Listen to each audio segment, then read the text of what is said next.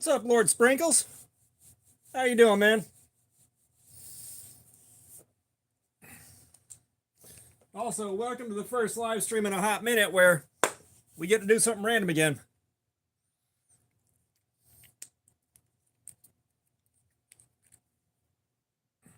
Although I got a feeling I'm going to regret 11 through 15 if it happens.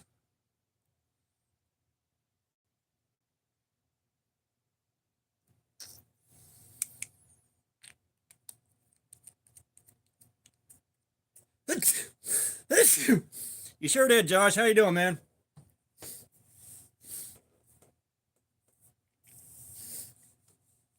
Oh no, you've been earning them sprinkles, dude. You've been putting that work in. You've been putting that work in.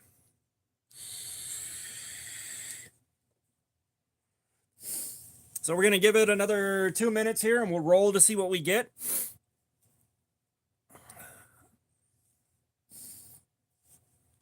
Yeah, we got a bench-made bug out in S30V.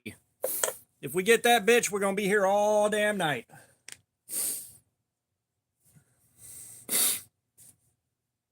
So I'm not looking forward to punishing myself for that, but the things I do for you guys.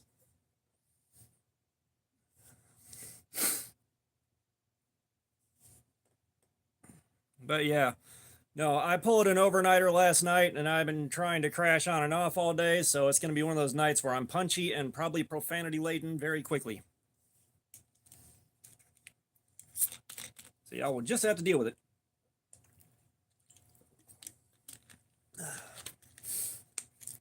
Like, we've had the bug out in there for the last couple live streams. And it's just because I bought this thing. That's the Revo Canyon, but we ain't going home early. We're not. So I'm like, I already know.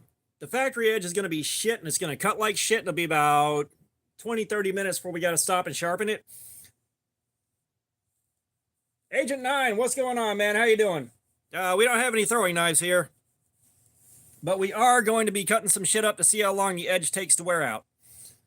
But that Revo Canyon, yeah, we're going to sharpen it and go absolutely haywire on it if we get that one.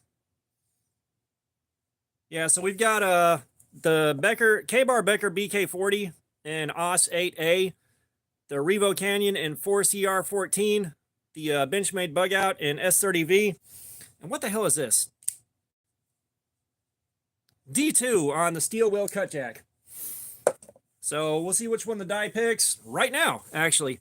So, yeah, they're all, got your axis lock, got your button lock here, got your thumb studs here, and of course, you got your back flipper right here. Yeah, so these are the ones that I can, like, Power, what's going on? Welcome, welcome, new face. All right, so let's see which one the D20 of Destiny picks out for us tonight. 11 through 15 is going to suck, guys. It is. We're going to be here all damn night. 17. All right, we got the steel wheel cut jack this time. So we'll put these guys up, and they'll be in line for another live stream a little bit later.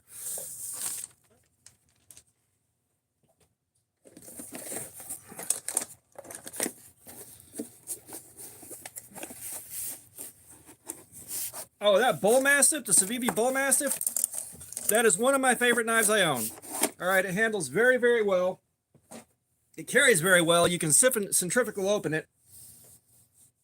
Hey, Jay, these are the feet of a hard-working man. Shit. Actually, we do have a game now. $2 super chat. Put socks on. $2 super chat. Take them off. The last bid takes it.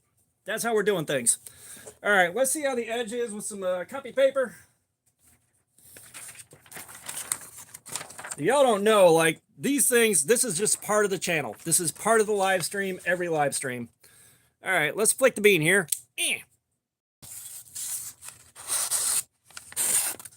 All right, so we got a pretty decent edge starting off here. Now, will this D2 beat the Ozark Trail Axis Locks D2? Are we going to be here for 8 hours before we sharpen this bitch? That is the important question. So we're going to start off with something a little bit tougher to chew on.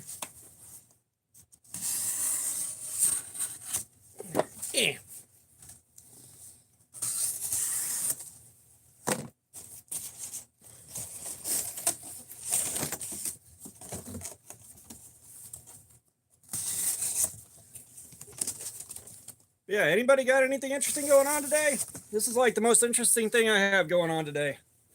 Like, I tried to swing by Walmart, or I was going to, but I got out of the overnight at work about 20 minutes earlier than expected. So I wasn't about to sit in the Walmart parking lot and wait for 20 minutes for the place to open. But I was going to go and see if I could pick up one or two of the Ozark Trail axis locks to do a giveaway with. And never got around to swinging back by later today. I was trying to sleep off an overnight. This thing is slicing all right so far. I'll give it that.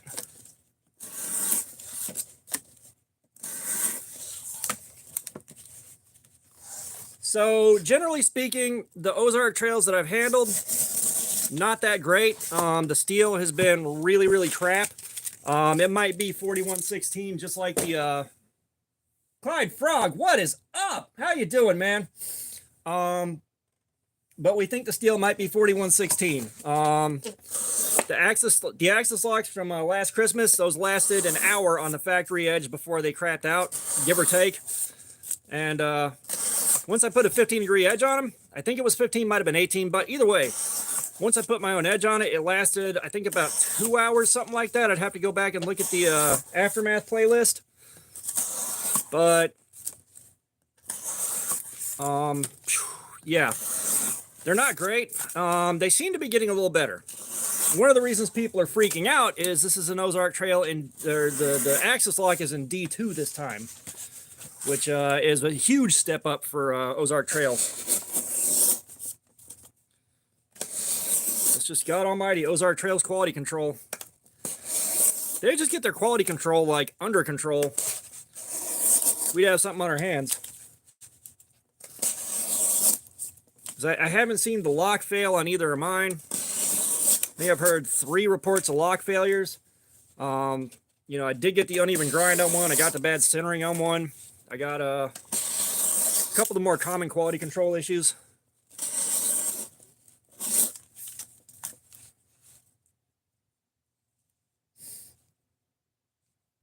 The blade has dirt. What do you mean dirt?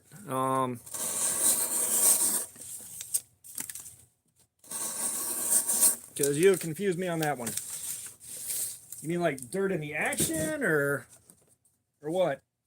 Knives are life. Steel wheel cut jack and D2. That's what we are running tonight. We almost got a Benchmade bug out. Almost.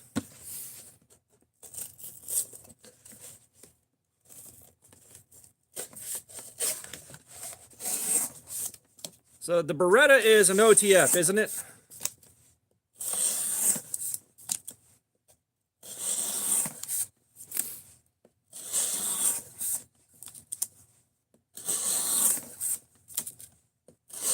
Because if it's an OTF, you're gonna have to go to YouTube University. You're gonna have to get a walkthrough on how to take it apart and put it back together. Lockback? Maybe next time, man. Okay, so lockback, what you can do with a lockback. Judge, welcome. I may have said welcome earlier, but we're seeing how long it takes to just wreck the edge on this thing. I mean, wreck it. We do this every live stream. I have fun hanging out with you guys, and we learn something. Ooh, I paper cut myself. I got something for the Forbidden Moonshine later. Huzzah! But lockback, I mean, so you can take that and you can do one of two things. All right, you can put it under running water and open it and close it until the dirt's gone, and then oil it after you dry it off. Or you can put oil in there and open and close it till the oil comes out clean. Arkansas EDC, what is up? Z, what's going on?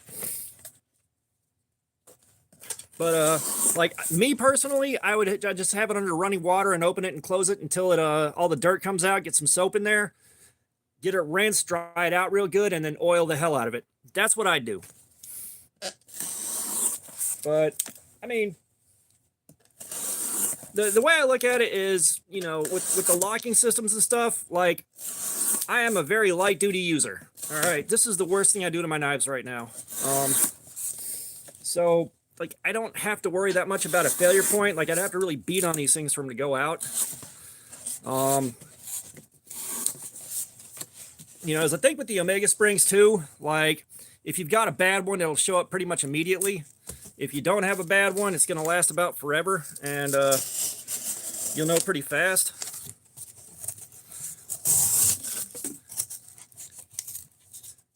Okay, so the big ass finger choil right here makes it really hard to use this thing for some of these cuts. That'll be a challenge. So you can use mineral oil. I like using the Hops number 9 right here.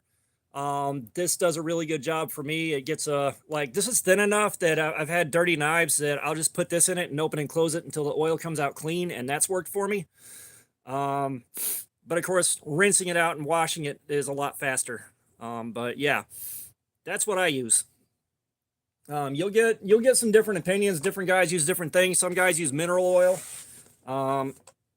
Some guys that use the Marble Mystery 3-in-1 oil. You know, everyone uses something different.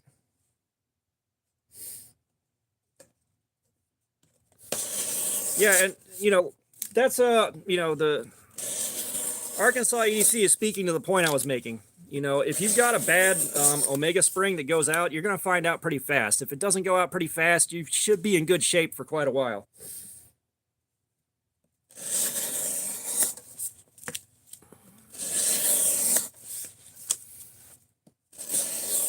You know, just any kind of thin, lightweight oil will get the job done.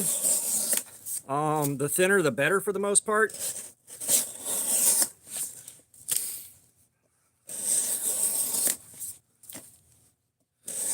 You know, but with it being a lockback and you got to two-handed open those, unless you've got thumb studs on it for some reason, you know, honestly, any oil will work that'll get down in the pivot. Yeah, WD-40 will work. I mean, shit. You know, we use the lightweight oil so that the KO knives, what's going on? Punisher, what's up? You know, the only reason you really need to smooth the action out is for this, making it easier to open. But if you got a two-hand open it anyways, anything that will lubricate it pretty much will do the job. But we got the steel wheel cut jack in here. Hey, 500, sweet. Yeah, I hit 1900 last night. So we're just kind of hanging out waiting to see. You know, we'll crawl through the next 100 basically.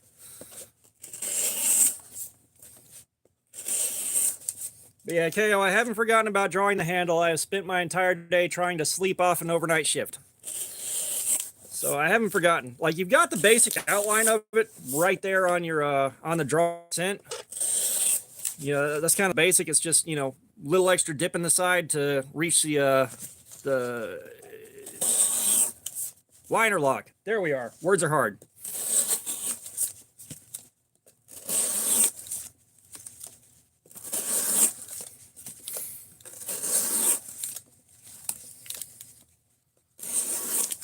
And after the last live stream, we have got a game going. I doubt many people are going to play, but $2 gets socks put on. The next $2 gets them taken back off. Party on, guys.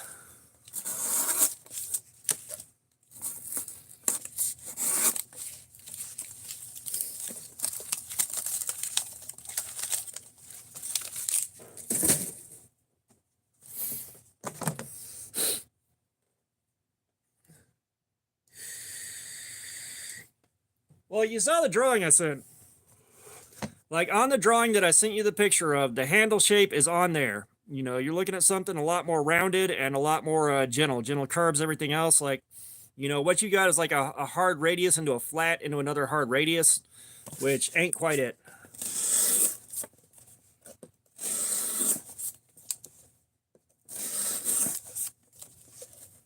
Like I said, I'm kind of going for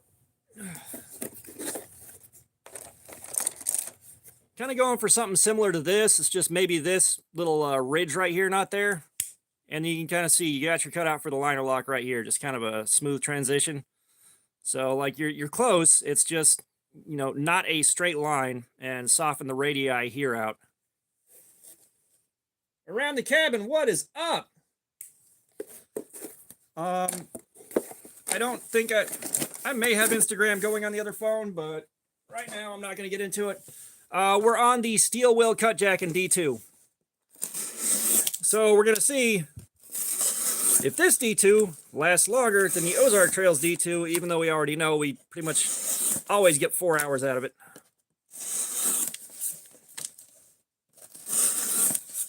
Yeah, the cut jack's not a bad little knife. Very, very basic, but it carried well, it worked well, it did the things well, so I can't really argue with it.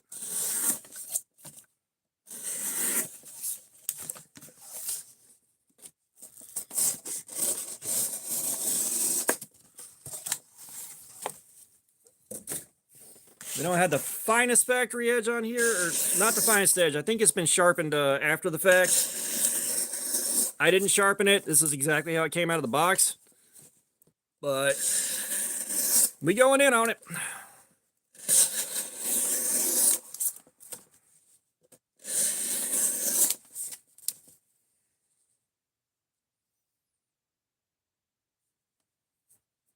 Oh yeah. I said, it's not the first time I've made a knife dirty as shit and had to clean it out.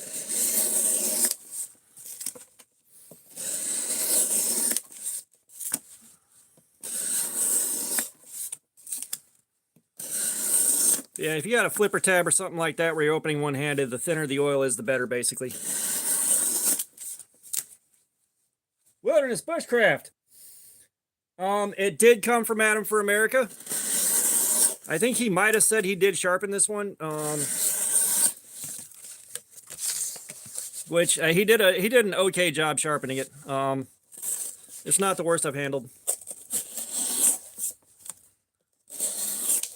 But how is your AC situation, sir?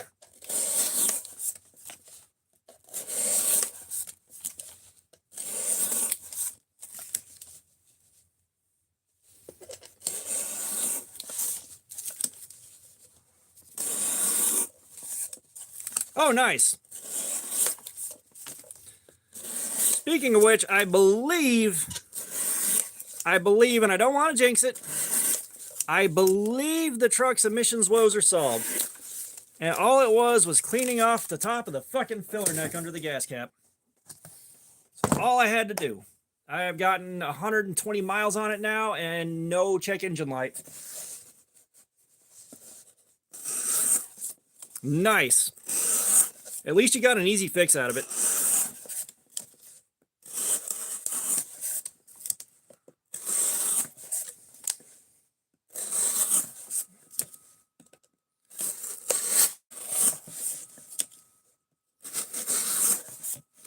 And by the way, guys, just a few hours ago, I bought the cheapest knife I could find on Amazon.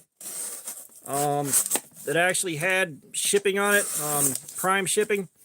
So we're going to have fun with that one too, which that may be a dedicated live stream and not a random one.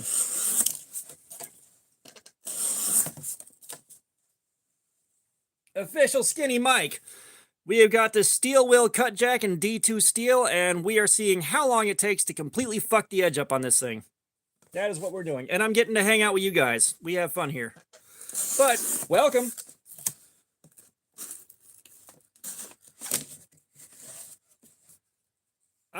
That, Samuel, I do not know.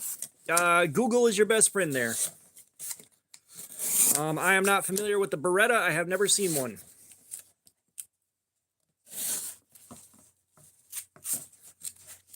Now, hey, at least your upstairs didn't hit 88 fucking degrees. At least your upstairs did not hit 88 fucking degrees. Jerry Curl, what is up, brother? How are you doing?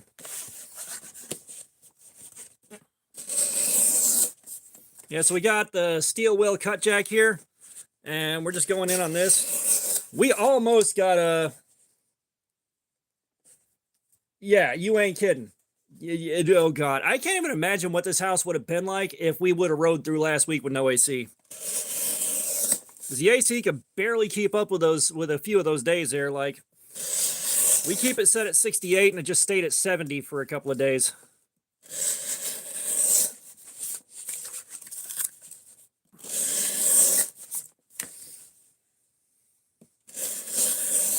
But yeah, like I was telling you guys just a second ago, I bought the cheapest knife I could find on Amazon that had, I think any shipping on it, or prime shipping at least.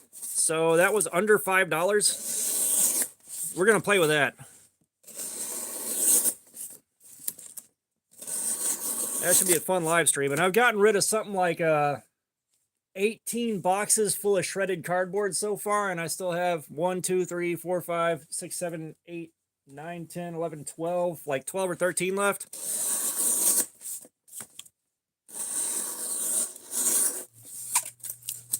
No, this is on washers.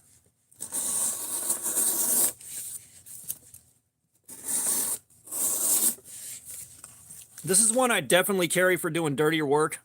Definitely.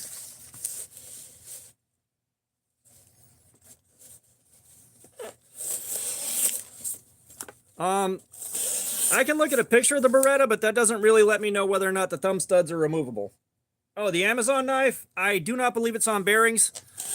I don't know. That's going to get here in a couple of days. So I'll find out then. We're going to do the unboxing and all that. I may carry that alongside my carry for the week, which I got a couple of doozies for this week. So we're going to see. And unfortunately, the Amazon knife is tipped down, and I am going to hate living in that much sin. I am. The light of God will not shine down upon that knife. But I do have a couple of doozies for y'all to pick from this week. So we'll get into that when we got some more people in here. We got 48 people watching right now. Like, all you guys that are lurking, thank you so much. I appreciate y'all being here too. I really, really do. Y'all have no idea what it means to me.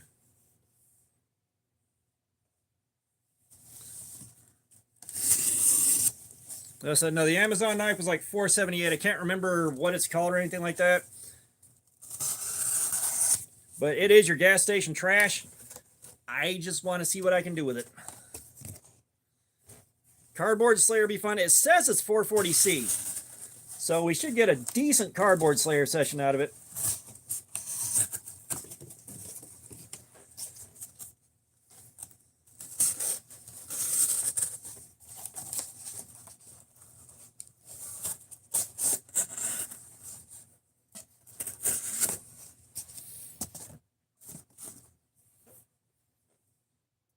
Texan Knife Guy, what is going on, man? Welcome. Welcome to the madness.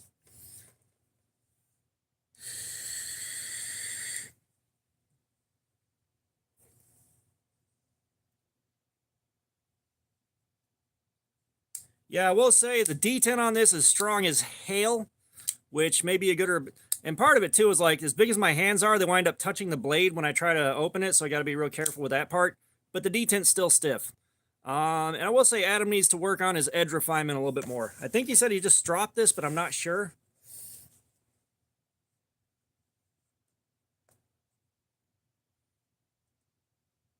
Ron Dobbins, what's going on? No, that's not too uncommon. That is an issue that happens. If you have adjustable pivots, you can tighten them and loosen them from side to side until you get it centered, and it stays centered with no blade play whenever it opens.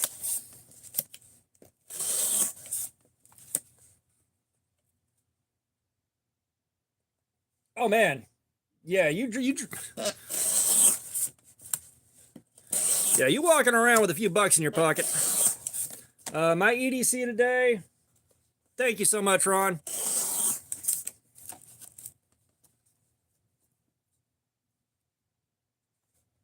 Dino OP.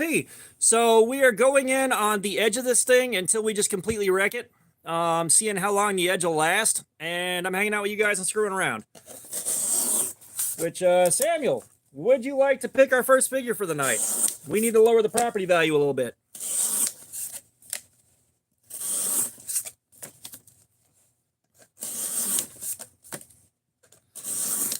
And I will say this knife is having a harder time getting in here without me getting paper cuts on my knuckle. So when we got to do Forbidden Moonshine, you guys will get a bit of a show. All right, so you got the Grim Reaper, Frankenstein, the Ninja, the Robot, the Knight, the Mummy, the Scuba Guy, and the Alien. Which one would you like to kick this off with, sir?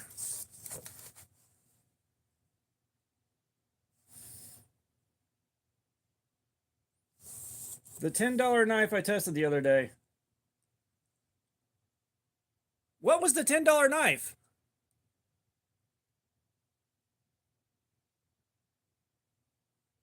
I would infinitely prefer bearings.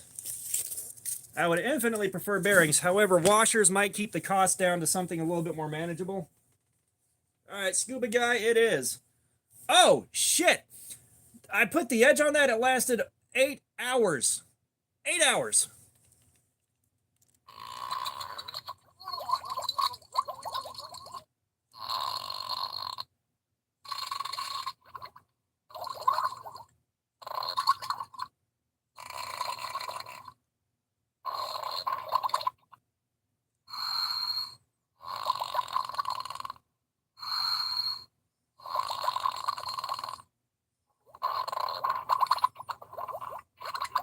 Come on, where is it? Is it not doing that? Oh. No, we're getting the song. There we are.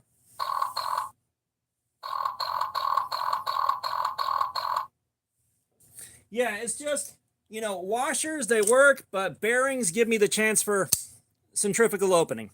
I'm going to be honest. If it can centrifugal open, I'm already in love. That's one of the things. This beats an automatic. It beats an assisted opener. Oh, so I got those on Amazon. They're called butt heads. And I got them just to amuse myself. And then I brought them down here for a live stream and everybody likes them. So here we are. Which normally they're a super chat treat, but we don't have any of those yet. However, we are playing the sock game now after the last live stream. So $2 put socks on, the next $2 takes them off, and so on and so forth.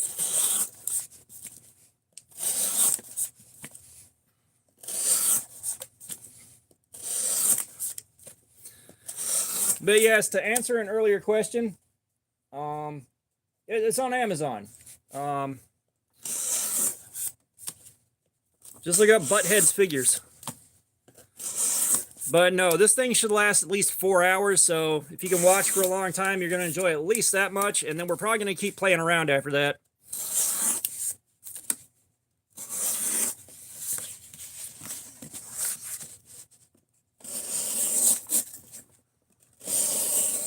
Because I got to wait till 4 o'clock in the morning to put myself under for the night so I can wake up and close. Which, by the way, the new store, I've seen the Gerber flat iron. That being said, I've heard very, very meh reviews on it. A lot of the guys that I watched didn't like it that much. No, sir. This is the steel wheel cut jack. This is a knife that came from a friend. This would be the knife from Walmart. I have kind of burned up every video I can think of with that. And everybody's tired of seeing them now.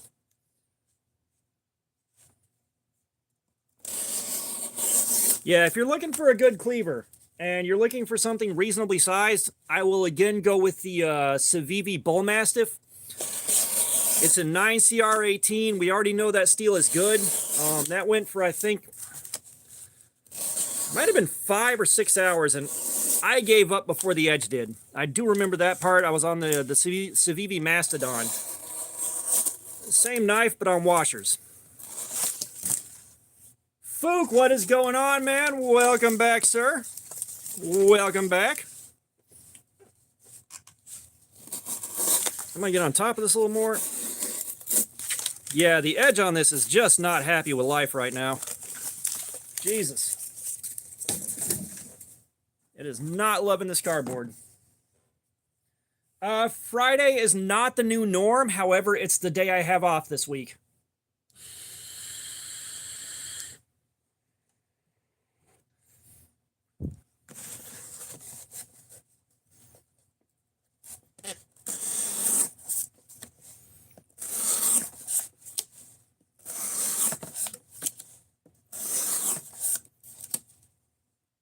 Knives are life. What's going on, man? Do you want socks or do you want a figure? Oh, nice. So that's the question. Do you want socks or do you want a figure?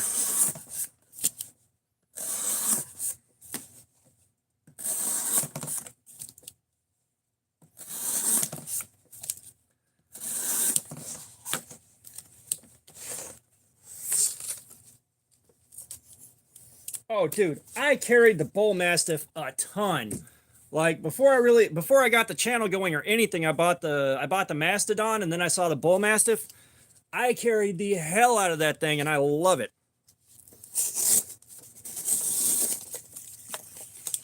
Given how long it's been and how many knives that I've gone through, and that's still one of my favorites, that should tell you a lot. Come on, Knives for Life, socks or figure? The world needs to know.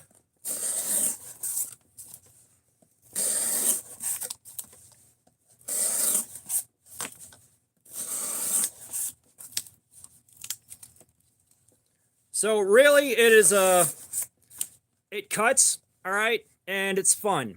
That's what the purpose is. You know, a regular folding knife with regular folding knife construction. Like you can wail on them a little bit, but like that's not for heavy outdoor use. It's not. Figure it is. Which one do you want? You get to pick any of them. Which again, we got Frankenstein, we got Grim Reaper, we have got the Ninja, we got the Robot, the Mummy, the Knight, the Scuba Guy, and the Robot.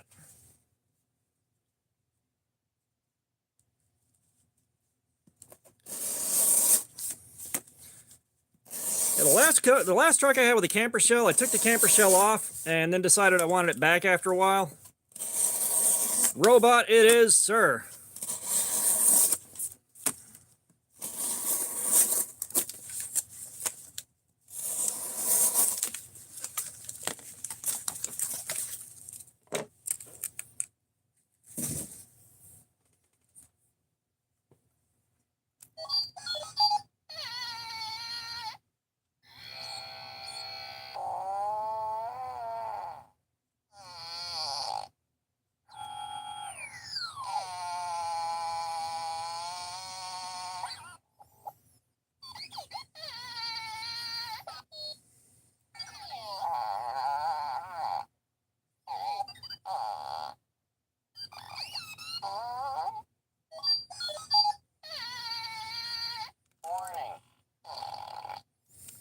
Well, I mean, you could fill with it and just flex seal that spot. Villain Guran. I've never gone hunting, so I don't know much about hunting knives. I'm not gonna lie. Some other guys here might have some answers for you, but I know jack shit about a hunting knife.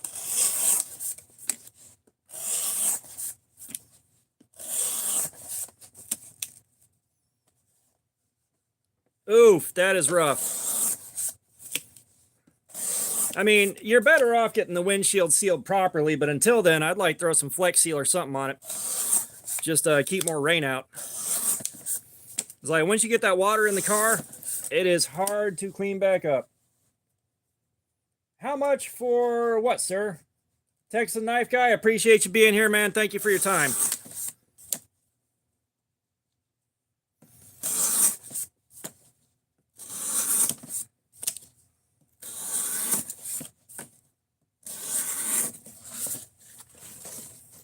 What are you asking how much about?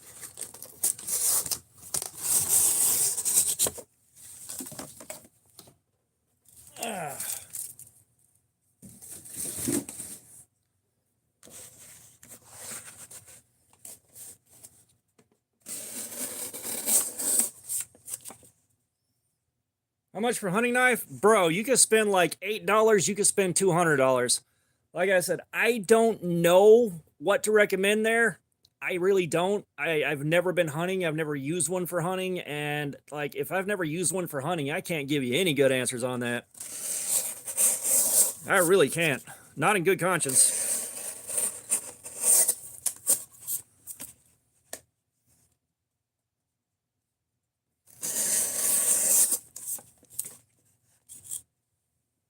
The Mora's not a bad choice. It's like $10. or 10 to 20 bucks. Why? Like I said, I've never been hunting. I've never used a knife for hunting. If I haven't used a knife, I can't say anything about it one way or the other. That's why. However, I do know, and I have seen the Mora get used for a lot of stuff, a lot of bushcrafting stuff. It is very good at bushcrafting, and they can take a lot of abuse.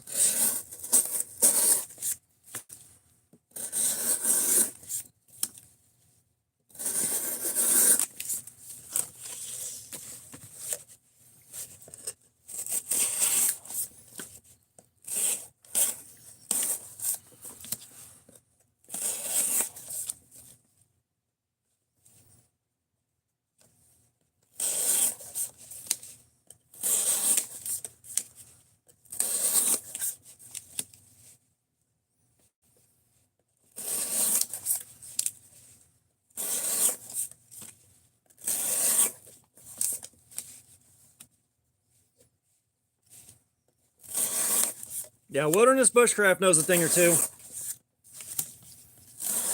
And I can actually show you the Mora. I actually have that one sitting here.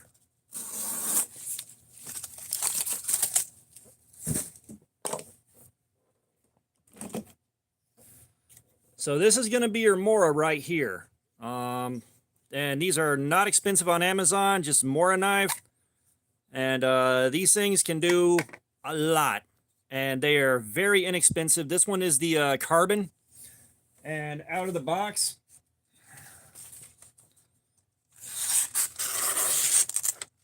very, very, very sharp.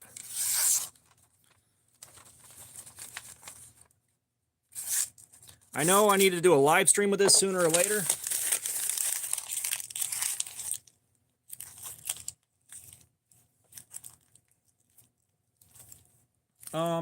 So the Bull Mastiff, I love fidgeting with it. The wife would kill me if I did, but you can centrifugal open it. Let me go get mine. Give me about 30 seconds here, guys. I'll be right back.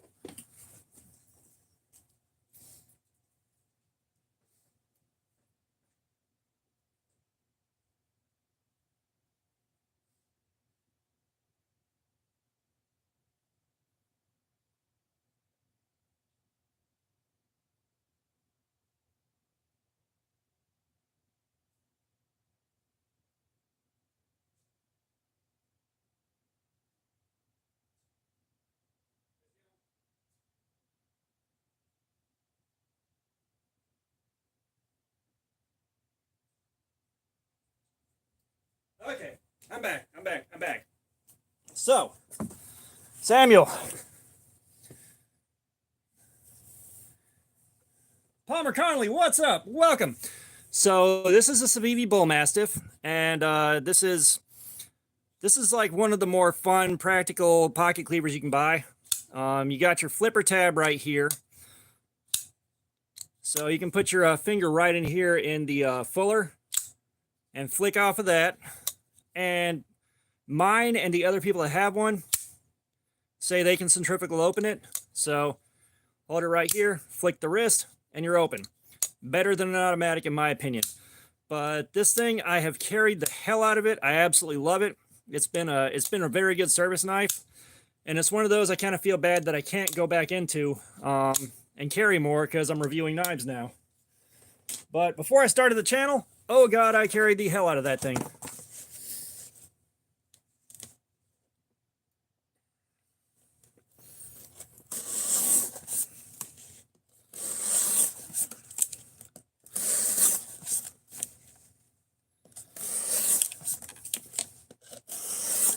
And that 9CR18 steel will hold on to an edge for quite a while.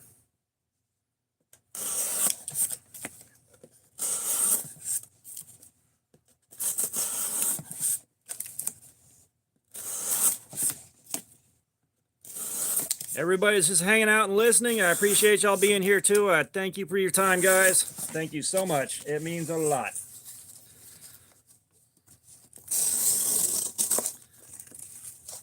Yeah, I've been in my new store that I transferred to for a week. Life is so much better there. Life is so much easier there. I'm just getting my feet under me and trying to figure out what I can and can't fix there quickly.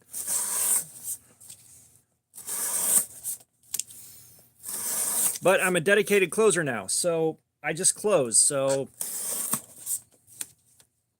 no. The managers I have there are really cool. They're really kind of hands off. I haven't really established much of a connection and a solid rapport with my managers yet. That may or may not happen over time. I'm sure it will. Like, I'm really good at establishing rapport with people that I'm around a lot. Like, I've developed a knack for that. So I'm sure we'll get things figured out and get things working, but they're really cool. My department manager, he's really cool. I've actually hung out and talked to him for, a bit. The assistant department manager, he's cool. He just kind of tells you what he wants and then leaves you alone to do it. I'll check in, let him know where I'm at. He's like, all right, that's cool. And we get left to do our thing. And we're not so overloaded that we can't function. It is so damn nice. Blinded Starfight, what's going on? Welcome. Are you talking about the Ozark Trail axis lock? That's not the one we're working on right now. We're working on a different D2 knife to see how long the edge holds up. Yeah, that AD15 light is definitely very cool. It's a very cool knife. I like it quite a bit. All right, let's get into some more normal cardboard. That was some really tough stuff to cut up.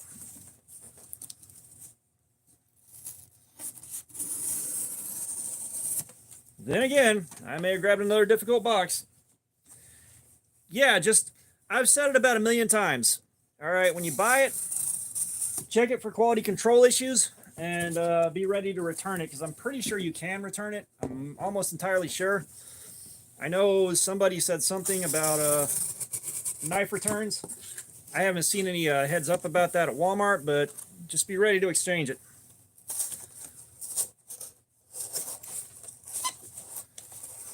Oh, come on. Would you cut, you son of a dick?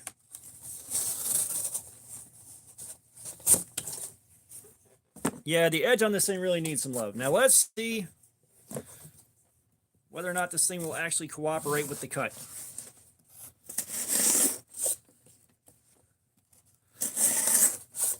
Yeah, tonight we're on the steel wheel cut jack. This is also in D2, the same steel as the Ozark Trail.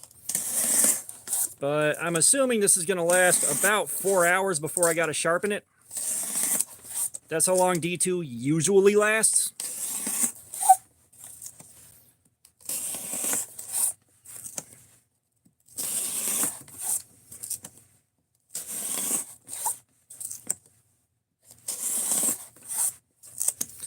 But if I can find the thing that I should be doing on Friday on another night to take care of myself, then Friday might be a regular thing. We seem to be pulling views in. We got a higher concurrent than we have any other time of the week.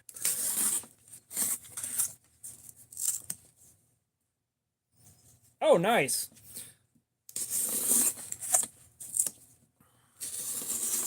Yeah, playing around with stuff like force patina and stuff like that, I would play around with more, but it's again why spend the time on a knife I'm going to carry for a week and then not see again pretty much forever?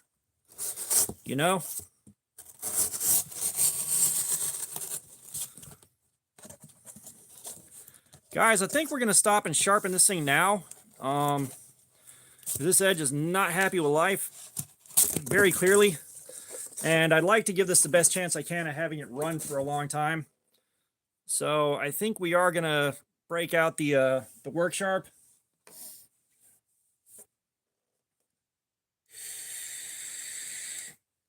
And go ahead and get it now. Let's get the Forbidden Moonshine and give myself some regrets.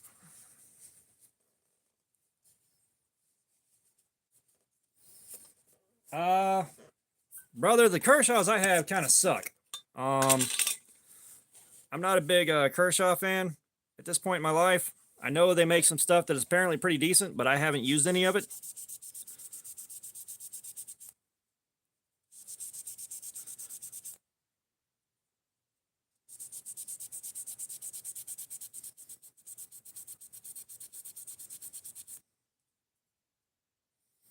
Oh, this finish does not want to let go of tape. This is not going to be fun later. So we got a lot of tape residue stuck to this, and I'm trying to get cleaned off. But this thing does not like letting go of that stuff, so it is what it is. I got fresh paper cuts, so let's test the let's test out my immunity to the forbidden moonshine. What the hell? These are brand new cuts. They're still bleeding on it. I am apparently immune to denatured alcohol in a fresh cut. Y'all see this, right? Like, I am grinding it in there. Nothing. Son of a bitch. Palmer, you heading out? All right, brother, enjoy your drive.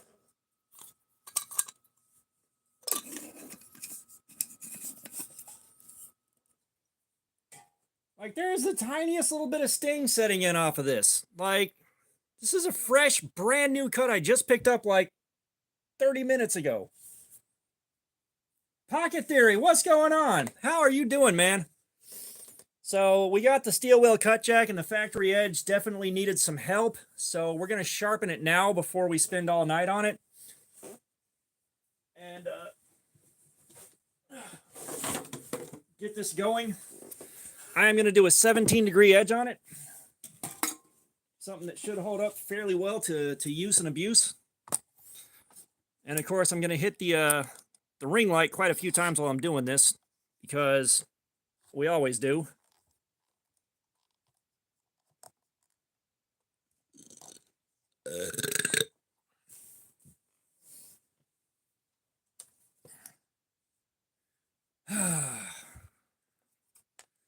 Let me grab my dry erase marker. Son of a bitch. I forgot that I sharpened something on the other end of the room. And of course, I forgot to put the dry erase marker back where I got it from, which, if you're going to sharpen knives and you're going to mark the edge so that you can see where you're taking the steel off, use a dry erase marker and not a Sharpie.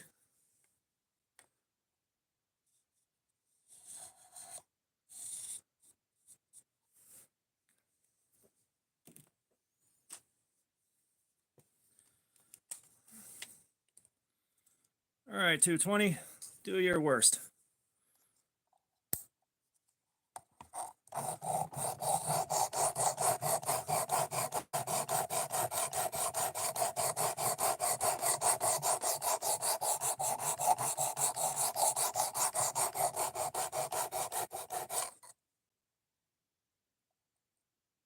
All right, Blinded Starfight, thank you for being here, man. I appreciate it so much.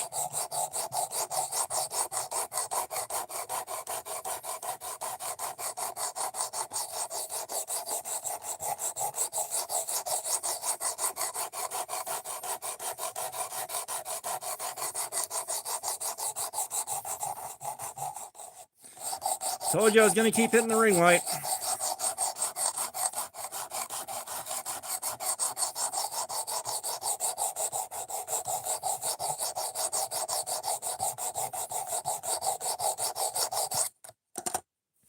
I got to tell you,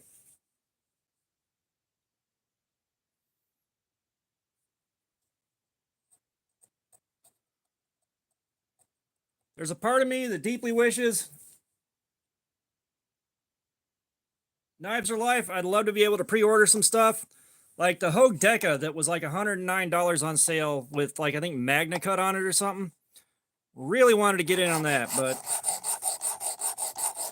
it ain't happening right now. I am not taking my Cold Steel Mayhem fund away for anything.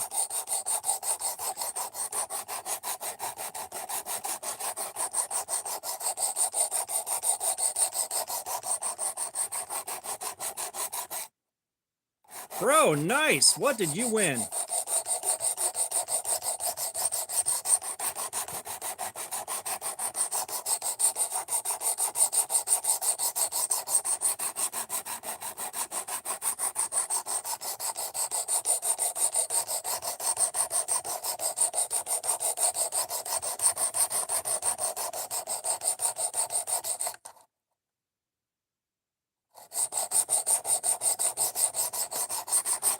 Yeah, the edge that was on it wasn't that good. It really wasn't.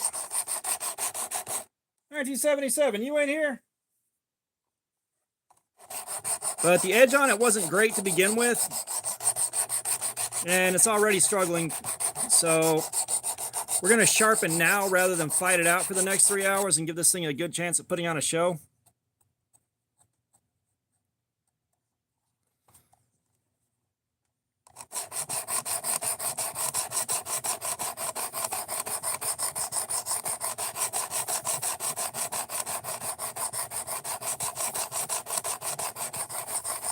I appreciate you being in here while you're at work, man. That means a lot.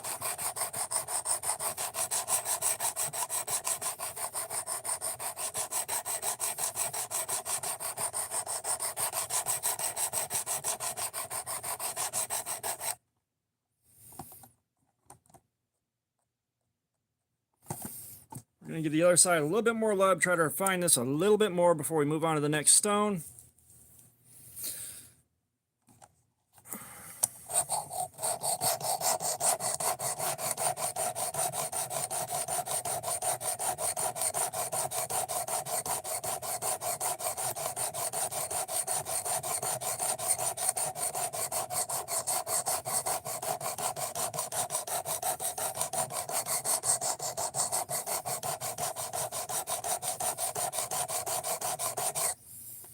Yeah, it's really cool that you're winning so much shit right now.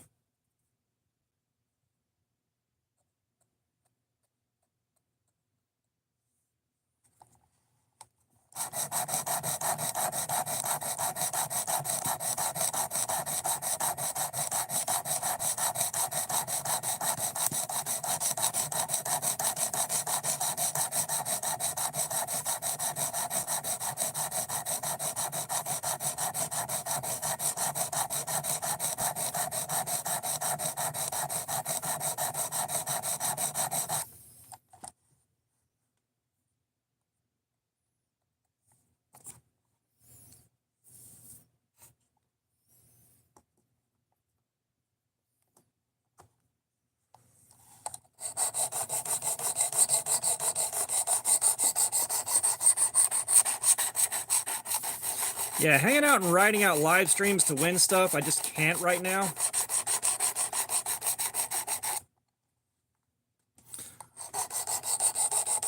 Like, I'm starting to do better than I was as far as, like, off-work energy. Like, I've dropped so much stress that I've just been falling asleep sitting up at night. Like, I don't even have a chance to roll over and lay down. I just wake up the next morning going, what the fuck happened?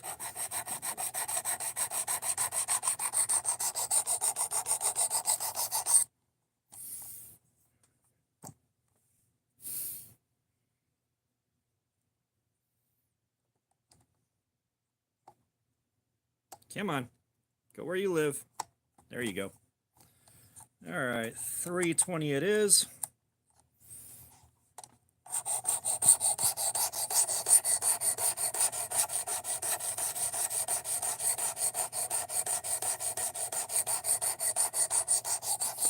It's like I tried to hang out on Mad Yako's live stream, but, you know, between it getting late and me being so fucking wrecked from work, I just could not stay there and watch the whole thing.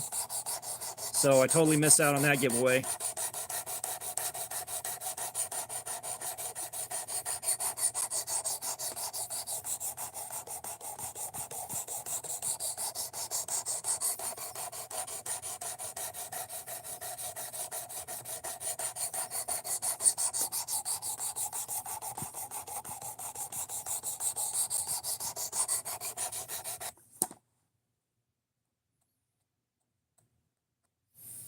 Tell you what, though, we're finally pulling a good burr on something for a change.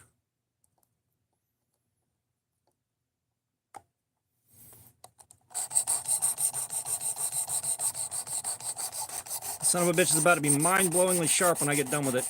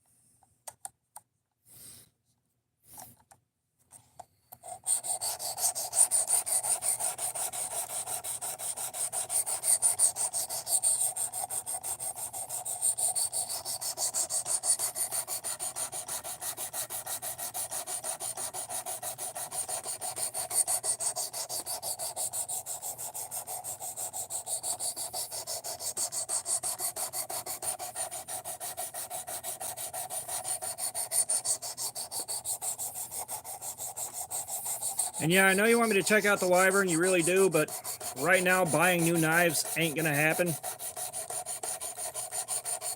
You know, if I had the money, I would have bought the Deca in Magna Cut, I believe it was.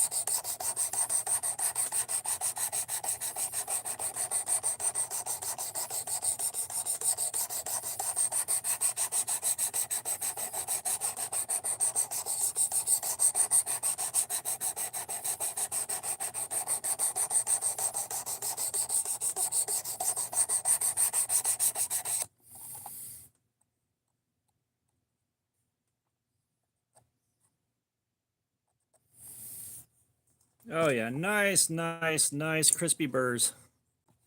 That's what I like to see.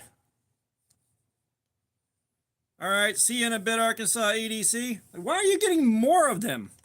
Like, didn't you already burn through a couple?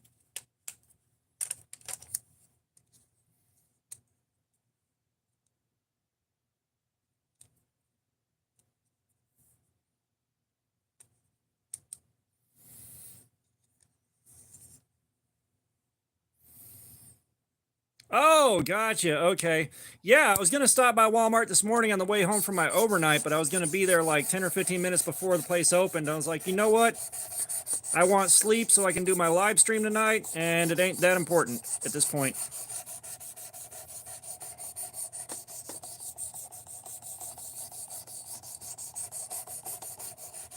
Fucking freezing butter, you uncultured swine.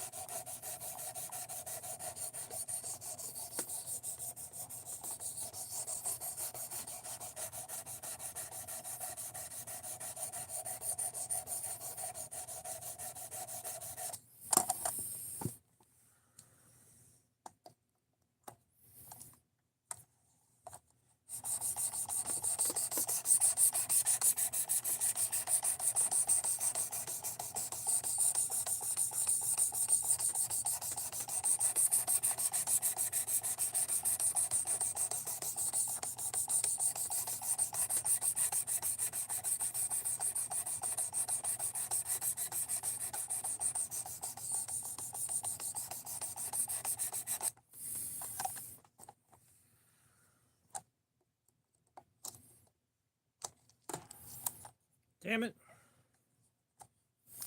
I really wish I had more room between the underside of this ring light and my knuckle right here. Like, I got about a 1/16 of an inch of clearance between my knuckle and the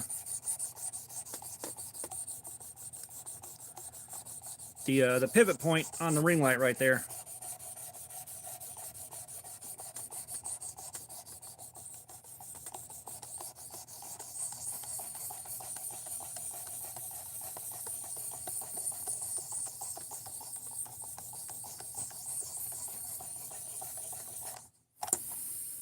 All right, this won't be my most pristine looking edge, but it's going to be sharp.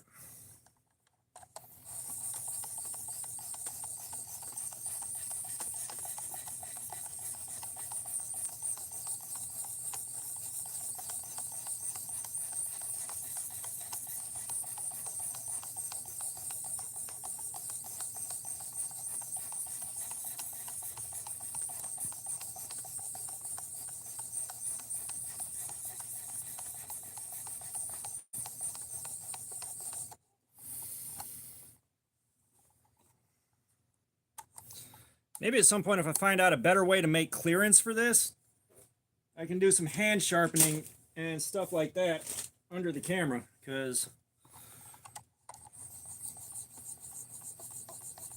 I'd like to be able to do that, but the surface of the table itself is way too low to try to perch this on it and have any control over the stones. And the top of this box is just an ass hair too high, but I don't have anything better to set this on.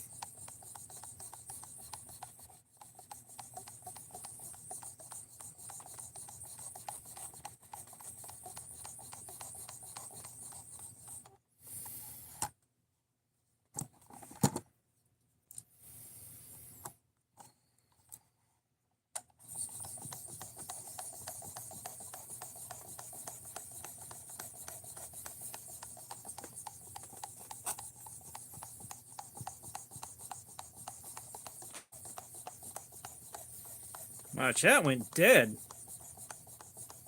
Got to do some ASMR cutting as soon as I strop this thing then.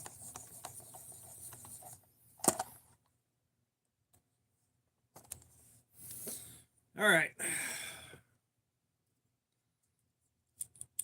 The work sharp has done its wifely duties.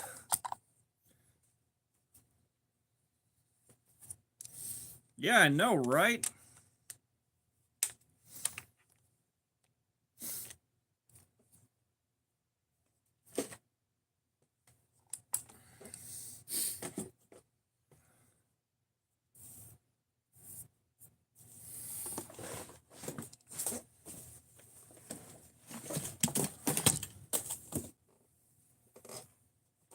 I just knocked a ton of shit over. That's what fell. All right. The comment phone.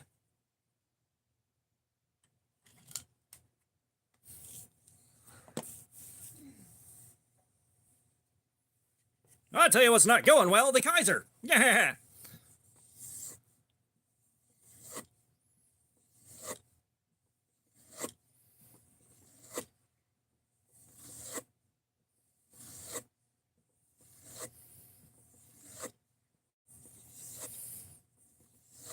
Don't tell me you gotta charge this thing with more paste again. I gotta tell you, I hate charging this thing with paste because that's I can taste that shit for the rest of the day every time I do that.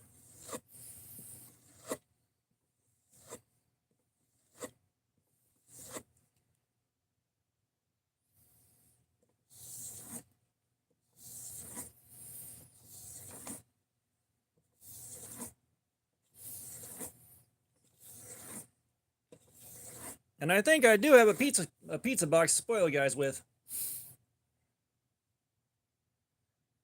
Matthew Buck, welcome.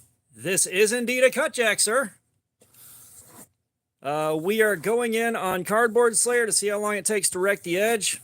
We started off with an edge that wasn't great, so we're stopping to sharpen it now so that we don't have to worry about it again for the rest of the night. Yeah, I kind of miss pizza too. I would have loved to have had some in the house today, but I was asleep when the wife messaged me to see if I wanted her to grab food while she was out.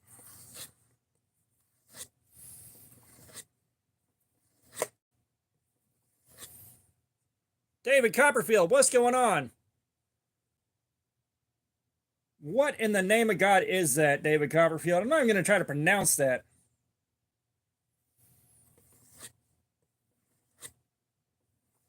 No, my luck, it's going to be one of those things where you're like, ooh, you said a racist word and get yourself banned the second I try to pronounce it.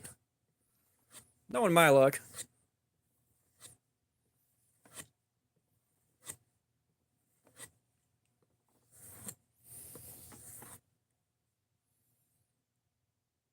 Oh, God, pulled pork would be amazing. Knives are life, you uncultured swine. Travis, thank you for dropping by, man. Go Team Sprinkles. Like, I don't know what that is, man.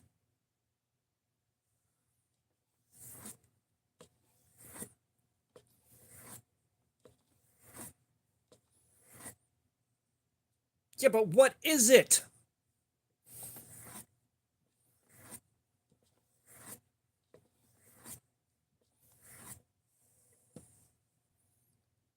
Samuel Nordyke, I have not had macaroni on pizza.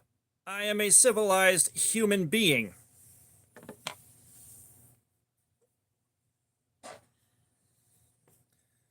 Well,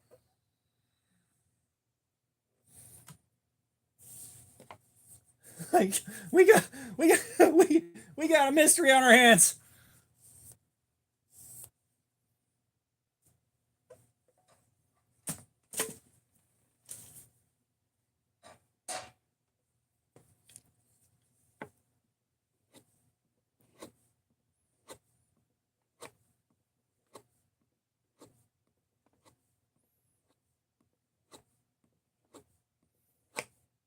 Okay, so we know that it's a YouTuber now. Question is, what the hell does a YouTuber do?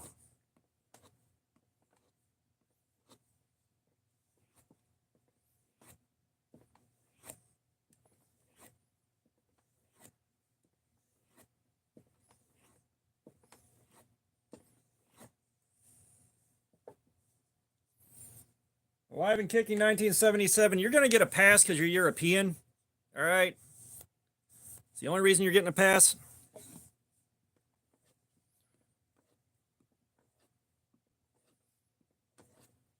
Because you're ordering like metric pizza.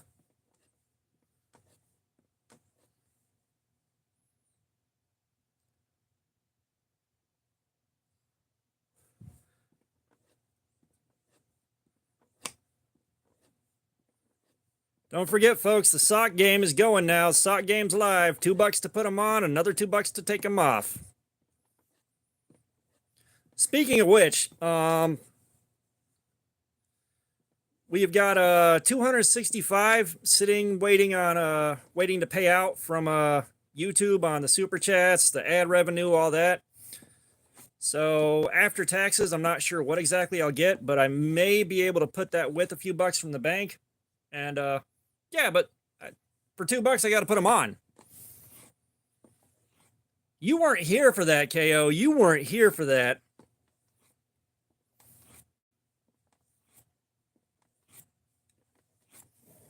Like 1977 wanted the wiki feed entries.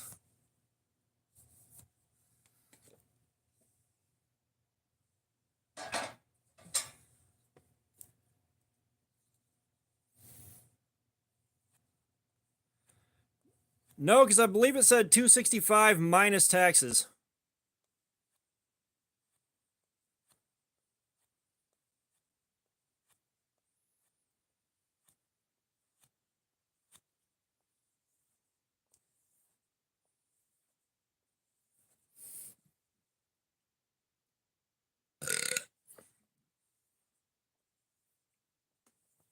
Fook, you can just say your bloodline is weak and history will forget you. You know that, right? All right, our edge is looking nice and clean.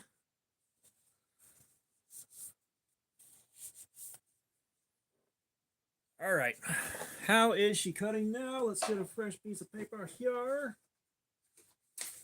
Shit, this is my last piece of copy paper. We're not going to burn that up just yet.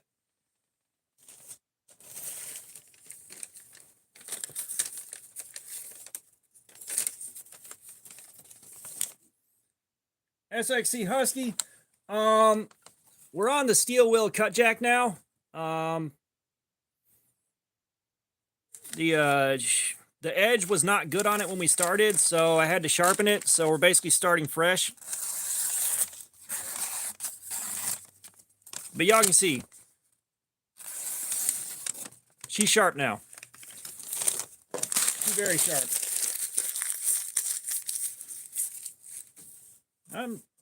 I mean, with poor performance like that, Fook, I'm not sure you're going to be avenged. All right, so we're going to call this at 610. Oh, no. That one, this one went for 8 hours. We're trying to see if we can beat that because this is also D2. This is also D2. Yeah, Knives Are Life, and I've got about $110 saved up for it. The money from the super chats and all that is going towards a best electronic sharpness tester. Anything that comes in from super chats goes back into the channel. No, I am not back again with the dropout, Thirsty Tree. We're going to see if we can beat the dropout. We just finished sharpening this and putting a nice mirrored edge on it, so we're going to see how long it goes on this. I'm not expecting it to beat it, but it's D2 just like the Ozark Trail is, so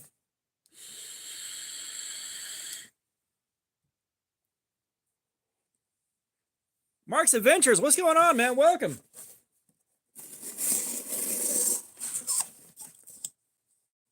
Thirsty Tree, we've kicked off the sock game, just so you're aware.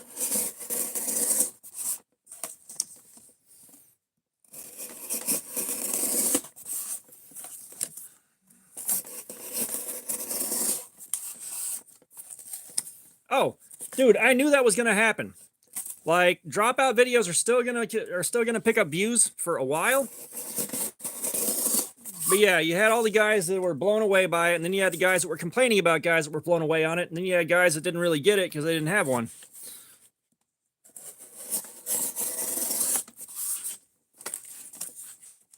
Like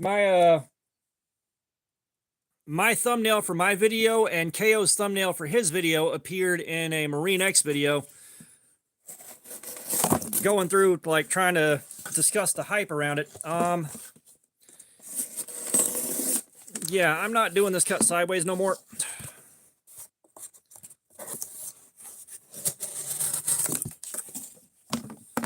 That stuff is not easy to cut at all. The M&M's boxes probably aren't going to work.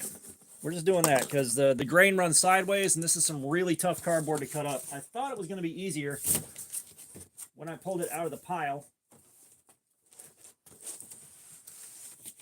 All right, fruit roll-ups.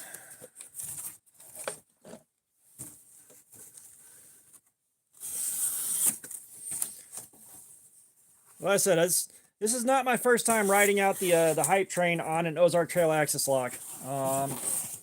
Like, I've seen it happen. I kind of knew exactly what was going to happen.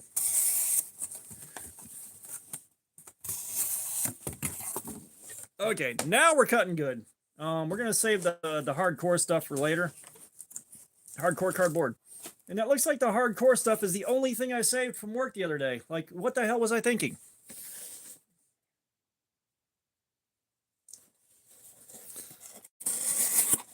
I don't know, Marine X, like, the guy does, his video production is really good, but, like, for the longest time, it was, stop carrying this, fix your EDC loadout, you need to carry this, stop carrying this, you need to carry this, just kind of back to back to back to back. And he's kind of strayed away from that, but now he's just kind of hitting stuff I'm not that interested in. Because, I mean, literally, one video would be, here, you need to buy these things and put in your loadout. And then it would be, lanyard beads are stupid. Why do you have them? These things are stupid. Why do you have them? And then back to, you need to put this in your loadout in the next video. Bashing lanyard beads and the same stuff he did last time again. You know, it's like, bro, we get it. Move on. It's time to let go.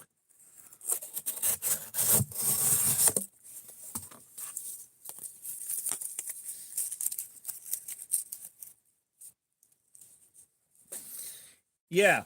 What'd I tell you? We were going to get, let's try 17 flavors of Mountain Dew, and here's a coin that I bought, and, you know, that's kind of it.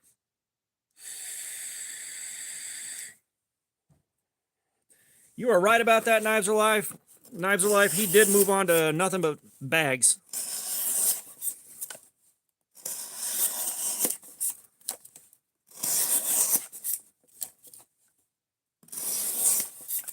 I like the idea of a bag.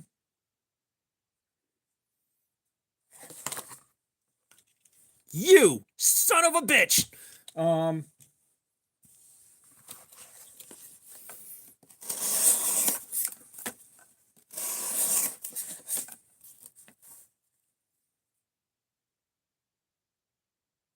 Oof. Yeah, what the hell was I fixing to say? I really lost track of my train of thought there. Thank you so much, Husky. Thank you. All right, Puns, see you in a bit.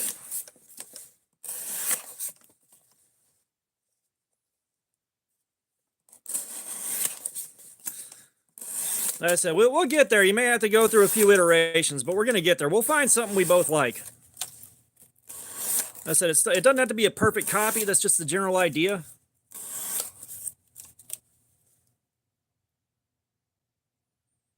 That's a bunch of bullshit, dude. I've already seen stuff like that tested a few times now. That is a load of shit. It makes for a great headline, but that's a load of shit.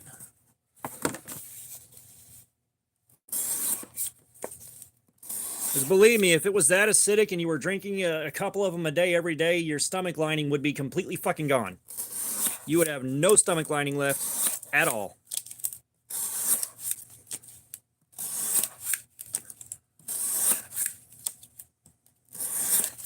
And as someone that was drinking them pretty much exclusively for the longest time, I promise you, it did not do that.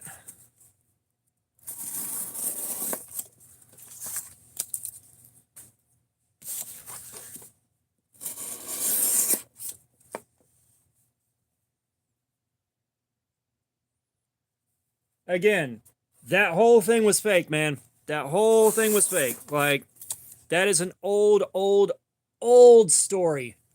Old. And it's been debunked and proven fake quite a few times now.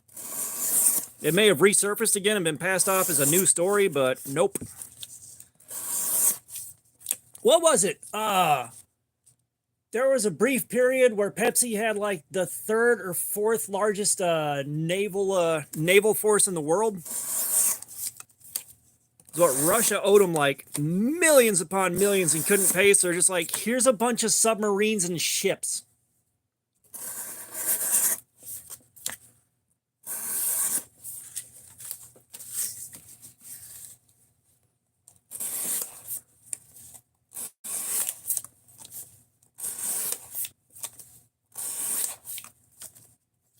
Yeah. No, it was absolutely nuts. And I think they sold it off for scrap, like right afterwards. Yeah. Like, I'll be honest, I would have felt like we lived in a better world with like a Pepsi submarine.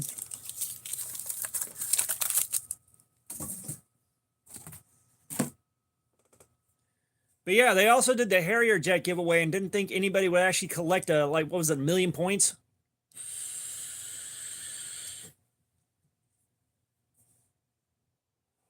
You can buy warships, you can buy tanks, like you can buy all kinds of decommissioned military shit.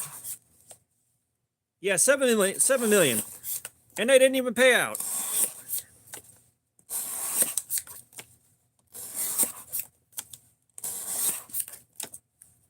Like, I'm not sure what the hell the guy would have done with a Harrier jet to begin with, but it's like, no, y'all promised that. You need to deliver.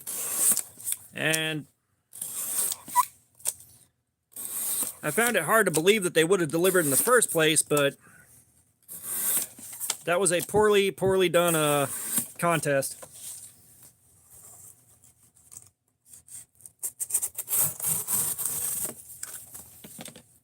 What was it? Domino's Pizza.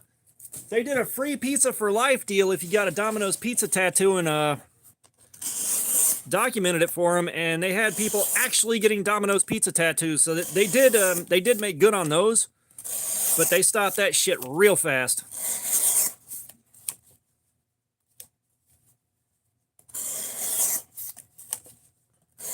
Yeah, like he should have had a solid no-lose case there, but Pepsi also has the money to hire every fucking lawyer on the planet.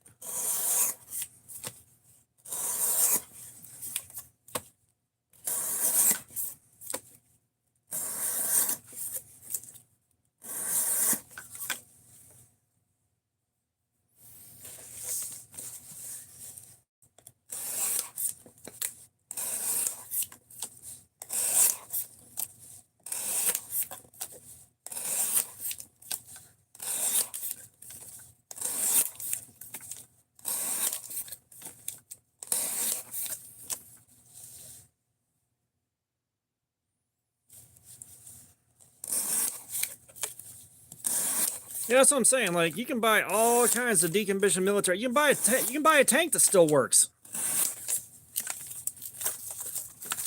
You know, I've actually ridden in an armored personnel carrier and rode over cars and shit in it.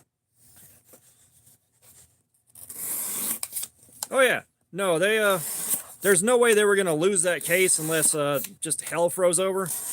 But it's just like they did that guy so dirty.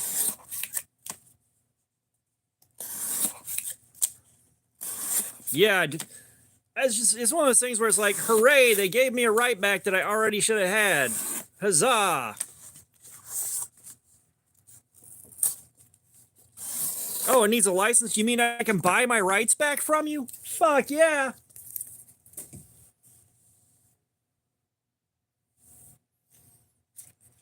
Sorry, there's a lot that I'm mad at the government about.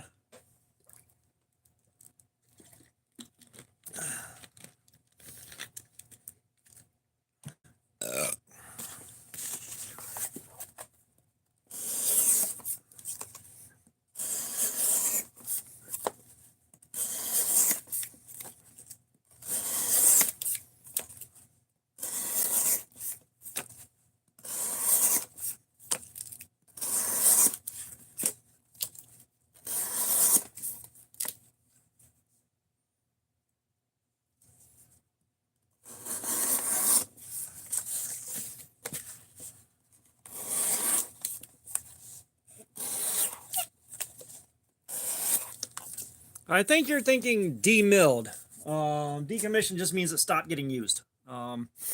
Demilled means the functioning parts that made it badass got destroyed.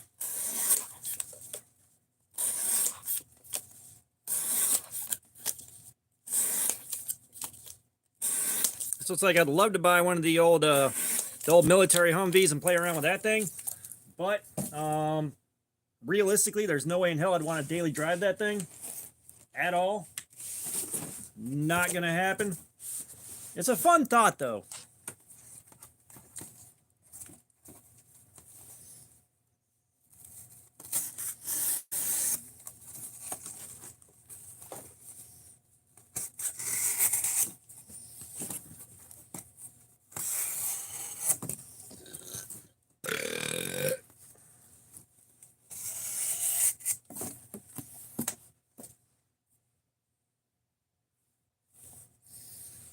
Well, if I buy it, it's the point of I have it.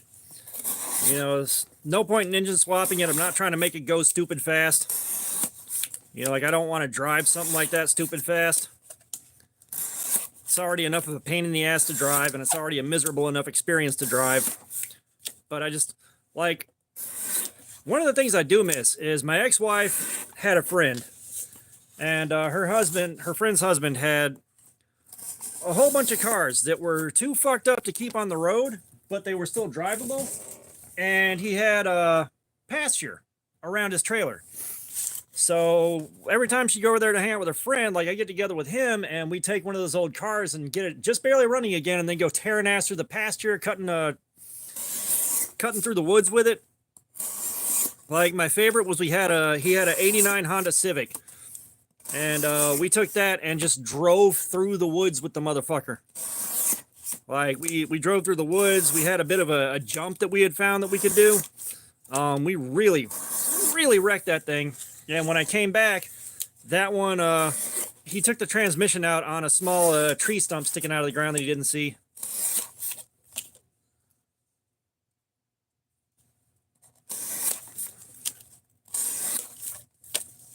Well, I mean, realistically, I'm never going to have one, so kind of a moot point. I actually had my next door neighbor, before he moved out, he had a full-size Humvee painted bright red, and somehow he managed to back that fucker into his garage every day. Like, how? He had like a millimeter of clearance on the top and both the sides.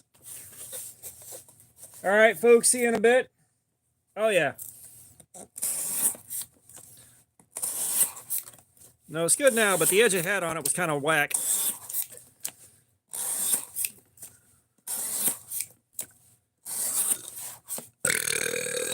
But yeah, like, he also had a Nissan Pathfinder that he couldn't get a legal title on it, and both the tires on the passenger side were flat. So we just left them flat and did police vehicles are usually pretty good to buy. I'd love to have an old Interceptor. Again, pie in the sky.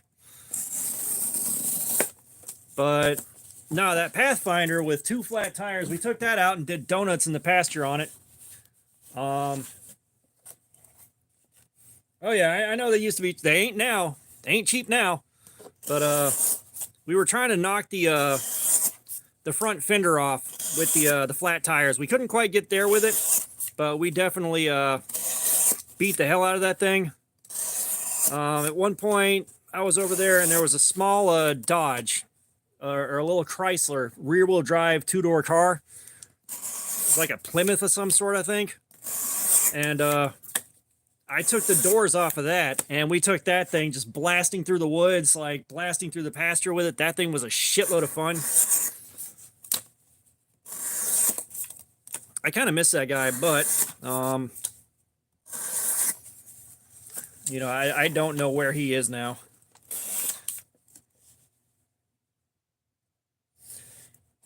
Yeah, those interceptors were they looked like a lot of fun. But that guy, his wife, which I don't know if they're still married at this point, but she claimed he was physically abusing her, coming home strung out on meth and beating on her, which I kind of doubt, because that's the exact same story that my ex-wife used to get sympathy and places to crash and dick, apparently. You know, it's like the exact same story verbatim one of her other friends used. But while she was staying at our place, one, she brought German cockroaches into the house. Two, she cheated on him with one of my friends, and then she went back to him, but she was also hanging around the same house that my ex-wife was cheating on me in with those guys, so she probably hooked up with some of those guys too. So that whole thing was just a giant mess. I had a Mercury Marquis for a while. Not a Grand Marquis, a Marquis, which was significantly smaller and significantly slower. Now you get a little V6 engine in that thing. Still a fun little car to drive, but that was definitely like an old person car.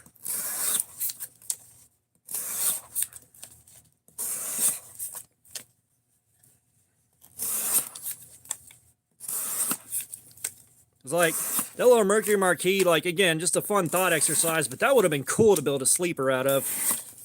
That would have been real cool as a sleeper. Unfortunately, it was front wheel drive, but that was the thing, that little Marquis, it looked like a shrunk down Grand Marquis, but front wheel drive, V6, still comfortable, still fun to drive. Like, it was still like nice to drive, but yeah. I do own a couple sets of calipers, however, just grab your nearest knife with like thin to medium thickness blade stock and just go off of that.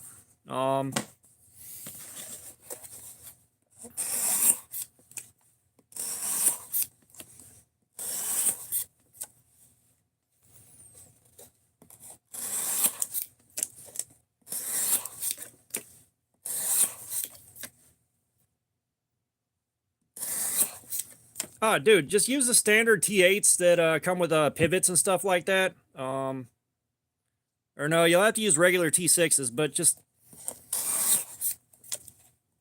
you know, you can grab something you have and just use the T6s off of that. Because the scale thickness is going to be pretty much average.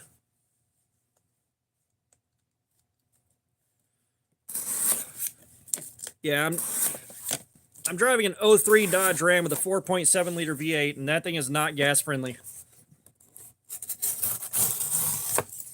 You know, this is a time where I find myself wishing I had a V6 or a four banger in a vehicle big enough that I could fit in comfortably.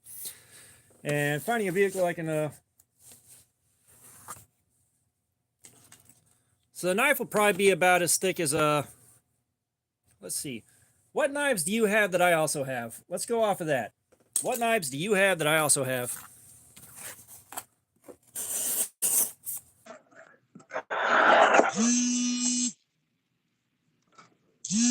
Oh, for fuck's sake.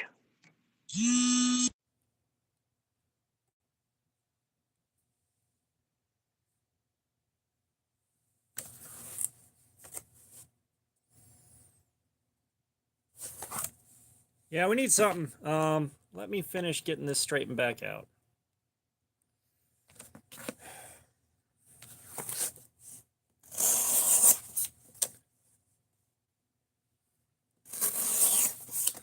let's see. Now I know I've got, damn it.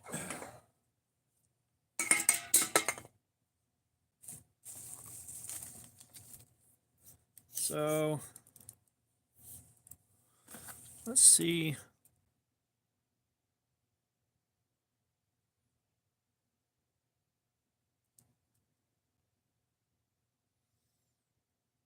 I mean, about a ½ inch seems like it's about a ½ inch seems like that's really good, man. Let's see something with better liners on it. Yeah, dude, a ½ inch is right on the money. Is this going to be about the thickness of something like this? Make it nice, kind of flat, easy to carry. Like I don't need a giant. Yeah, I mean, a ½ inch is pretty much this right here, the thickness of the Bull Mastiff, and that is exactly the profile I'm looking for on the thickness. But no, like Chase Bank won't quit calling me, like the credit card kind of got defaulted on. I'm supposed to be going with a debt consolidation, and they are supposed to have dealt with it, and they haven't yet. So I don't know if they're still negotiating or what, but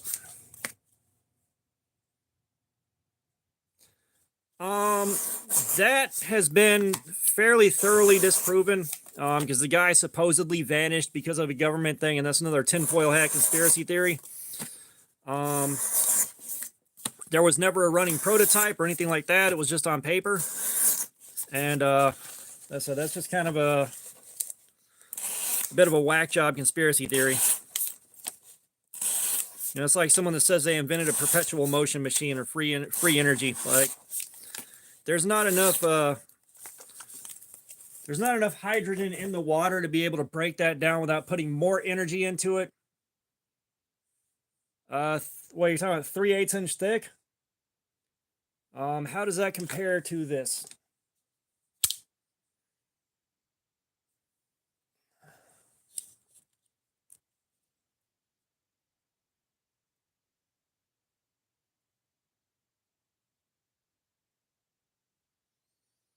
I think with it being 1.5 inches tall, we can probably get away with a 1/4 inch thick. 3/8 is a little bit thicker, isn't it? Yeah, a 1/4 inch is or an 1/8 of an inch. No, we're at a 1/4. So a 1/4 is 2/8. 3/8 is going to be an ass hair wider. Let's go with let's go down 1/8 of an inch into a 1/4 inch. Again, this needs to be slicey, not chunky. There's plenty of chunky out there, but finding a pocket cleaver that's slicey, a little bit harder.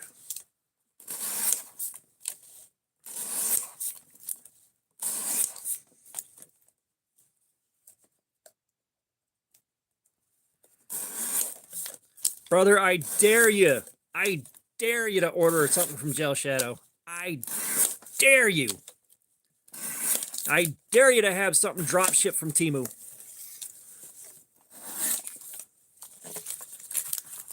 Yeah, like I said, we're looking at something. We're going for a nice, thin, slicey profile.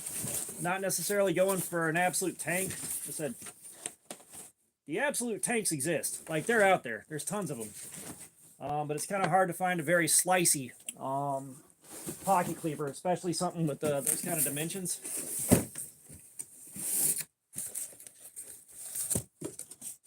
Brother, Temu is nothing but clones. Like, I think I saw one person say they got something legit on Temu and people backed them up, and I still don't believe that.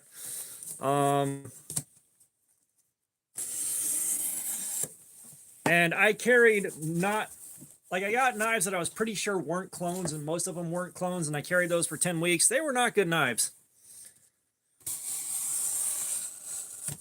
There is a whole playlist about it.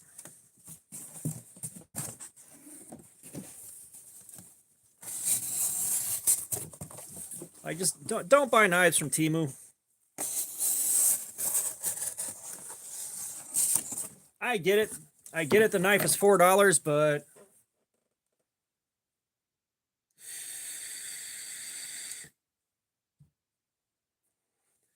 Yeah, a jacket.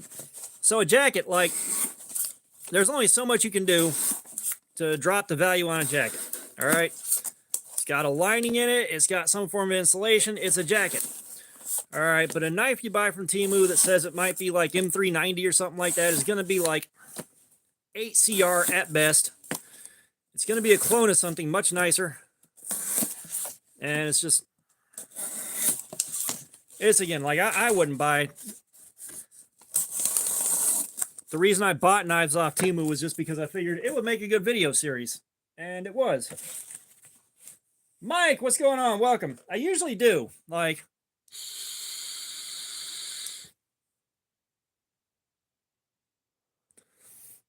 I usually get it over the green blinking lights and we get a cool effect for a couple seconds. Like, I thought about getting a smoke machine down here, but that's just paying money for extra materials. That's paying for extra materials and money I don't have. Evasive floppy disk, what's going on, man? Welcome back. You missed it last live stream. We've got a game started.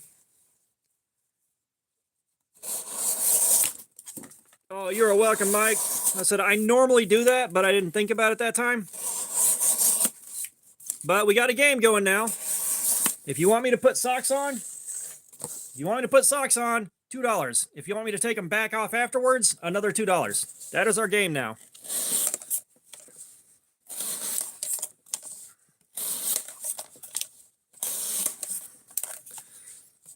It's probably not going to make a difference until the stream gets a bit bigger, but sock game.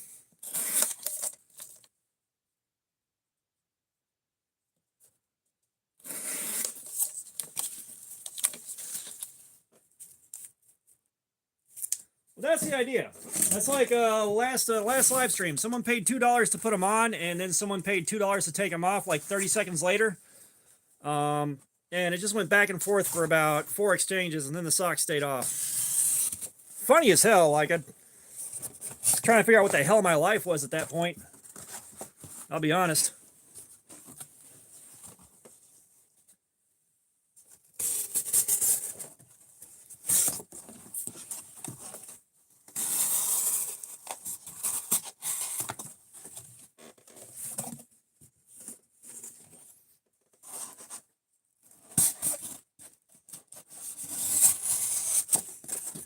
Brother, if your computer does not have a disk drive on it, then you're out of luck, man. Unless you're willing to spend extra money for a separate 3¼ inch disk drive that plugs into a USB port, like, it ain't worth your time.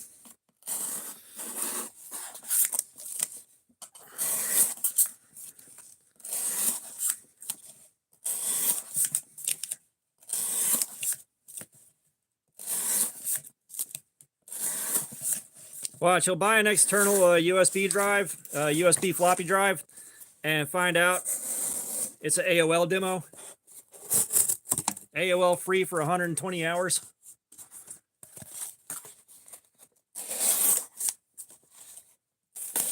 Which again, I really miss. I miss picking up those floppies for free, and then overriding the save protect on them, or the write protect little slot, just taping over that, formatting it and loading it up with spicy images.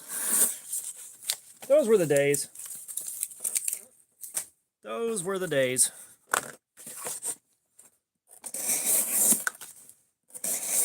Like, life is so much better now in that department.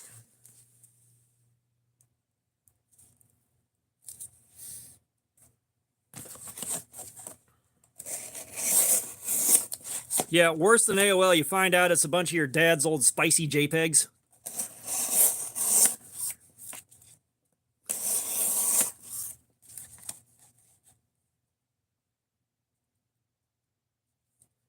Oh, nice. Yeah, I don't remember the first DVD I ever bought.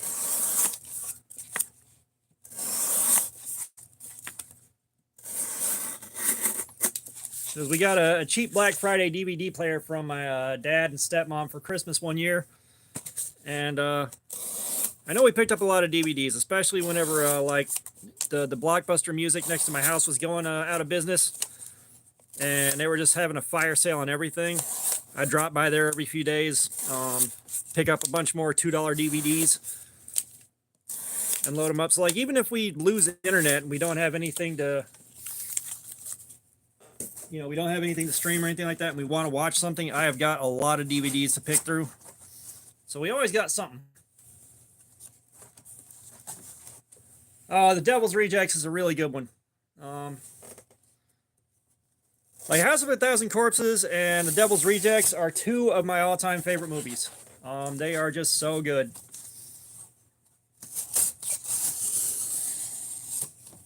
I need to watch those again. I haven't watched them in a long time. And I never saw Three from Hell.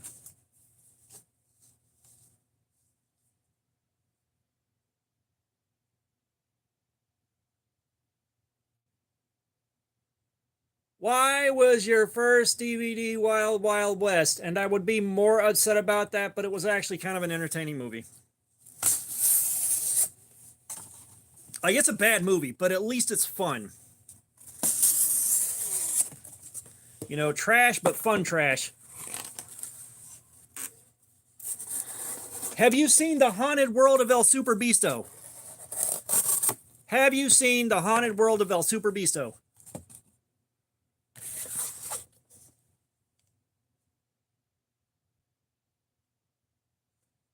Adam for America, you're in here? Oh, sweet!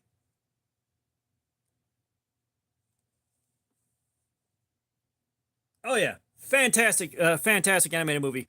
So the Acid Etch, it's really holding on to tape gunk, but it's the biggest thing was the edge wasn't very refined when we started, so I had to stop and sharpen it. Like, it did not like doing this.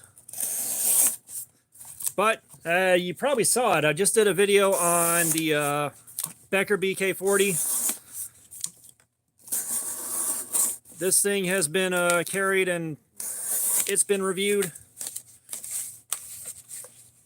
Oh, not too much, dude. Just kind of going through life right now, man. Transferred to a new store. Got out of that mess that I was in at the old store.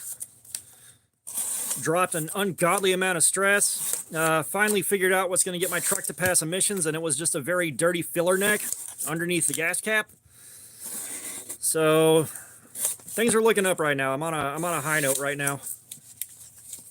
Joseph Bryant, what's going on? We have got the steel wheel cut jack that came from Adam for America. No, sir. I have not seen Microtech's new OTFs. Those things are way too expensive for my blood, so I don't even bother looking. But I think it might be a good time to pick next week's knife carry. And we have got the S35VN shootout. So we've got the Concept Motto, or Mato, and CPM S35VN. And we got the Rat 1 in S35VN. So which one do you guys want to see carried for the next week? I'm happy either way. Like, this has already become one of my favorite knives. I haven't even carried it yet. So we got a Rat 1.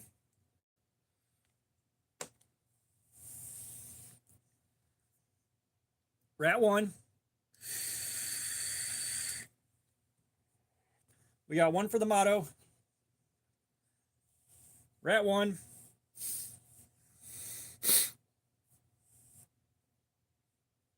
It looks like the Rat 1's going to predictably take it.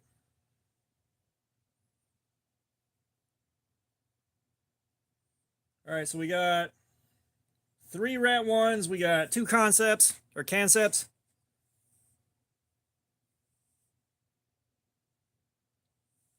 Okay, we got 3 and 3.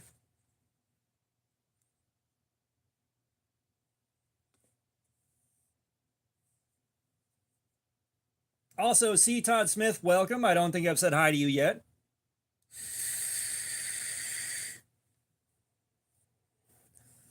Come on, someone's got to tie break this thing. We're at 3 and 3. All right, 4 and 3, 4 and 4. Y'all are killing me. All right, 5 and 4. 6 and 4. Tennessee Smokey, what's going on, man? Welcome. All right, I think the Rat 1's going to take this one. So what this does mean is the Rat 1 is going to get a dedicated live stream instead of letting the die pick it at random.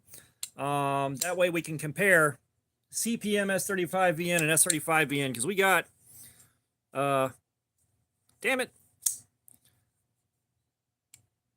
we got nearly identical blade thickness. The only thing we got is a slight hollow versus a flat grind here, but I don't think that's going to make a huge difference at the end of the day, because this is a, it might make a bit of a difference, but so CPM, canister powdered metallurgy. Canister powdered metallurgy, which means the elements in that steel are distributed a good bit more evenly than the regular S35VN. I've been told it makes a big difference, and I've been told it doesn't make a big difference. So I'm not sure what to expect. But we're doing the rat one. I am going to enjoy the next week, because I also put a brand new 17-degree edge on that, because that thing had a, I was told it had a like a 23-degree edge on there, and I don't want to carry that. So we did I did do my own edge on it, which means I'll have to do my own edge on this one, because this one out of the box, if memory serves,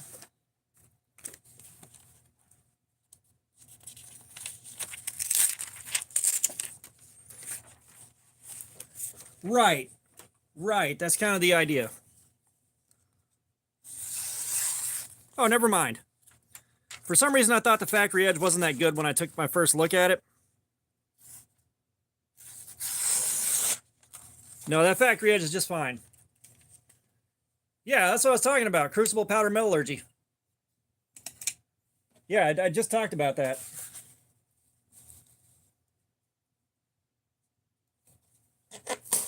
Yeah, I mean, that's the thing is with that CPM, elements are distributed more evenly.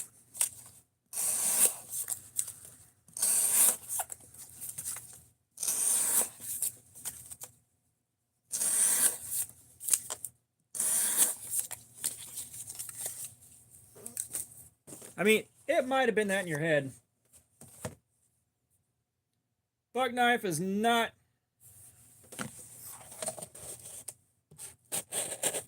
Buck knife is not hard enough to cut through nails, I can guarantee you that. Not without doing some damage.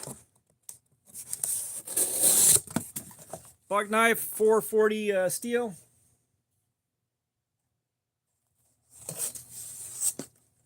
Well, no, like I've seen discussions about the difference between the two things. I have. Now, whether or not they're valid, I don't know, but I've seen a lot of guys talking about that.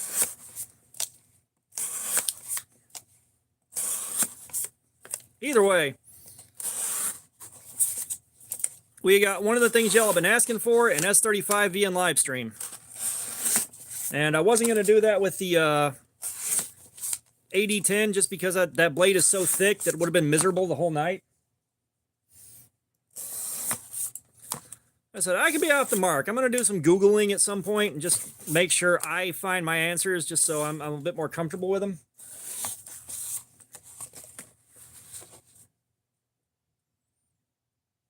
Tennessee Smoky, a lot does come down to the grind angle, but, you know, some of that too is like the grind angle can only do so much. You know, and both of those knives, the blade stock's about the same thickness. They both got a really fine edge on them. So it should be a pretty good shootout. Because, like, here's the thing. HCR13, regardless of the grind on it, has all lasted about 2.5 hours like clockwork. You know, every factory edge on HCR has gone 2.5 hours and crapped out at almost the exact same time every time.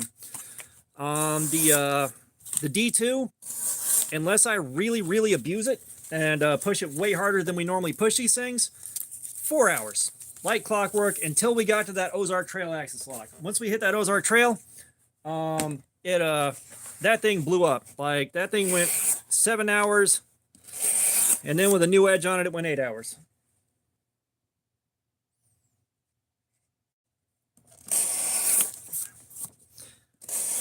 Well, I think part of the magic of Buck knives is back when they first started making them in 440 steel, that was essentially the super steel of the time. You know, that was like the best steel you could get on a knife at the time. And they had a really good, really good heat treatment on it for the time. They just haven't really changed much since then. Alex's Knives and Such, what's going on, man? speaking of which, Alex, how many subs are you up to now? Have you hit your 1,000 yet? Because I know on the last live stream, we tried to help get you a few more subs, and that went kind of nowhere, disappointingly. Yeah, so if y'all haven't checked out Alex's Knives and such, go drop a sub for him. We're trying to get him as close to 1,000 as we can here. He's got a lot of videos up. The couple I watched were pretty chill. Hey, Husky, thank you, man.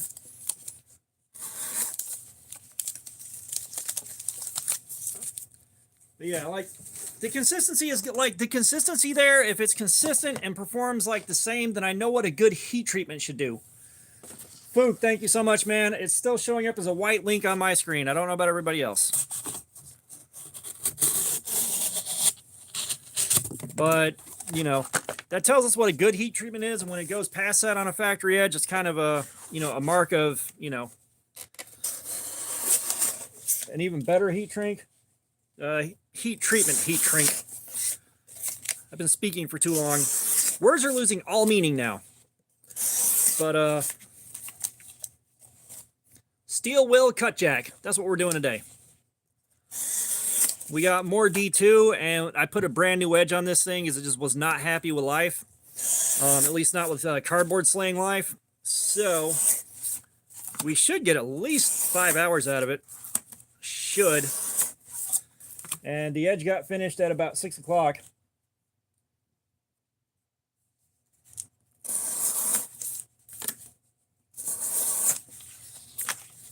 Yeah, like, Buck knows what they're doing with the 440 steel. There's no way around that. Now, that being said, I have done Cardboard Slayer on a Buck 110 that was made in 1980. And that 440 didn't quite do as good as 8CR13. This thing costs about, I think, 35 bucks on Amazon. Somewhere in that window. Back in the day, they were using 440, as far as I know. Because that was a big deal.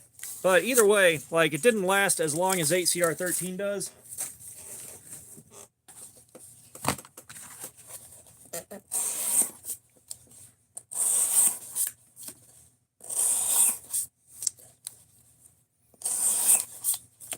Yeah, I mean, this thing was a really good carry. You know, it's on washers, which is not my favorite thing. But again, if you're in a dirty, nasty environment and you're really pushing these things, the washers are nice to have. That means you can just kind of rinse it out and drop some oil on it, and you're good to go if you get it really, really dirty and gunked up.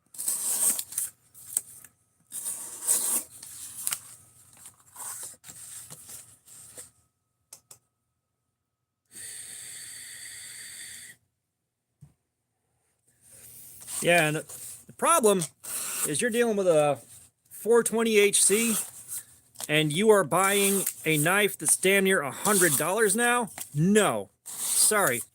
I am not paying that kind of money for a Buck 110 to get 420HC. Sorry, the knife is legendary. I'm sure the heat treatment is fine on the 420HC, but hell no. That might be a worse deal than paying for the Tenacious and 8CR13 with the titanium scales on it.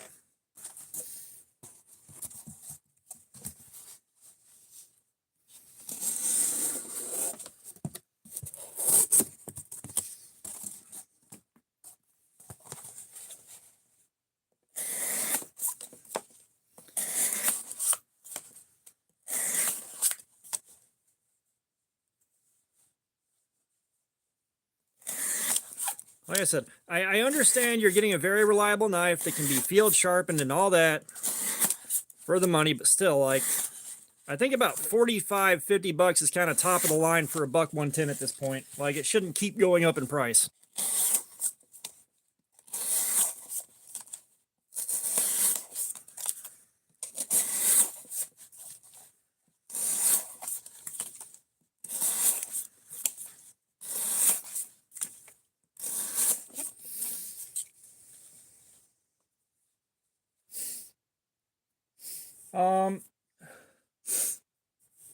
Well, again, I gotta be honest, like, the bug out, it is too expensive, all right? It's kind of the same complaint I have with the Buck 110.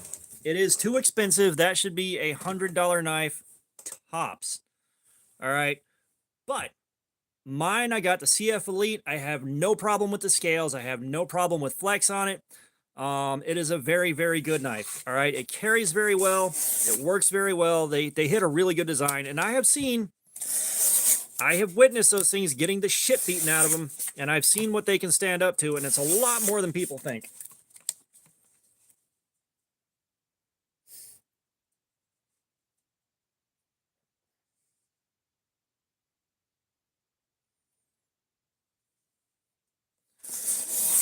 Cheap Temu knives. You're not even necessarily getting what you pay for there. You're getting a whole lot of false marketing and a whole lot of false claims about your blade steel. Like I said, I carried Temu knives for 10 weeks. I did a whole video series on them. They were not fun. All right, they sucked. Did not enjoy, like, there were 2 of them that were okay.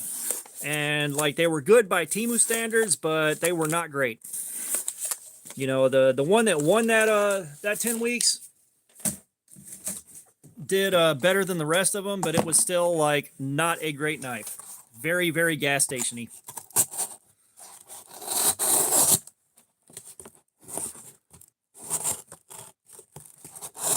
You know, at least my cardboard slayer session with it was fun because I got to wear the paint off of the blade.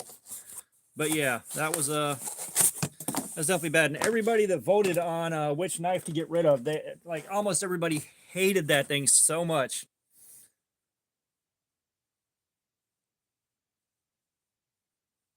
If Wilderness Bushcraft is still in here, he hunts.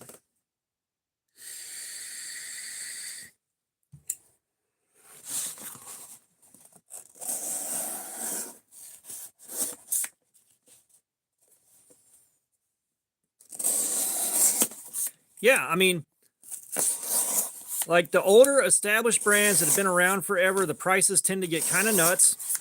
Like they're like asking way too much, especially like you stop and think about the fact that you can get this in D2 for $35. All right, it carries excellent, it works excellent, it does everything it sets out to do. And instead you're going to pay $70, $75, $80 for 420 HC. I dare you to make less sense.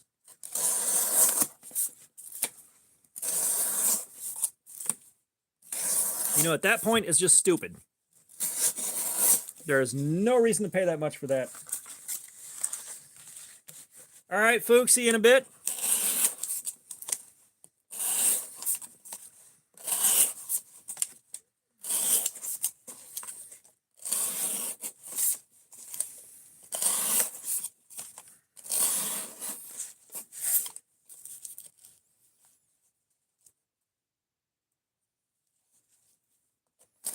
Yeah, I kind of figured you'd like that thing. Like I said, it's a great daily driver. You know, I cannot wait to see what they send me next because they're saying they're also working on a button lock right now. So this thing, I put a brand new edge on it at about 6 o'clock. So I'm kind of expecting this thing to run for about 5 hours. So I expect it to be crapping out around 11 o'clock. That's what I expect. That's at least another 4 hours.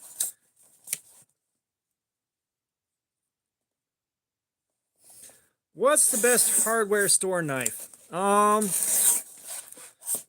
haven't been in a hardware store in forever to see what they're actually carrying, I'll be honest. Like, the Duratech Tools Axis Lock, I think that would pass for a hardware store knife. That thing was really good. The Crescent Tools knife, the CPK 350 or whatever it was, that one wound up being pretty damn good. Like, they weren't the best for red retention. The steel is on the cheap side. I think the Crescent is like 7 CR, and the Duratech is like 8 CR, which is to be expected. If those guys came in D2, especially at the prices they're at, dear God, those would have been world beaters. Because, like, I think the Crescent was like $13 and the Duratech was $15. And they're both fantastic for what they are. You know, they're great burner knives. If they would have been in D2 for that price, holy shit.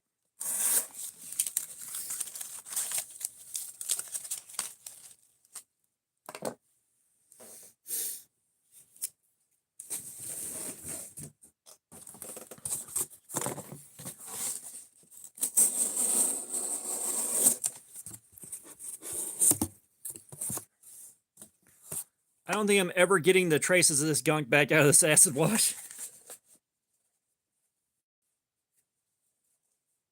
Yeah, 7CR. Like, the knife is great. All right, it's a great burner. That's one that I would travel with. If I lost it, I'd be annoyed, but nothing more than that. I wouldn't be heartbroken or, you know, be going crazy over it. And that's one that I would definitely abuse. It's a good burner. Now, the only thing to really add to that is right now the Ozark Trail dropout. If you can make it past the QC issues, that thing has taken the top spot for burner knives, and unfortunately, it's by such a wide margin that you know, everything that used to be a really good burner knife now looks like shit.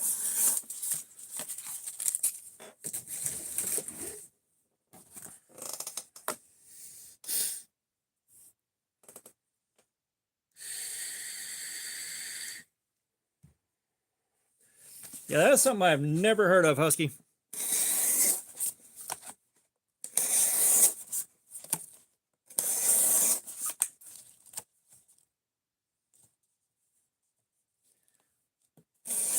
Yeah, the last time I was in an actual hardware store looking for knives, they had the Schrade old timers, and they were just traditionals.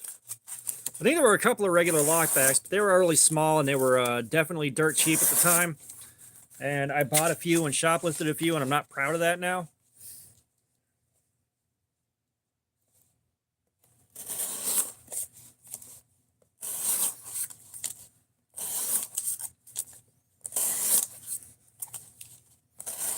They were all right knives. I wish I could remember what happened to them. Like, I think I lost all of them. I might have broken a couple. Like, it's been so damn long and so much shit's happened now that I really can't remember, because that was back in like 1995, 1996 at the latest. That was a long ass time ago. Yeah, a lot of guys that go to Tractor Supply looking for good deals on pocket knives. Unfortunately, the closest Tractor Supply to me is like a 35-minute drive away.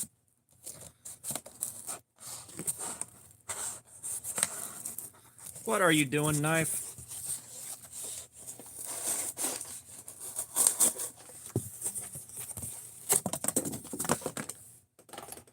I hit a weird spot in the cardboard there.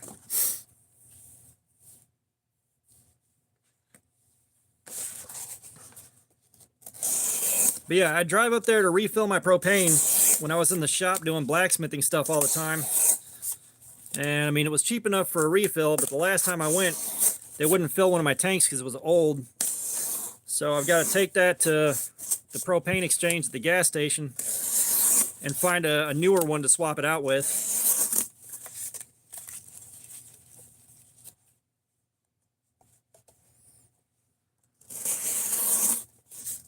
Yeah, and as much of a soft spot as I have for Schrade, I really do wish they would catch up with the times. I really do. But I've said it before, like Schrade and Kershaw and Gerber, they're all making stuff in the same way they made them like 15 years ago. And they need to modernize, they need to update their shit.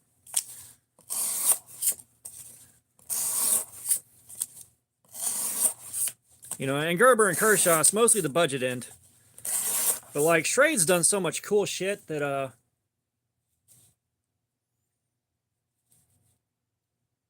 well, like I have handled some of their newer-ish stuff. You know, it's you know,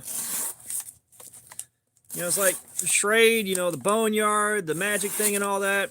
Like, they're not bad knives at all. But the stuff I'm looking at now, it's like, bro, this would have been cool 15 years ago. Gerber, you know, I got that fucking, I got the jukebox and I got the quadrant. Again, like 15 years ago, it would have been great. Today, nah, kind of garbage.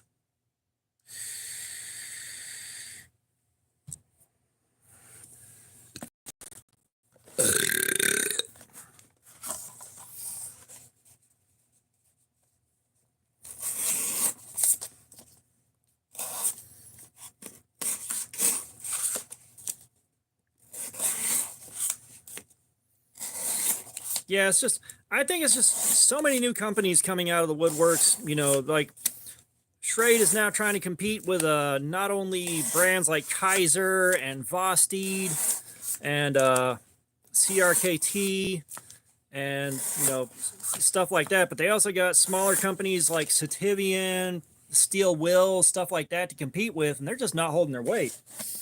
They're not. Especially not in that price range. Good God.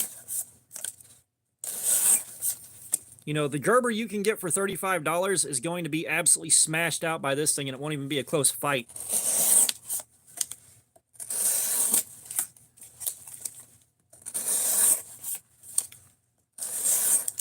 You cannot tell me that this edge is already starting to give out.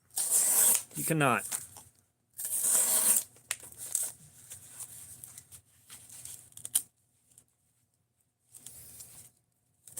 Well, that depends. Like, if it's riveted on the side, you can also take a, you can also kind of tap on those things and peen them out a little bit more and take care of it yourself, although it might not do the prettiest job in the world. If it's a rat tail tang, you may just have to tighten up the nut on the end of the pommel.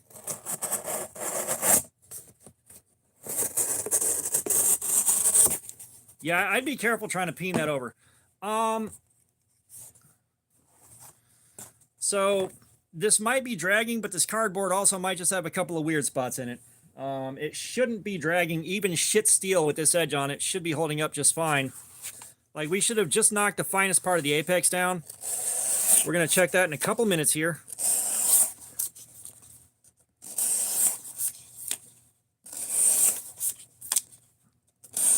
God, I can't wait to get that sharpness tester, you guys.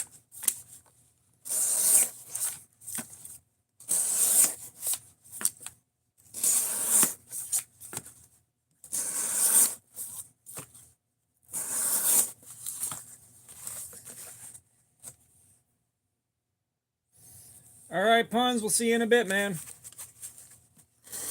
But yeah, with it being bone, you try to peen that over yourself, and you push it a hair too far, you're cracking the shit out of that bone. Well, like, they all do okay at the tip down angle. You know, that's what I got to do to start the cut. I guess it's doing pretty fine flat too. Like, the tip down is so that there's some movement in the blade, because I'm trying to get as much of this edge as possible, even though this part right here is going to take the most wear. I'm trying to push it through the whole blade.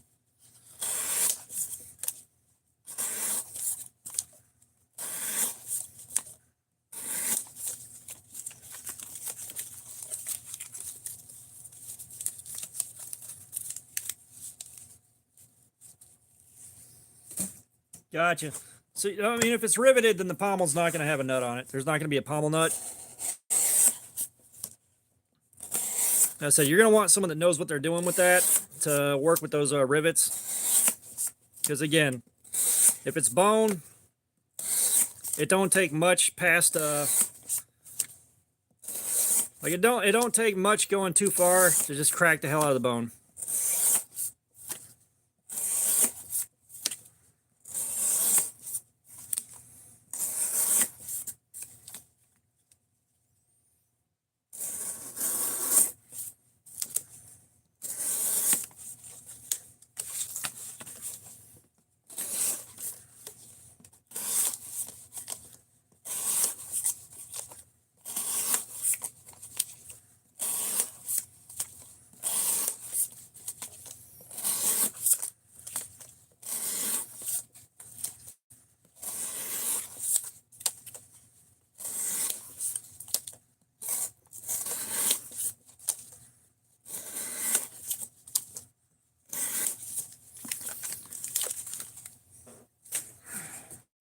All right, let's see how we're holding up on the edge now. The tape gunk is just pretty well baked in now. It's not going anywhere.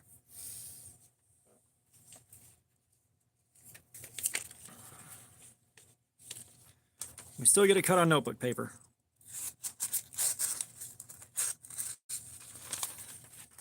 So we got a bit of a snag there.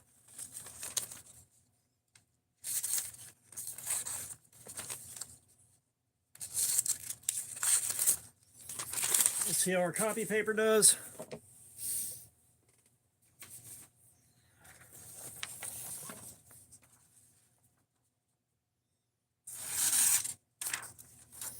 Yeah, copy paper, there's no snag yet. It's just a little bit fuzzy, but still cutting good on that.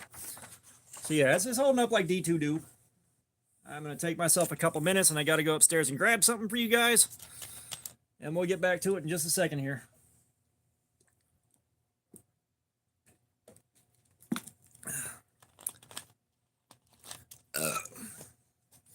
Probably grab another emotional support Mountain Dew too. Like, I got my emotional support monster on deck. This is D2, Alex. So this is going to be seeing whether or not this holds up the way the Ozark Trail did on 17-degree mirror polished edge. Pretty sure it's 17. Yeah, we're doing 17.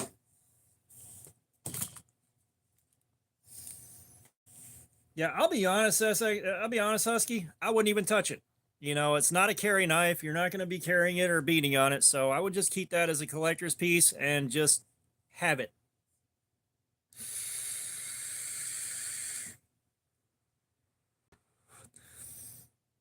You know, I got stuff that belonged to my uncle, and I'm leaving it as is. I got some cool shit that belonged to my uncle. I've got a Cold Steel Twistmaster that, you know, it's got some gunk on it. It's dirty. I could clean it. I could try to get rid of some of the stuff on the blade, but I'm not gonna. I'm leaving it exactly how I left it when he died.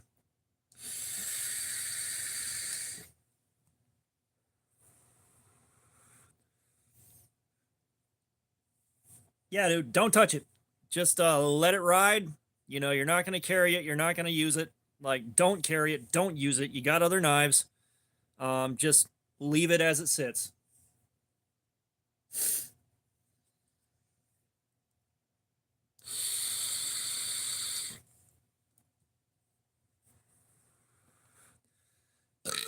Okay, let me go grab my thing. I'll be right back again.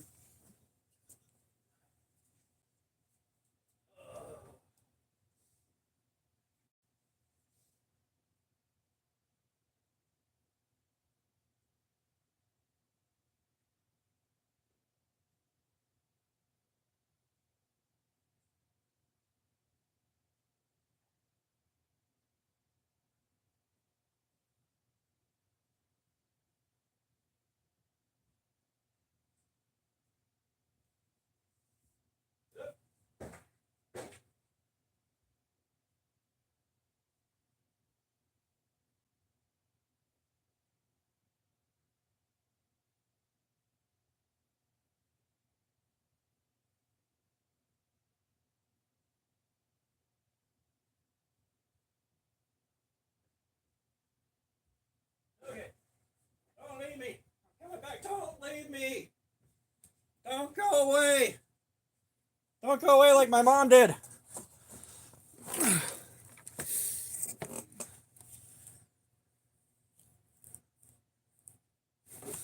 Never let him know your next move. Because I said Mountain Dew. I lied.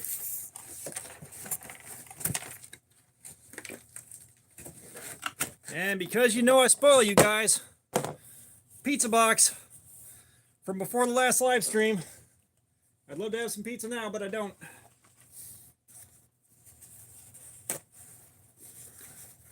Palmer Connolly, what is up? How you doing, man? Welcome back. Okay, so the new edge is holding up as well as a new edge should. It looks like the heat treatment on this D2 is good.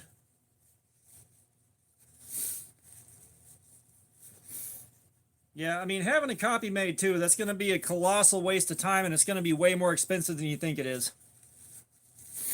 Like, having someone make a new one, it's going to cost you around probably $400 at the cheapest, because you're going to have to find a professional knife maker to have a copy made.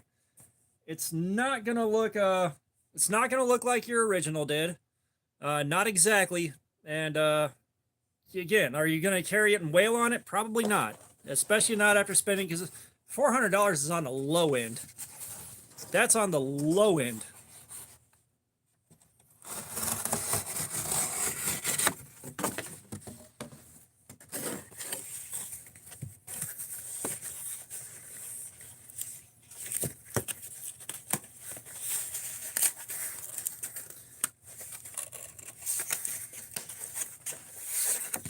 that'd be like me trying to find another cold steel Twistmaster and paying for it, and it's like, I'm not going to get to carry it for that long. I'm not going to get to use it for that long. And I already have one. It's just a collector's piece. Why bother?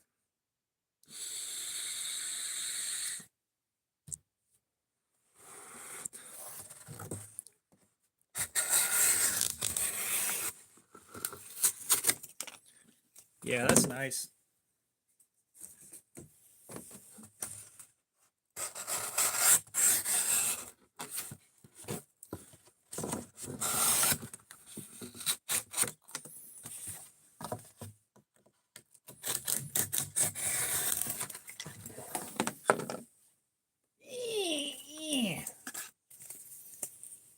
I'm me. What is up? How you doing, man?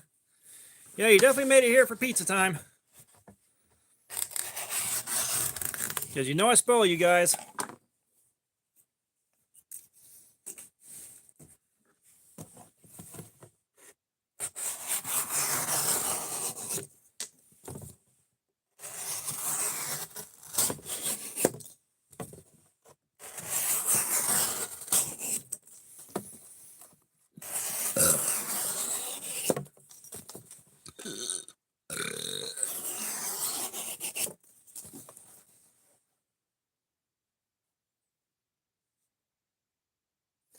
Man, I'm doing good, man. Like, my transfer to my new store is completed. I've been there for the last week. It has been a fantastic week. It is so much less stressful. Like, I've dumped so much stress that I've actually been able to sleep without a ton of medication. When I do load up on my medication, I wind up falling asleep sitting up. And I'll be working on a can of chips or something like that. And I'll wake up and they're sitting there open, spilled everywhere. And I'm like, what the fuck happened last night? So that's good. Interesting enough, and I'm not sure how much of it is tied to me not being there at the old store, but apparently the holiday weekend was such a shit show that, like, the store manager apparently just walked out of the building.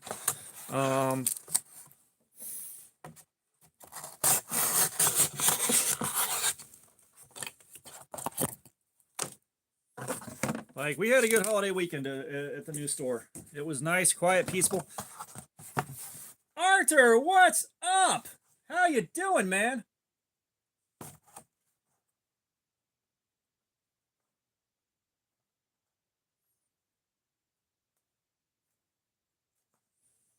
Yeah, no, it's definitely the thought that counts. It's one of those things too where, you at least she thought about you, and she saw that and was like, you know what, that'd be good to get him.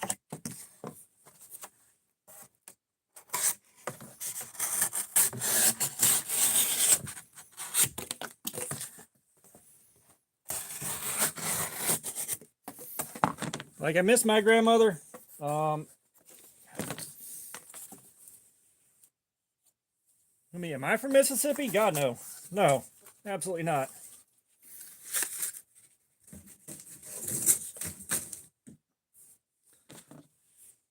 But, like, my grandmother, because, her house was next door to my uncle's house, and she had a lot of his stuff after he passed away. I went to her house at one point, and there were like 3 bayonets in the knife rack that steak knives go in, the little steak knife holder. Like 3 fucking bayonets in there in my grandmother's kitchen.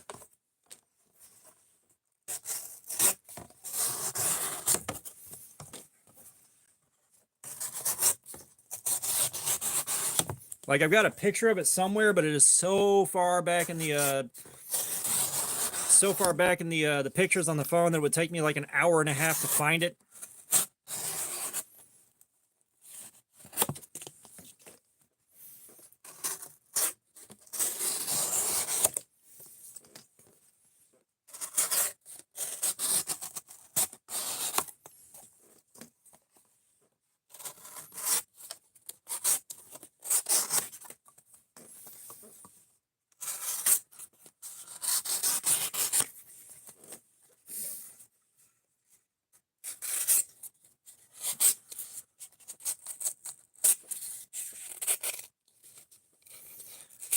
I've got a few. There's one, it's a Zeidler 77 from the 1960s.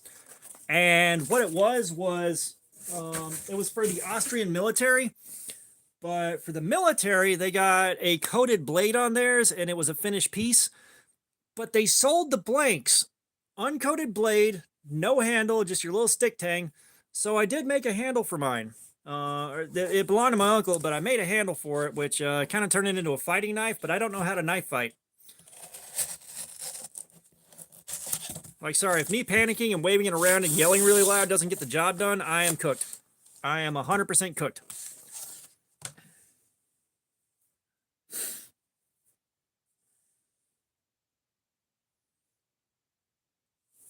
Oh, wow. That's pretty cool, man. Like, the vintage safety razors are always cool pieces. They are.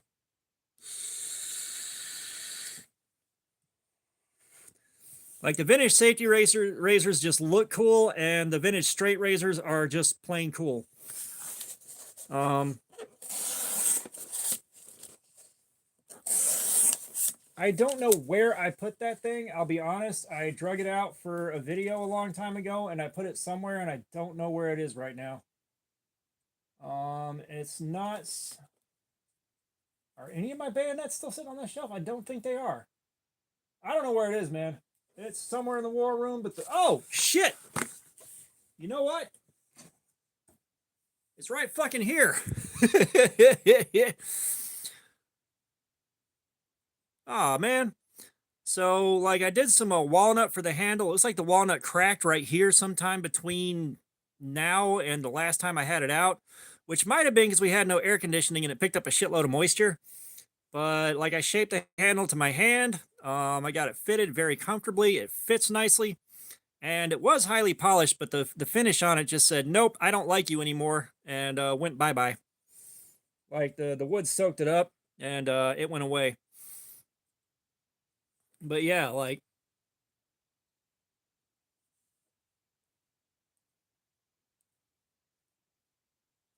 That's not too bad, Alex. That's not too bad at all. Man, that's a bummer. Because, like, we had no air conditioning for about a month, and I think this thing picked up so much moisture that it cracked, which is a huge bummer. Like, one of my Temu knives corroded to hell and back sitting down here.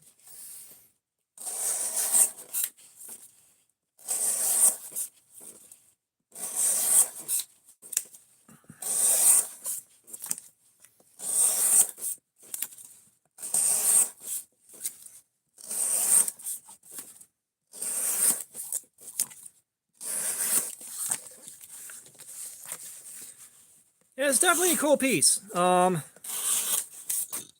hoping the handle doesn't crack any further.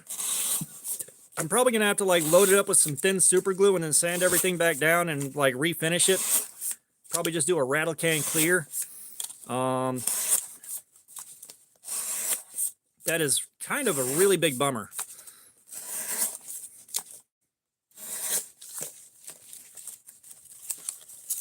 Roger 10 Cotino.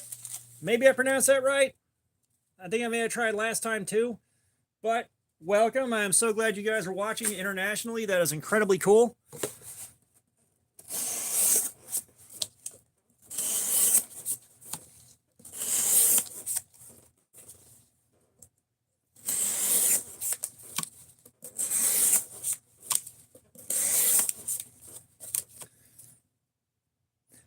Honestly, thin super glue will wick into the crack really deep and bind and hold it back together. I just don't want to go through sanding it all back down again, especially not while it's on the knife. Like, it was sanded, it was shaped, it was polished and everything before it was mounted on the knife, and getting up under that finger guard, it's not going to be pleasant.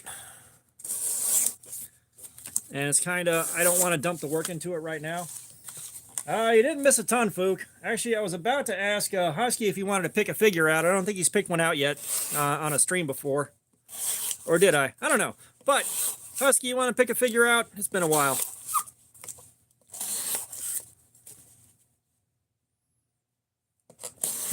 Thank you, sir. It is the weirdest thing, too. Like, it blows my mind that guys want to sit here and watch this for this long. I'm incredibly grateful for it. But... and in a respect, it's like the weirdest damn thing.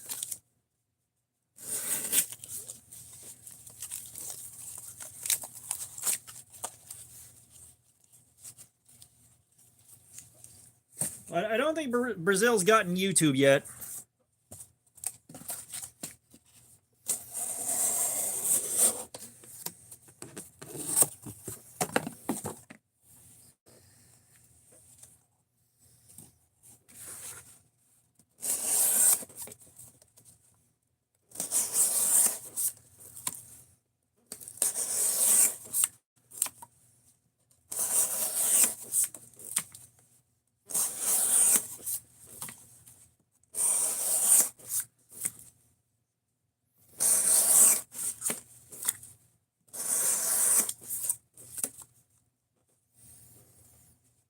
All right, we're going with the Reaper. Sweet.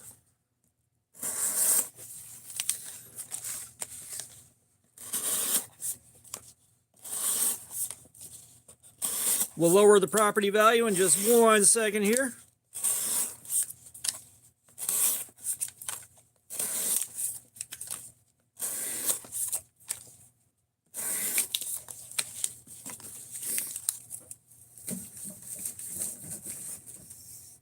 Like, I didn't think the tape gunk was going to come back off of here very easily, but I'm surprised at how tenacious the stuff is on here.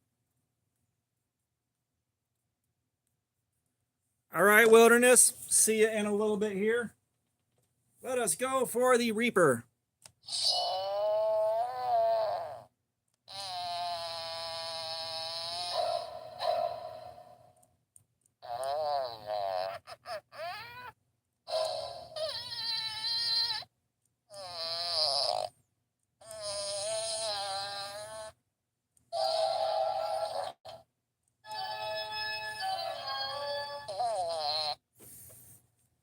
Okay, but like, you made that sauce. Like, that is a self-inflicted problem. Like, my brother under Jesus, you made that sandwich.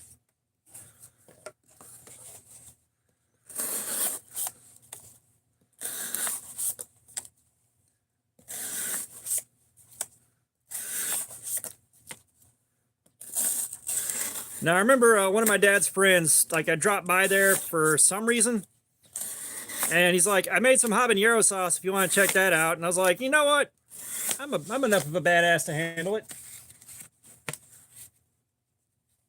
And so, like, I loaded up on a teaspoon of it, and I stood there, and it kept getting worse and worse and worse.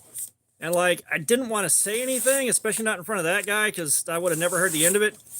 So, like, I let him go back to doing whatever he was doing, and I walked into the kitchen and grabbed a chunk of birthday cake that was sitting in the fridge, and managed to cool it down with that pretty fast. But I was like, yeah, I learned my damn lesson. Like, I ain't cut out for spicy. I ain't cut out for spicy. I know that. Especially not after my stomach lining went south on me, thanks to the diclofenac. No, thank you. Like, spicy and sour, I don't get along with too well.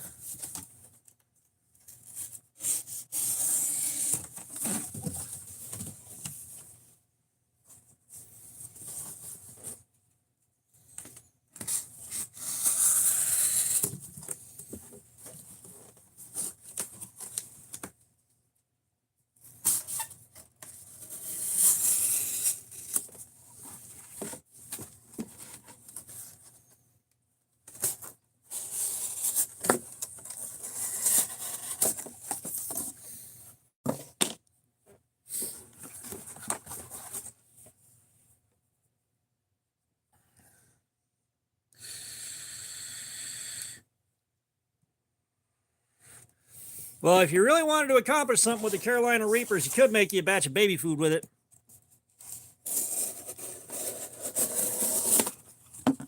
You know, go ahead and get the little guy toughened up a little bit. Life's going to be hard.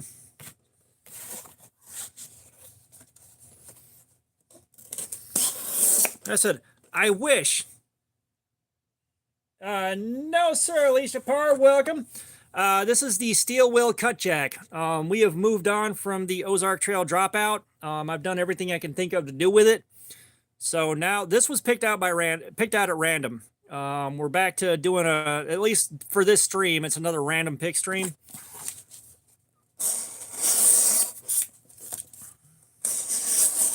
Although next week we're doing an S35 VN stream. results on that'll be interesting.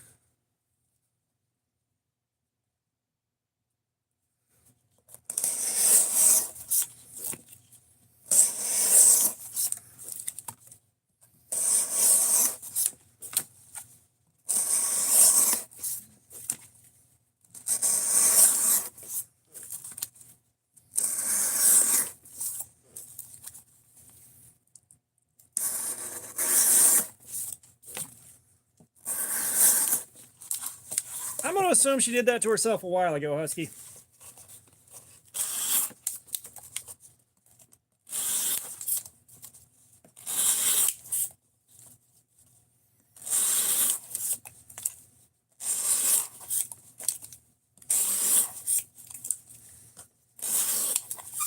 Yeah, I love reading all the stories online. This is about $35. It's the steel wheel cut jack. There's the cut jack. Let me see. There's a larger one and a smaller one. This is the larger one.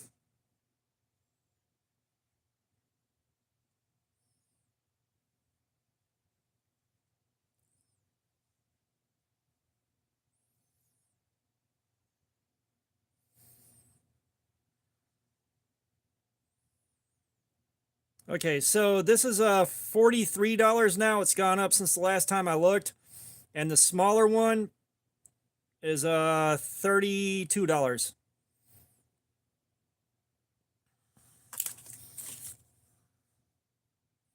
And again, this might be the smaller one.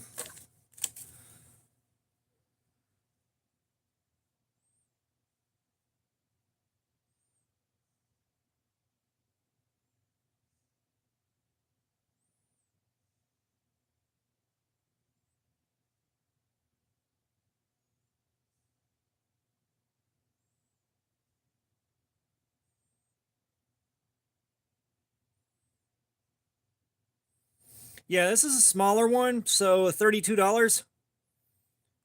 I'm going to add the bigger one because the big one is like 4.3 inches. This is like right at 3 inches here.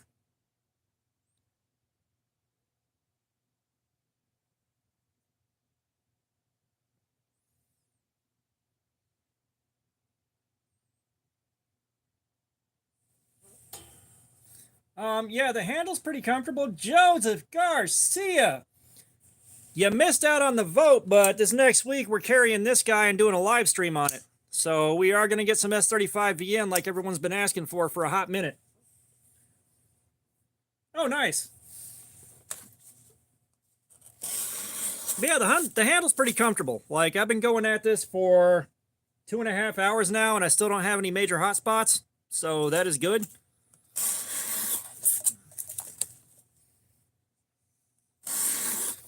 Yeah, that rat looks way better in red than the Rat 2 looks in olive drab.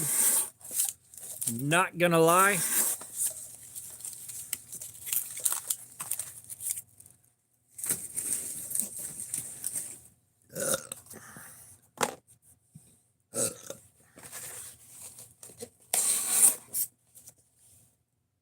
Fan, what's going on? How you doing, man? Did I say hey to Movotex? I don't think I did. Hi. Your nights broke? What are you talking about?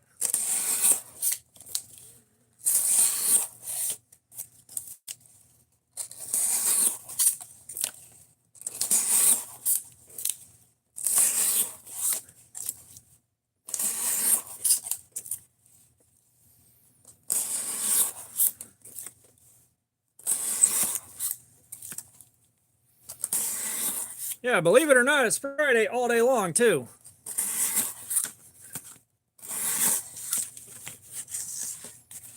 Sharp thin. I'm still lost. Twisted says 76. What's going on? Welcome. Yeah, sorry, fan. Like, you are really confusing me right now. I don't know if you're talking about a knife or one of the figures or what the hell's going on there.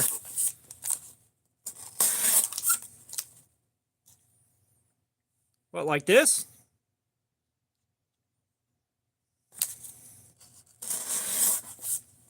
Knife. Okay. That's where I was confused because it said night, K-N-I-G-H-T. I'm like, what the hell? Knife. That's what you were talking about. Okay. Nah, you're good, man. It just that threw me for a loop. You're good, dude. You're good. What kind of knife do you have? Like, what kind of knife broke on you?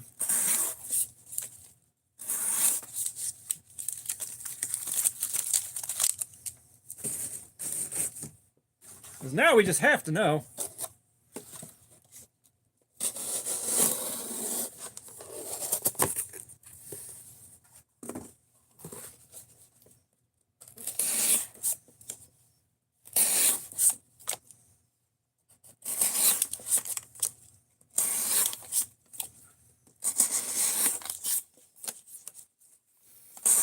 Foop, thank you so much for that.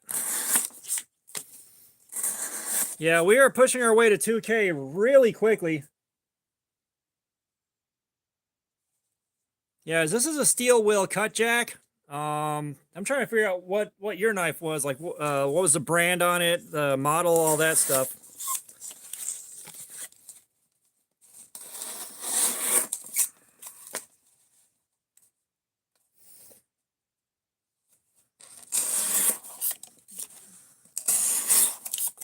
Ouch, yeah. I'm not sure how you'd go about fixing a lock, especially if it's a liner lock. Like, you'd have to just kind of throw the whole thing out and get a new one. But I don't know anything about whitetail cutlery. I am sure someone here might know something, but I don't.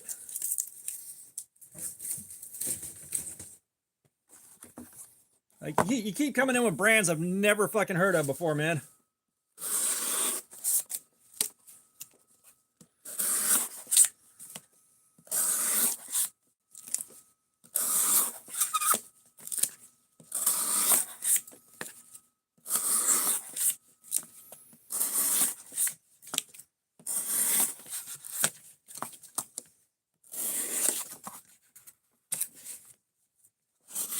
Yeah, at some point last night, or some point yesterday, I bumped up over to over 1,900 subs, and I'm gonna have to give away the.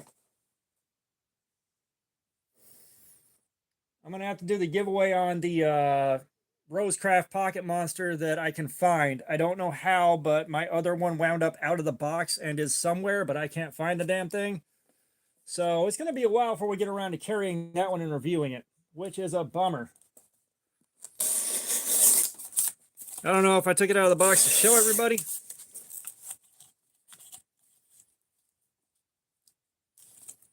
All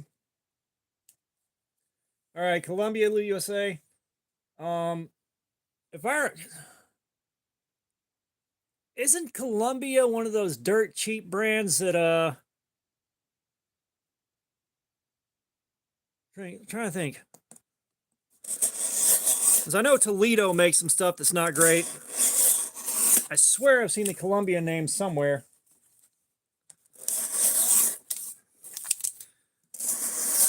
But yeah, once you get down into those cheap knives like that, like, you're going to get into a lot of brands that nobody else has heard of before. You know, but if it's 30 bucks and it's holding up and you're enjoying carrying it, that's fantastic. Texan Knife Guy, what's up?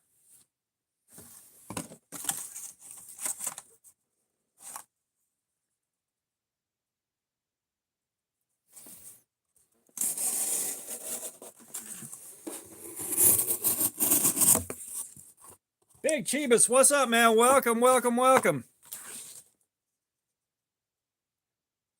Yeah, Columbia is an outdoor clothing brand, but it wouldn't surprise me if they also branded some knives and sold those too. It seems like that would be just a no-brainer. But yeah, if it's a company like Columbia Clothing branding a knife, it's probably going to be kind of cheap. Well, thank you, fan. These are the feet of a hardworking man. Now, that being said, we have the sock game. $2, I put socks on. The next $2, I take them back off again.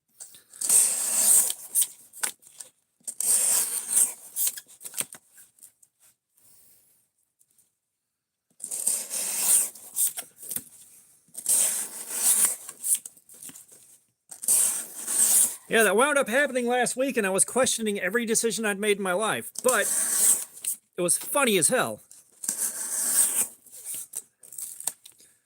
I'm seeing how long it takes to absolutely trash the edge on this thing, and I get to hang out with you guys while I'm doing it.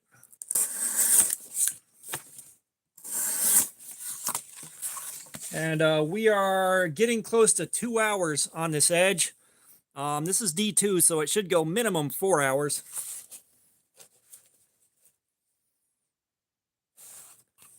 So edge retention is a big deal on knives. So looking at the edge retention on this is kind of valuable information for someone that might want to buy one or something like that. And it's fun. It's fun to wear on the edge like this. It's like one thing a lot of guys reviewing knives don't do is really push it to see, you know, what the edge can take. You know, if this thing only lasted 2 hours, I could tell you it's a bad heat treatment or the edge grind sucked.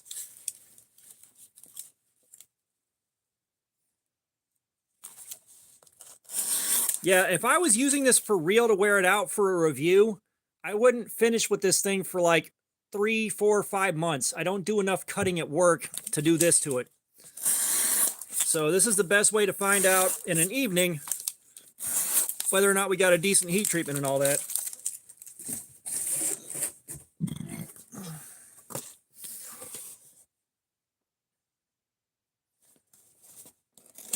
But believe me, you are on the right channel to tell you there was no shame carrying a gas station or a truck stop knife, especially as long as it works for you and does what you need it to. Like, you know, if your use case is like mine where you're just making occasional cuts here and there and you're not pushing it really hard, like 3CR13 would take care of me for weeks on end before it even thought about going dull.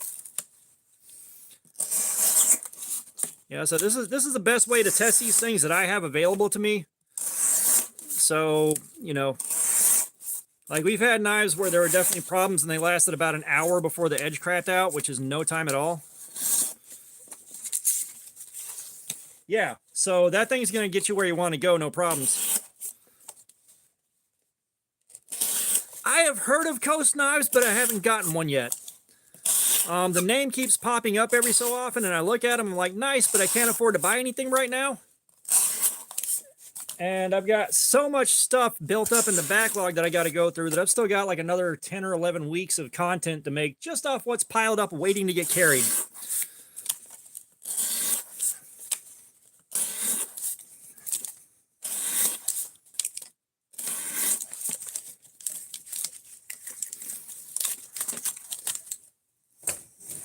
I know some guys really like their Coast knives.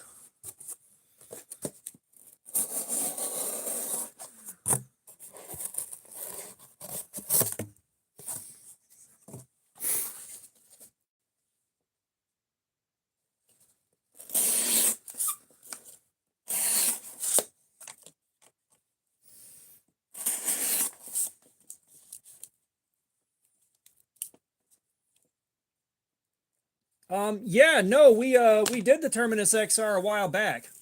The factory edge did not like cutting cardboard that well, but once I put a new edge on it, it did just fine.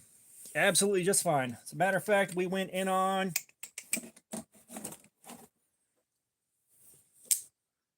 we did our cardboard slayer session on this one right here, and it did just fine.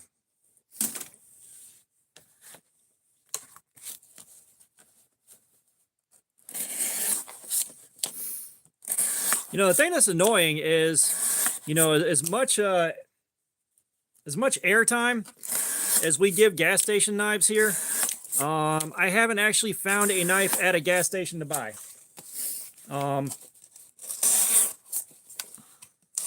Like every time I'm at a gas station, I check and I look to see if there's a pocket knife somewhere, and no luck.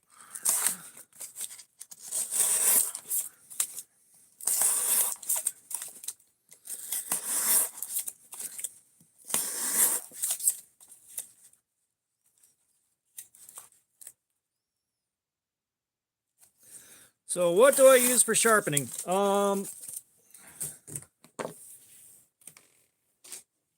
I've got this Work Sharp Precision Adjust. It's a small fixed angle sharpener, and I can get crazy sharp edges off it. It takes a little bit of time, but it does great. I don't have a flea market nearby either. that's a long drive to get to the closest one. And like, I've got flea market grade knives. I mean, if this ain't a flea market knife, I don't know what is. I said, I've got plenty of stuff like that. It's just I haven't bought a knife, I haven't bought a knife from an actual gas station yet. And it's kind of frustrating. Oh no, I'll walk into the gas station for caffeine. Drinkable caffeine. And sometimes pizza.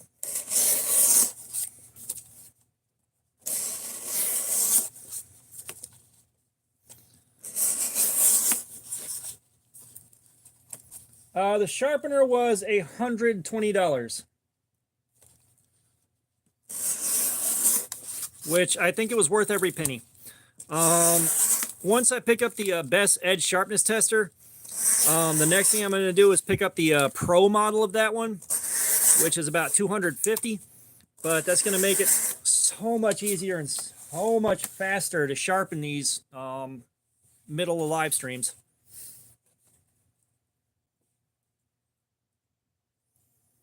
Yeah, that's got to be one of those no-name brands.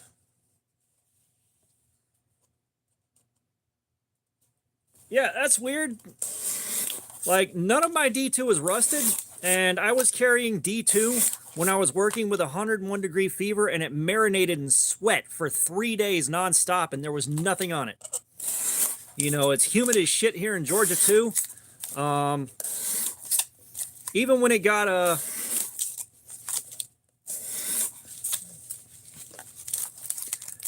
if you're serious about sharpening your knives, I can't recommend it highly enough.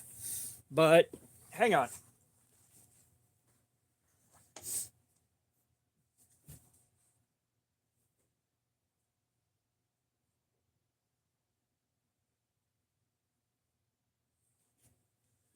When my air conditioning went out for a month, and it hit like 88 degrees in the house, it got humid enough in the house, in the war room, to do this to one of my Temu knives. And none of my D2 corroded or rusted. Like the blade on this didn't rust, but the scales sure as hell did. Like nothing on my D2. Pokey Sly, what's going on? I don't have any butterfly knives. Yeah, that's it. I mean, $12, it does what you need it to. There's no arguing there. You know, if it does what you need it to, there's not really a reason to spend What, this doesn't look too bad? Like, this is covered in corrosion and rust now, just from it getting too humid in the basement. I'm not sure. Like, some people have complained about D2 corroding. I just haven't had it happen. It should have happened. It just hasn't. But yeah, I mean, for $12, it does what you need it to. There's no point in spending a ton of extra money unless you just want something nicer. Yeah. CRKT is Columbia River Knife and Tool.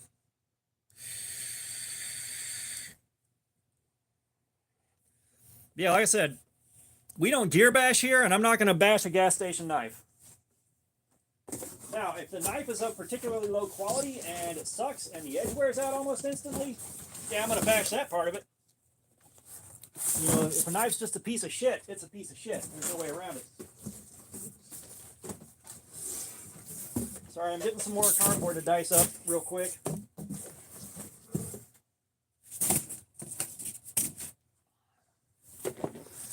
We are going to get some tougher stuff real quick and run through some of that, even though I don't want to. M&M's box, those were a mistake. Okay.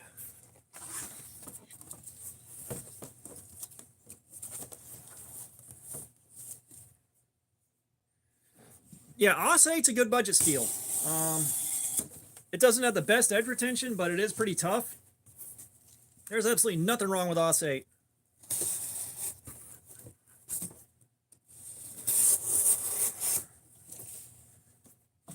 Mad Yako, what is up, man? Welcome, welcome. I hope you got your butter out of the fucking freezer, you savage.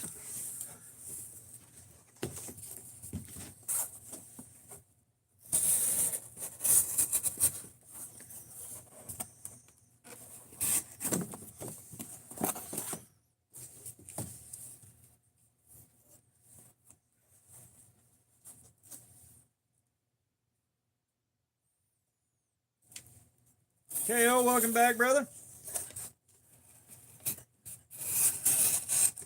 Yeah, you'd have to buy something really thin or shitty or a fillet knife for the blade to really bend on you like.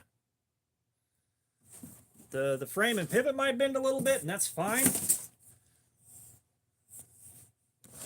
Addicted to blades, what's going on? Welcome back.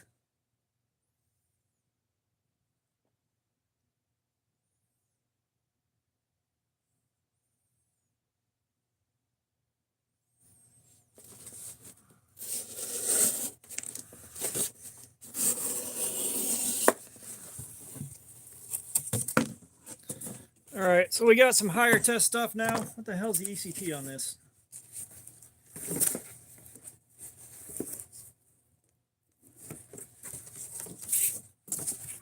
ECT.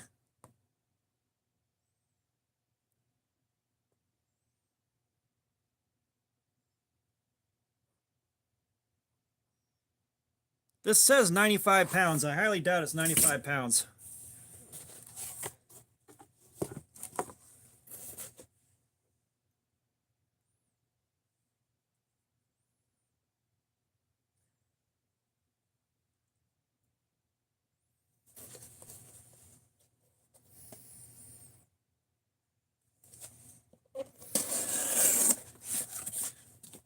Yeah, no, like I said, I've had plenty of dirt cheap knives that I have broken and everything else. I totally get it.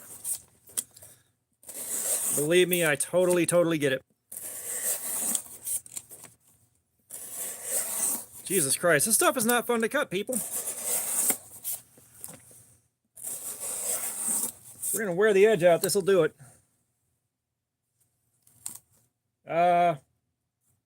You just want to buy a good Swiss Army knife. Just get you a good quality Victorinox Swiss Army knife, and that'll take care of you for a can opener.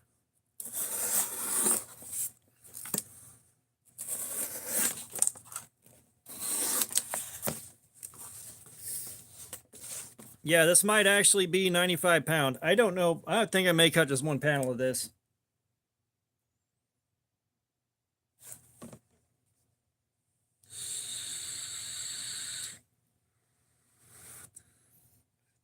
I've also got a Flissa on my wish list. They finally wised up and did something with tip-up carry on it. And it's an axis lock, and it's a featherweight too. It's serrated, but the serrations are gentle enough that we could do this with it. But it's 20 bucks that I don't have right now. I have heard of Skiff knives. I've heard the name, but I don't think I've actually seen one.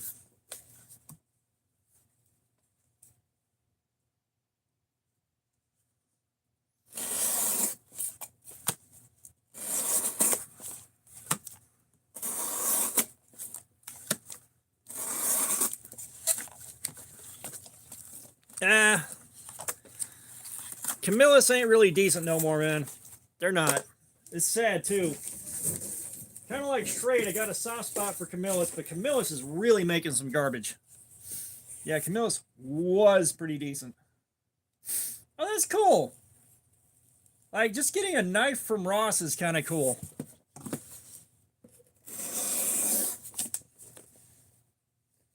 Roxxon, they make multi-tools and stuff like that, and like the most recent Roxxon multi-tool, you buy it and you buy all the bits and pieces that go in it that you want, and then put it together yourself.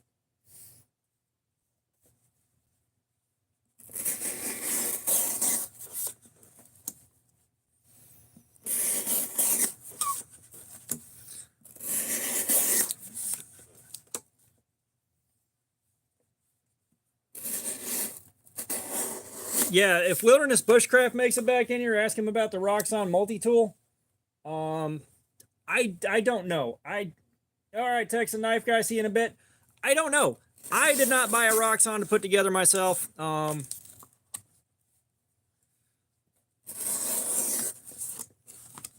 So I really couldn't tell you. Like, I didn't have the money to buy one when they were doing that, and I don't really have a reason to carry or use a multi-tool in my day-to-day life. So It kind of just doesn't happen. Yeah, the vape shops I drop by don't have knives. They're also higher quality, more reputable. And I have no reason to drop by there anymore. Like, I make my own e-liquid. I've got a shit ton of mods. I buy my batteries from Illumin.com. So the only time I drop by a vape shop is just kind of to peruse and pick up my Cannoli B1 once in a blue moon. I would love some of that right now.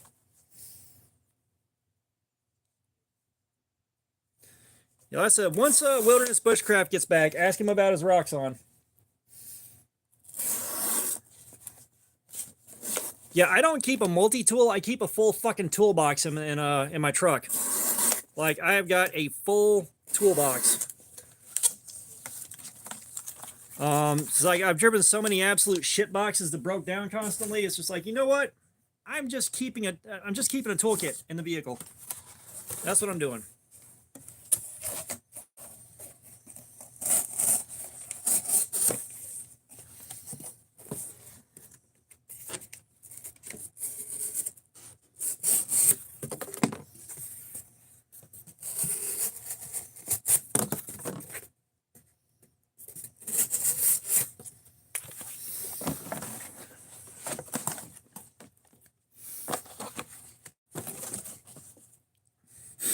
You know, the car that was like the wife's car, it got totaled. She had a Honda Accord, and they gave her like $6 for it. And there was no way we were going to buy her a decent car for $6. But we were able to buy me a truck. The truck was $6 with like 130-something thousand miles on it. Ed, Rosen, what's up? I haven't needed them yet. However, for $2, I'll put socks on. But, you know, so I gave her the nice car. I gave her my 2006 RAV4 that's still in pretty damn good shape. So she got the nice car, and my truck's a bit of a shit box, but point A to point B, it does fine. Especially now that I got the emissions issue fixed. I've just, I'm what? July, August. I'm over 2 months overdue on renewing my tag.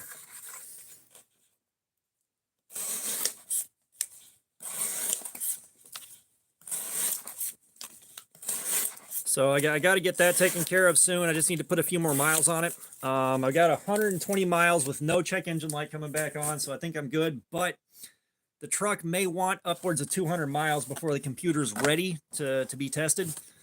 It's the fun part of emissions. Even if you fix it, you still got to put like anywhere between 120 and 200 miles on the vehicle for the computer to get all the information it needs to read as ready when you go to have emissions done through your OBD2 port.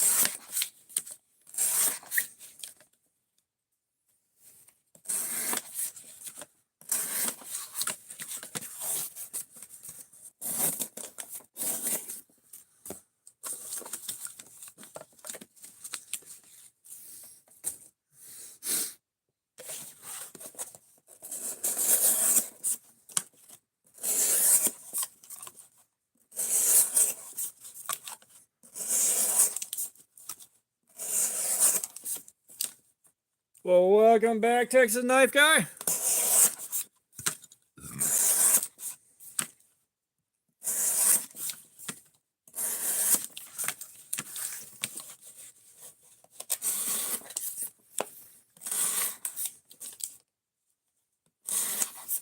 Oh, God. So one thing I really hate seeing, and it might be because of this incident right here, but guys that are holding a branch and swinging a knife like right here or an axe right here or a small log, it always makes me so uncomfortable to watch.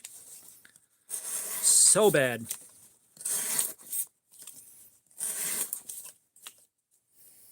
All right, Movotex, I appreciate you being here, man. Thank you for your time.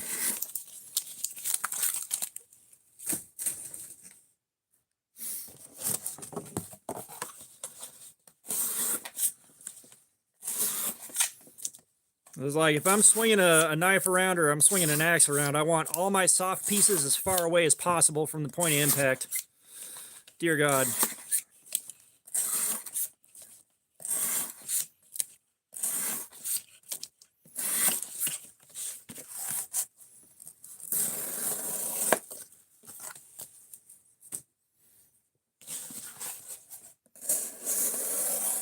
Yes, so I can carry anything I want with a blade length under 12 inches if it folds. Like, everything is fair game. I've got a Lightning OTF waiting in the wings to be carried for its review cycle and its Cardboard Slayer cycle, or its Cardboard Slayer session. Courtesy of Adam for America, if he's still in here. Yeah, protect the soft bits. Those are the ones that matter. Keep all of your blood inside you where it belongs. Because, yeah, I mean, this right here, that fucking sucked.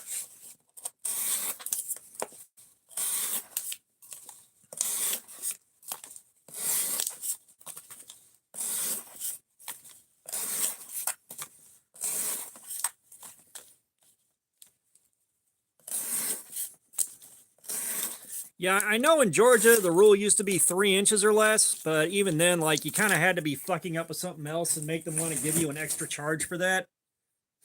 But they just said, fuck it, anything's fair game. At some point, not that long ago. But I mean, I was already carrying this scar is shit. Probably around 9 or 10 years old now.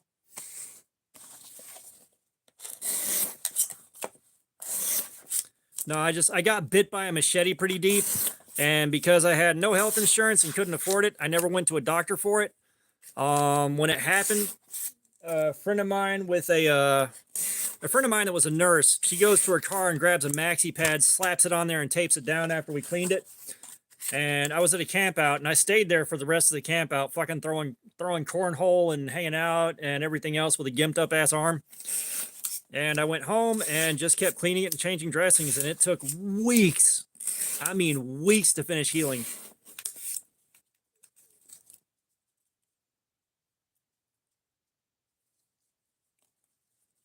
Yeah, deep wound, no stitches, couldn't afford to go to the doctor. Like, and I've been at that camp out for all like 30 minutes when that happened too. Like, it sucked so bad.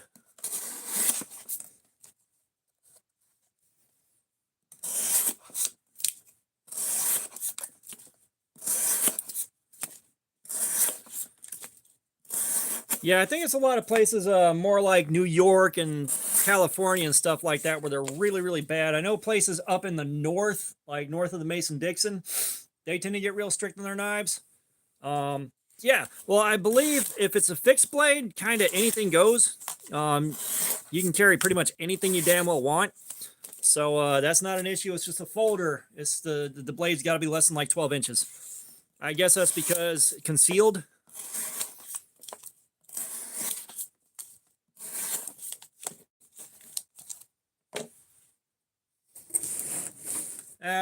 Things about Georgia are civilized, and other parts of them are just fucking awful. Yeah, like I said, I'm pretty sure here you can carry a great sword too, no problems.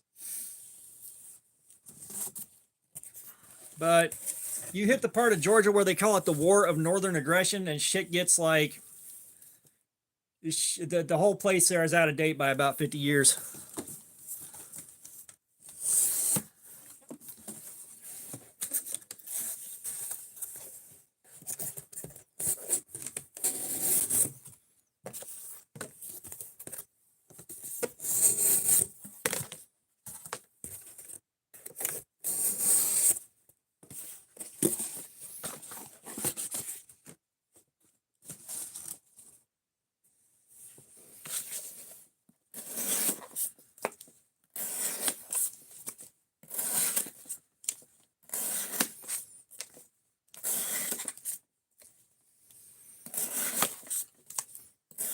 Yeah, like so I lived out in a part of Georgia that's about 25 miles from the Alabama line.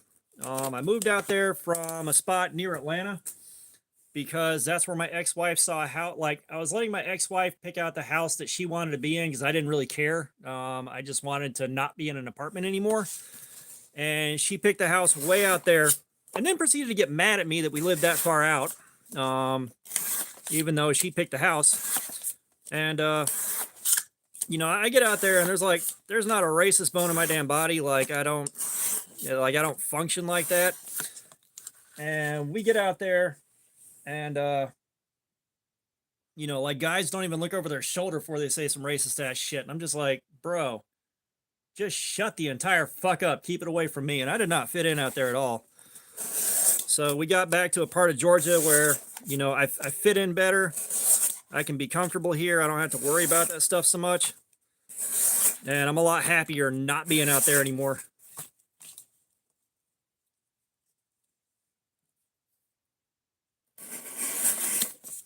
Yeah, I thought about going into truck driving, but I'll be honest, like if I was a lot younger, yeah, I'd be all about it, just driving around and checking shit out, not having to worry about necessarily paying for a house or anything. You just kind of stay in the truck and stay on the road. But at my age, with my kids and the roots that I put down here, I can't do that. I can't do that now.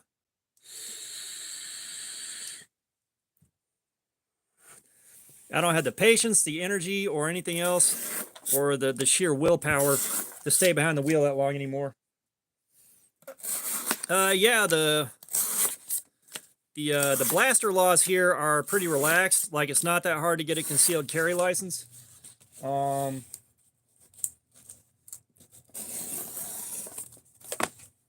You know, and I think you can open carry pretty much anything, if I remember right. Oh, well, that's the thing, is like, the area I grew up in, for the most part, if you said some racist ass shit, everybody, every shade of black, brown, white, and black you can imagine, everybody turns on you, and you're probably going to get stomped out pretty damn hard. You know, like, everybody made some jokes that were considered okay, which were, you know, looking back on it from here, just out of pocket as shit. But if you really went in on it, you were getting stomped the fuck out. So you get out to, you know, the backwoods like that, in the more redneck areas, and it's just like, wow, Jesus Christ, guys, just shut the entire fuck up. I don't want to hear it.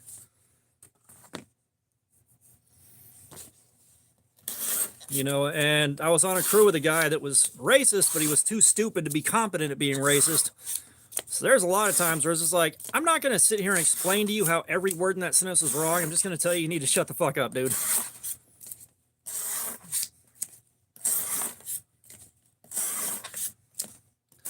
And I don't think he fully understood what I was saying either. Like, it was just sad.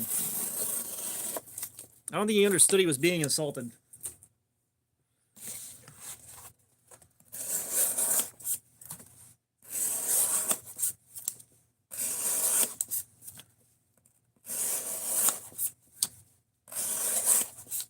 You know, it's like, one thing is you pick your tribe carefully. You pick the people you have around you carefully. Because you give it enough time, you become the averaged out sum of like the 5 to 7 people closest to you that you spend the most time around. And somehow, even though I was stuck dealing with those asshats, I didn't really adopt any of their habits. Yeah, I stay pretty laid back.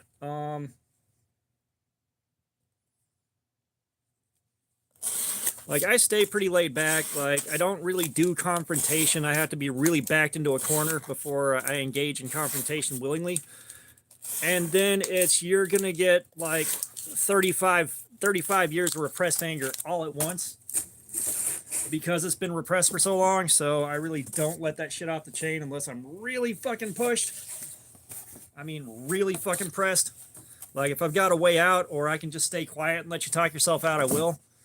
Because like, if I let my temper off the chain, I have no control over the ride until it's over with, and God knows what I'll do between the beginning and the end. You know, the last time I lost my temper on somebody, dude was begging for it, and he kept pushing and kept pushing and kept pushing.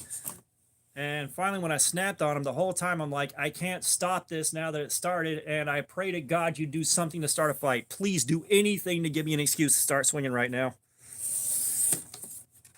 And thankfully, he didn't push any farther. But it was hilarious, because like, the dude was on my crew when I was in charge of a floor at work, and he kept running up and doing shit that made my life a fucking nightmare.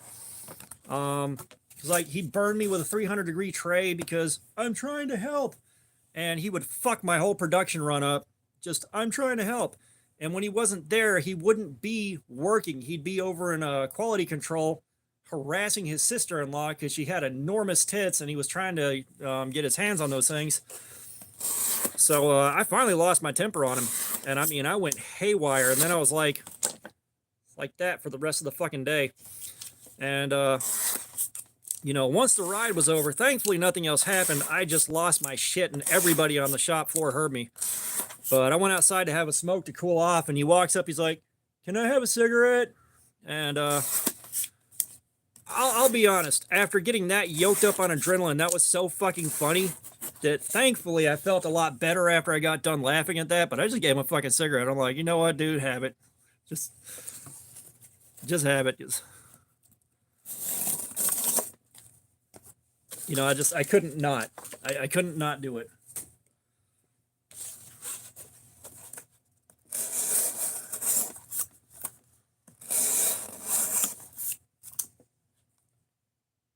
Short Circuit, what's going on, man? How you doing? Welcome.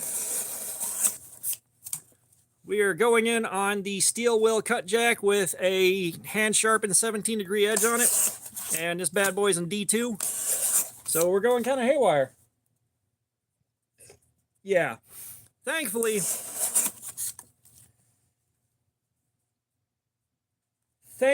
I'm like 6'4" and the better part of like 190 pounds, something like that. And I've got that resting Ron Swanson face. You know, that look that's like I could kill a grizzly bear with a pocket knife if I had to. So I don't get harassed much, and thankfully I'm not, you know, like, unfortunately women are far more vulnerable than men are in a lot of respects, and that's the worst one.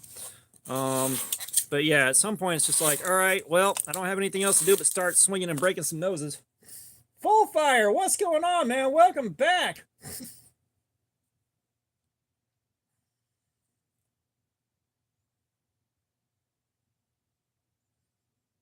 Oh, the hover wing? Yeah. No, it's not a bad knife. It's a lot larger than I thought it would be, too. Oh, Full Fire. Thanks, man. Thank you. Yeah, no, and his sister-in-law, like, she was an absolute bitch. The funny thing is she had the exact same mannerisms and loud nature as one of my friends. So, like, basically she'd walk up and then plop her tits down on a table in front of us, and they'd just be sitting there. And you see about a foot of cleavage, and I'm like, I appreciate the show, but you yelling at me right now? It's like, I went in on her, I'm like, you have no idea how much of a lightweight you are, especially compared to the people I've been around. You might want to chill. But I'd let her stand there and talk all she wanted, because I was like, I really appreciate the show. I appreciate the show. You can go back to customer service in it, but you got like exactly 20 minutes to stop doing that.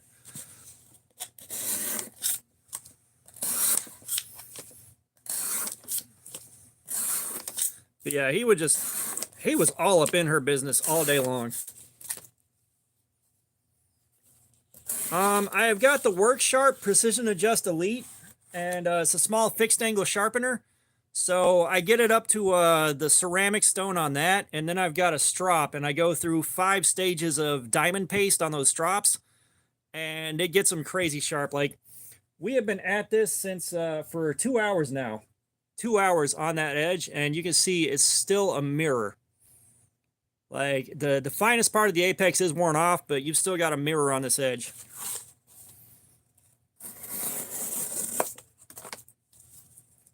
So, like, oh, I imagine so. She was doing that for the attention. She was trying to see who all would bite. You know, and at that point in my life, like, her as a person was the last thing I was interested in. Absolutely the last thing. So it's again, it's just like, you know, she was coming over there for attention. I'm just like, I appreciate the show, but I got shit to do. You got 20 minutes to stop doing that. And I got on with life.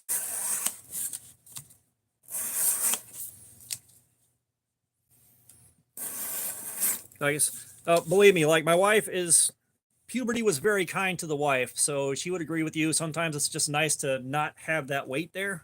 I understand that. I understand that as well as I can for not dealing with that day in, day out.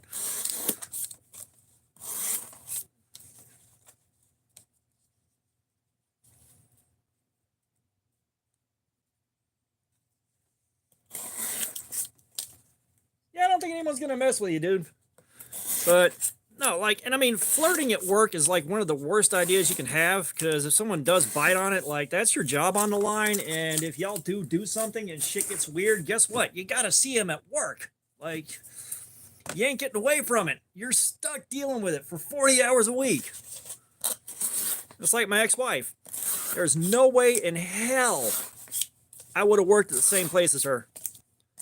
That would have been turning every waking moment when I was home from work fighting into every moment I was awake fighting.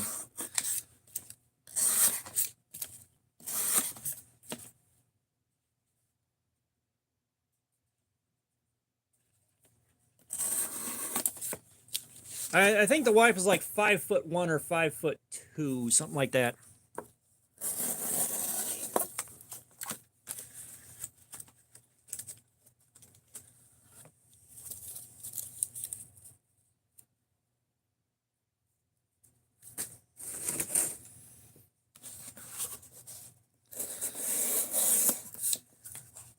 But I'm assuming at 5 feet tall with shoes on, just pure Chihuahua energy.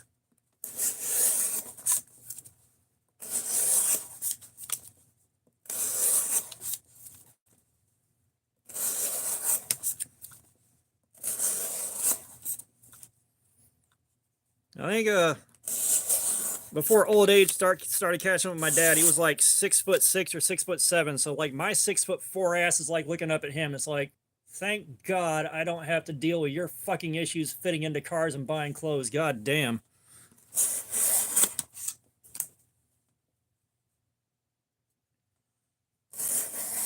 Well, that's the thing, is like, you know, like dealing with especially women that are like 5'0", 5'1", you know, I kind of have to shift my personality and demeanor up a little bit, because like I can't imagine, you know, a female that tiny looking up at like 6'4" resting murder face is remotely comfortable, and being a little bit too boisterous and being a little bit too myself with the super fucked up jokes and the dark humor right out the gate cannot be comfortable. It can't.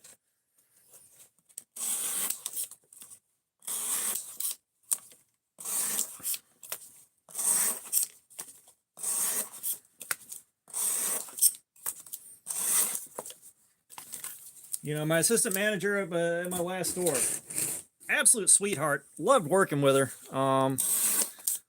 But yeah, again, a whole bunch of 5 foot nothing, tiny. And it's like, you know, when she first started assistant managing at my first store, it was like I kind of put the kid gloves on and was a little bit more relaxed and nicer. Ramzilla, what's going on? I'm working all weekend, but I'm ready to go back in, man. My new store is great.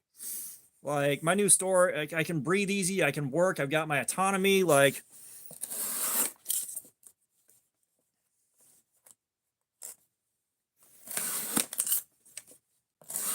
yeah, well, I mean, you got to think, dude, like, you know, women are in a lot of respects particularly vulnerable, and I guarantee you just about every woman you know has had someone be creepy as shit, be aggressive, be like completely fucking unpleasant, and be probably kind of threatening, that they've had to deal with at least once in their life. Every girl that I know has been through it. We are testing the steel wheel cut jack. I had to sharpen it early, so it's got a 17-degree mirrored edge on it, and we have been at it for 3 hours now after the sharpening. Or no, we've been at it for, we started at 5, so we've been at it for 2 hours on this edge. But stream's been going for 3 hours. Yeah, so it's like, I completely understand, because like, you know, my socially inept ass somehow wound up with a lot of female friends, and kind of, I heard all about it kind of vicariously through them, and I've seen some bullshit, you know, and it is like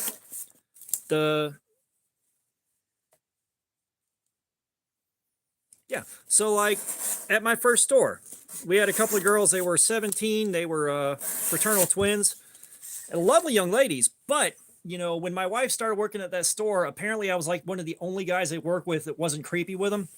I just treated them like my kids. You know, I got two girls that are about the same age they are. One of them's older, one of them's about the same age. You know, so I look at them, it's like, I am going to treat them like my kids. That is just straight it. Joked around with them, you know, didn't get inappropriate with or anything like that. That's not who I am. But it's like, it's sad. It's really sad that that was the first thing they said, you know? And the day they turned 18, one of our coworkers texted them, said, "You want to see something cool?" And he had like a can of beer right there in his pants in the crotch area or something like that. And he sent him a picture of that, you know? It's like, bro, the day they turned 18, really? Full fire, dude. Thank you, man. Dwayne Letterman's here? What is up, Dwayne?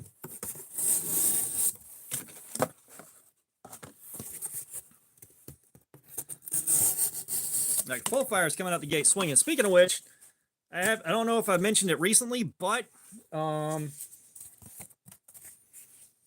yeah, you know, like, sorry, but there should be a time in your life where you're allowed to be innocent. When you're an adult and you've had a little bit of life experience and you've started making your own decisions, then yeah, like, all right, full fire. I appreciate you so much, dude. I really do. Thank you so much.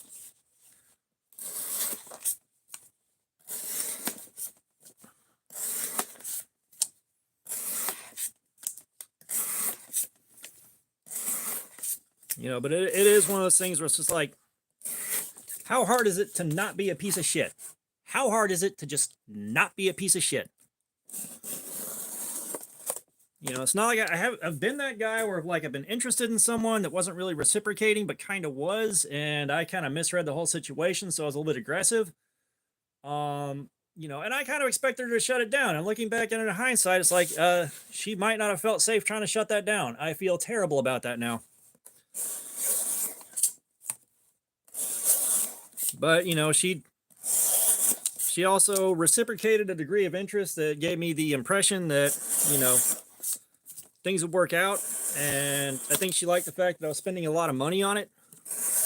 You know, as I was taking her out to eat all the time and, like, you know, stuff like that.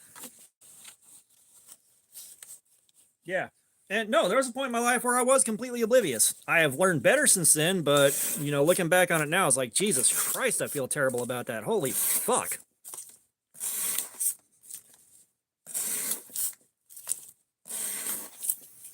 You know, that's just part of where, after all that stuff happened and after I kind of took a look at myself and how I was doing things, I was like, I need to learn better. So, and, you know, I put myself around female friends where it was clear up front, ain't nothing happening, never, don't ask. And I just learned how to be around them and how to be, you know, kind of, I guess, learned how to be a person around them again after a long time.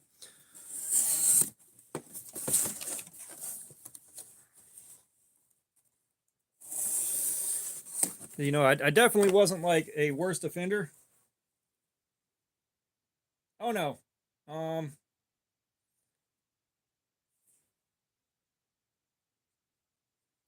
Well, I mean, that was the thing. It's like she was hanging out all the time, and like it was again, she was in an abusive relationship, so I kind of strapped the cape on and accomplished nothing. But I mean, and it was weird too, because like, you know I definitely wasn't the worst offender by a long shot. Because I'm still a fairly gentle person in most respects. It's just I kind of wouldn't go away and wouldn't let go of the thought. When I finally did let go of the thought, I realized nothing's happening here. I'm gonna stop pushing that angle, but I was still like her friend. You know, I was trying, like, I made sure she had the tools she needed to get out of that relationship, regardless of whether or not I got what I was interested in. So, like, I sold her my truck on a really good deal. Like, I kept her phone bill paid, so if she had to take off, she could call somebody. You know, I helped her keep insurance on the truck through the last couple months of that relationship. All that, and that was the point where I was like, yeah, I don't want anything romantic here. And the day that relationship ended, she fucking ghosted me. Like, we still,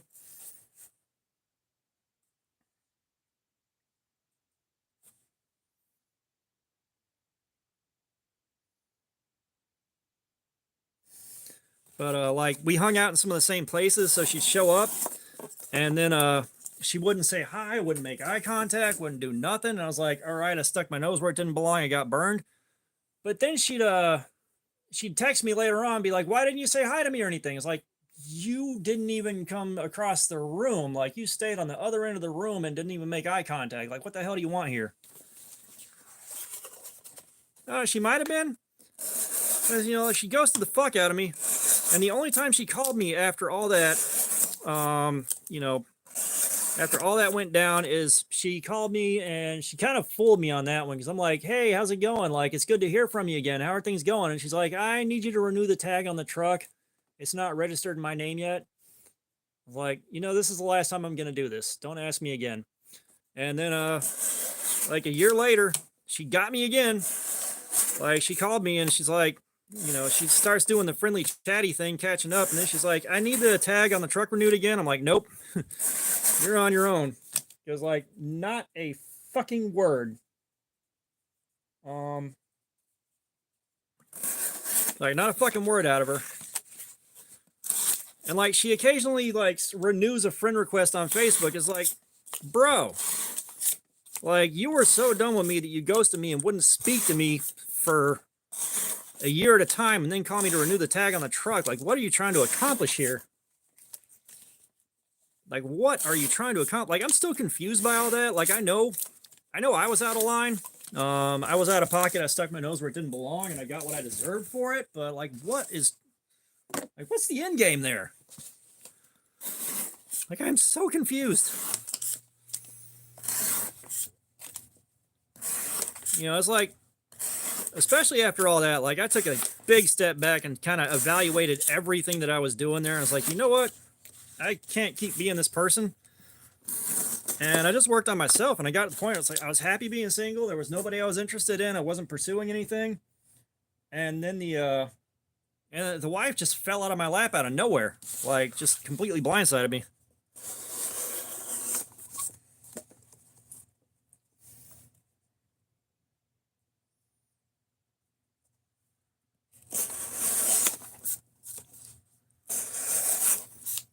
You know, like, because she just kind of popped up out of nowhere. Like, I got a friend that serious romantic interest, mutual serious interest back when I was like 17 and 18, 19 in that window, but we could never make it work because there was like, we never had any privacy and she couldn't really leave her house with anybody except going to another friend's house. Oh, yeah, that was me. That's why I dropped out of school too. But, you know, nothing worked. And then I caught up with her after my divorce. And, you know, that was weird. That took off way farther, way faster than it should have. But, you know, still friends with her. And I'm just kind of screwing around with her on Facebook, kind of trolling and being a smart ass. And the wife, like, she's interacting with me constantly on that. I was like, all right, this is kind of out of nowhere, but okay. And then she messages me and she's like, hey, I like you. We need to talk. I've been flirting with you for like 6 weeks. Like, what are you not getting here?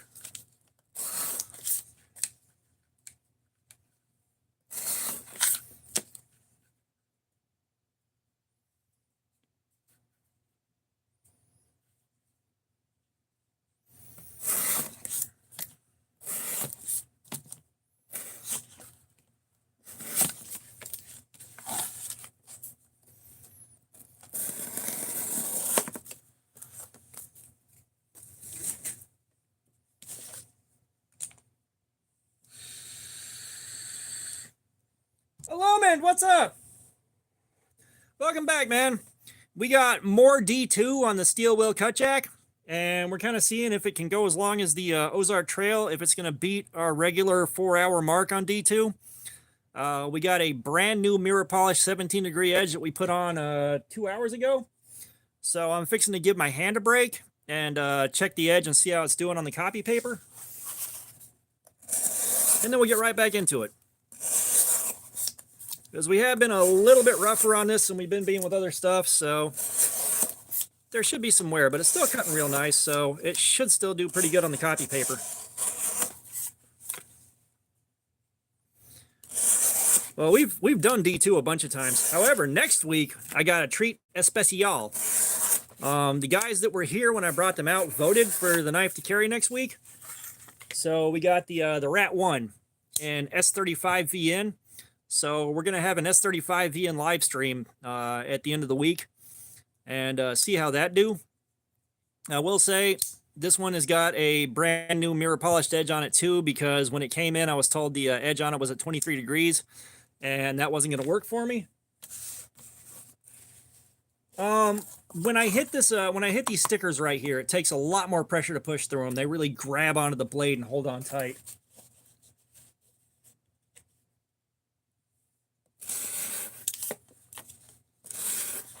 Yeah, you know what? Liminal Space Photographer, what's going on? Welcome. You should check out Devo Knives. They always release left-handed versions of their knives when they release stuff, because that is Lefty EDC's knife brand. That's like the Fireball that's coming out. There's going to be 30 left-handed versions come out along with the rest of the run, and then there's also going to be a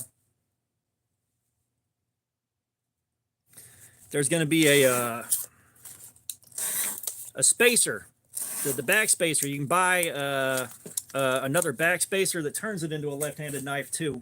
I don't think it changes the position of the liner lock, but I also don't know, as a lefty, as you've carried, how many times you've had to adjust to using a liner lock left-handed.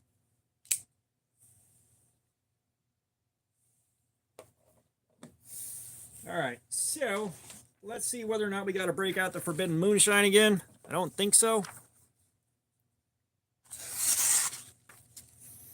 Cuts are getting a little bit hairy, but nothing unexpected for a couple hours on this edge. Like, we're still cutting nice.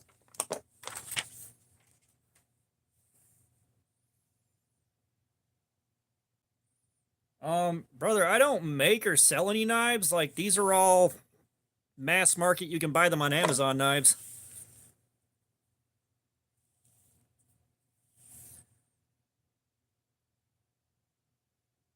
Gotcha. Yeah, like it. Once I started doing a one-handed open and close, like that's it. There are very few exceptions I'll make for a backlock. So I don't wear gloves when I'm doing this, because I'm also checking out the ergonomics and seeing how bad it tears up my hand right here. If it does a good job and doesn't tear it up too bad, the ergonomics are really well designed, especially after that many hours. But I've had knives that just chew this to pieces, and I've had blisters right here that I had to cut open. I mean, I've gotten the business.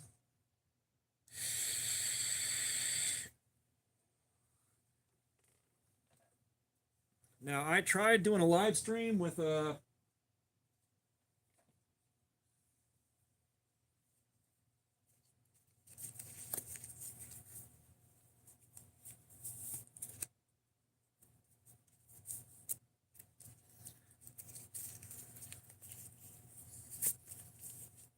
I've tried doing a live stream with the hander pants on, but this right here creates so much extra pressure right here that I can't take it after about 30 minutes. It does incredibly painful, which sucks, because this would have been a good thing to have on the channel, as silly as things are around here. Speaking of which, Alicia Parr, would you like to pick a figure out? You got we've done the Reaper, we've done the Robot, and we've done the Scuba guy. So you still got Frankenstein, the Ninja, the Alien, the Mummy, and the Knight to pick from. Yeah, the hander pants made a cameo. They ain't staying on, though. Not after how much it hurt the last time.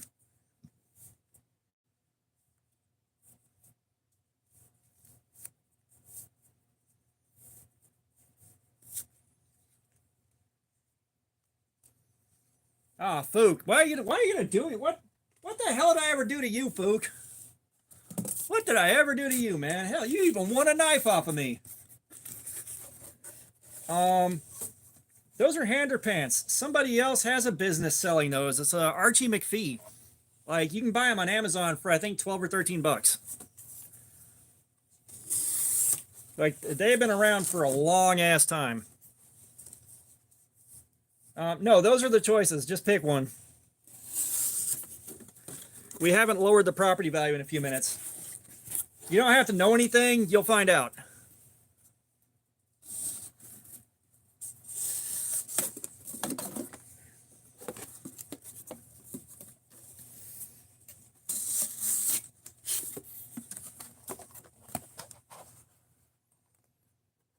No, I said we got those 8, and that's it. Trust me, it's completely innocuous.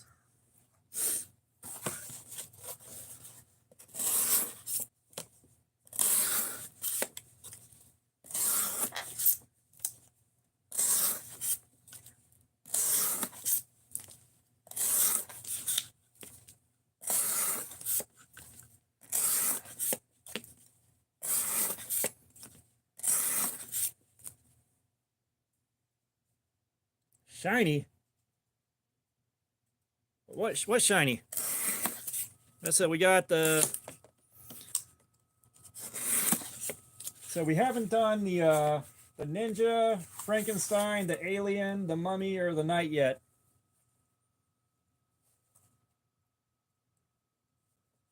Oh yeah, like, a lot of us don't worry about hot spots, but I'll tell you right now, if you got a knife with bad ergonomics and you got to use it, okay, Alien it is. If you've got to use it for more than a couple of minutes and it starts digging in and getting painful, it's not fun. Like I said,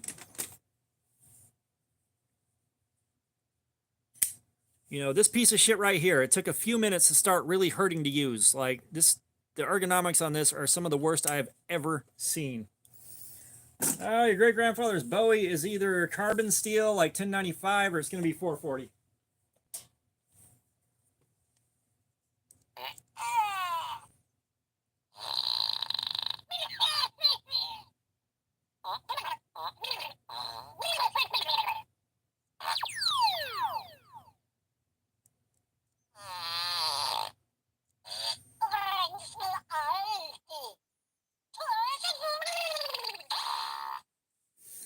Favorite multi-tool. Do I have it sitting over here right now?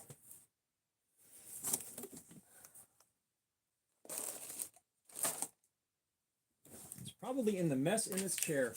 My favorite multi-tool is the Kilimanjaro Magnus.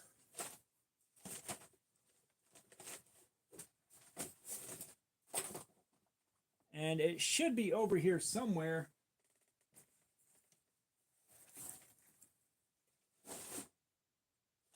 Yep, there she blows.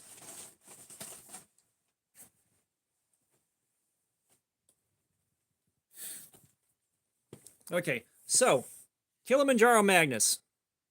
This thing is a beefy boy.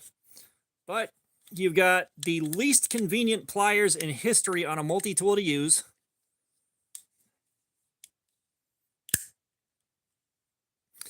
Your screwdrivers, they work, but barely. That curved shank on them is like the worst idea I've ever seen. However, this is your blade.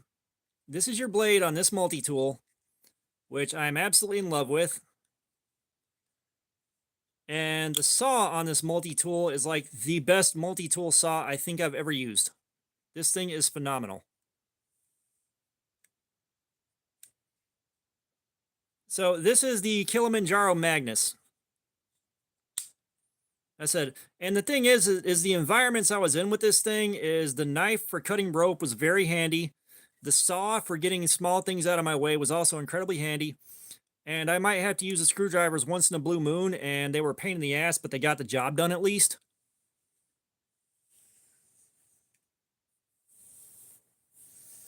So, I mean, and again, it's hideously impractical, but it's also a pocket sword. Like a pocket sword multi-tool, I can't not have that. Like, I just... Now, that being said, there was a Schrade multi-tool that I absolutely loved. I cannot remember the name of it now, but I was at a wedding and I pounded way too much sangria and I left it in the cabin that was rented out, never to be seen again, and it still hurts to this day.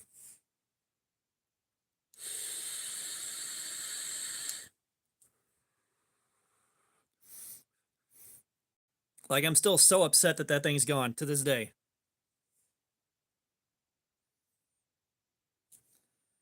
There's a lot of cold steel pocket swords to pick from. So, yeah, ain't no guessing here.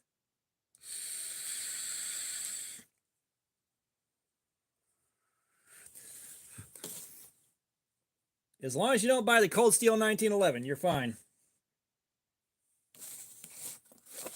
Yeah, I've had a couple of the Ozark Trail multi-tools from years and years ago where ergonomics were not taken in mind at all. It was just stamped steel for the frame. Oh, the Espada XL. That's what you're looking for. I don't carry a boot knife, brother. I work at a grocery store and I'm a team lead, so I have to dress business casual, like black pants, preferably slacks, button down shirt, like regular dressy shoes or black shoes. So there is no, he's talking about the Espada XL. Um, there's no way for me to carry a boot knife.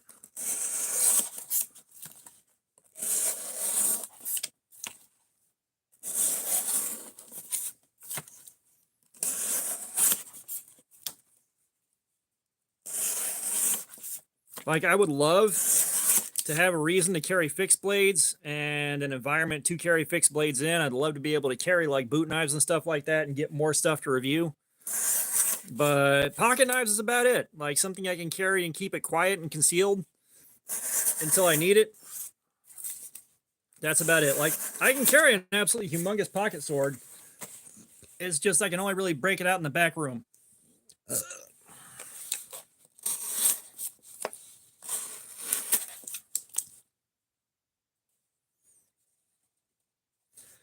I am very lukewarm to Kershaw. Like, I don't have any of their more expensive, nicer stuff, and their budget stuff is about 15 years behind the times. Like, it works as a knife, but it ain't great. Like, you could do so much better for the same price. Like, it's not funny how badly their budget stuff is just blown out of the water by almost everything else. Like Gerber, Schrade, and Kershaw, their budget stuff is kind of trash now.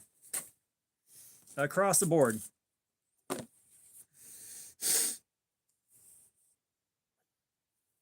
Well, no, 440 with a good heat treatment will hold up for a long time. Like, 440 was the blade steel of choice for a reason.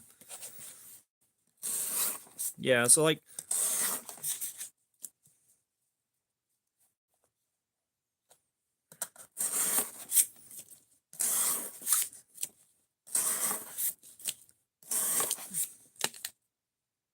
hey, Woodinator, what's going on? Welcome. So, I mean, the thing with a boot knife, too, is like, anything that you have to do with a boot knife is premeditated.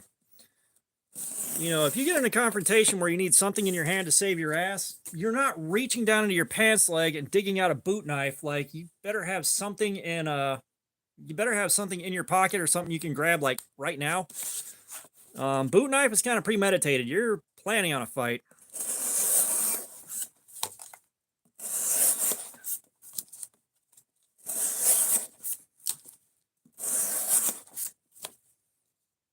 Like, I'm large enough and loud enough that I can scare most people off if I have to. But like, you know, it's like I haven't been in a fight since middle school. So all I'm relying on is, again, 30 years of repressed anger and flashbacks to child abuse happening and hoping that gets me through it. You know, so really, I need to scare somebody off or find an exit before the physical conflict happens. Like, and those are the only two good. No. We're seeing if we can beat the dropout. We're seeing if we can do better than the dropout. That's what I said. Can we beat the dropout? Because no, I've done everything I want to with the dropout right now. That depends on what you're trying to do with the pocket knife. If you're looking for like just a general light UCDC knife, there's like a million options.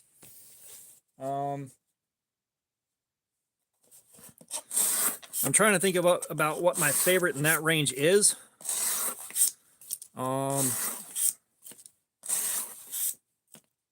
So survival,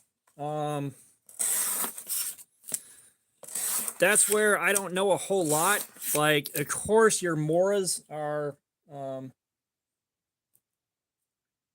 your Mora companion is going to be a very, very good choice. It's going to get you a long way. Might not take as much hard use as something else would, but those things have been proved. They got a track record of being really, really good.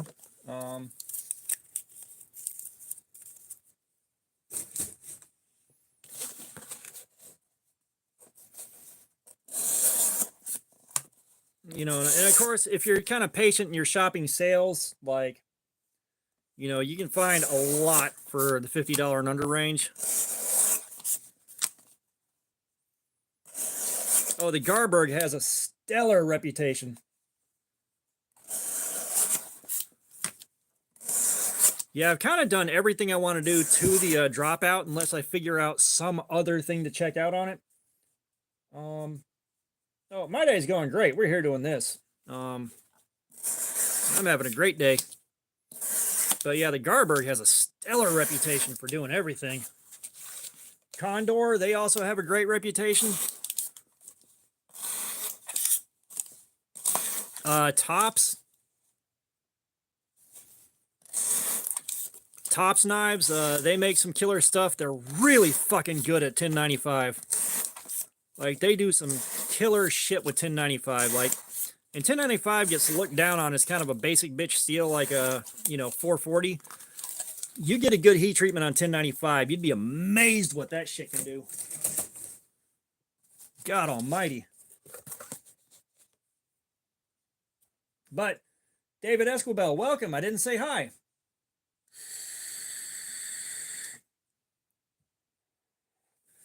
God, I think I was like 9 when I got my first knife and immediately got it taken away. Little tiny Swiss Army knife, little keychain model. And this was in 1989. So I took it to school with me. I was using it to cut up an apple and got on that.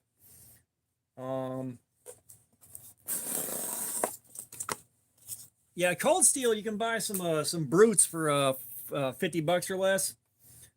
But that being said, the cold steels that you want for survival are getting into the $100 range. Like, I think this thing is like $40-45, and it'll definitely get you a lot of places.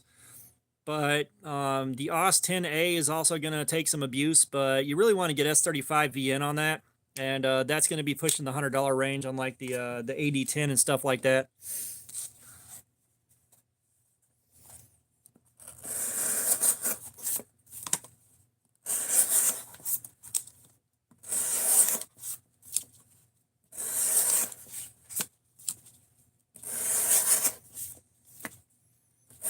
It's like the 80-10, that can get your ass out of a bind.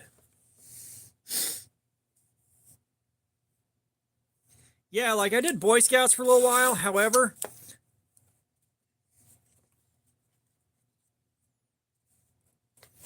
I did Boy Scouts for a while, however, I had the profound misfortune of my mother taking over the whole thing and becoming like the den mother for Boy Scouts, which was so fucking backwards it ain't funny. But my mother is one of the worst people I've ever known, at least to me. My brother still, he loved her. She treated me like shit, so that fell apart. But that ruined Cub Scouts enough for me that I was like, you know what? I'm out. I am done here. There is nothing more for me to do. What did you just heard today?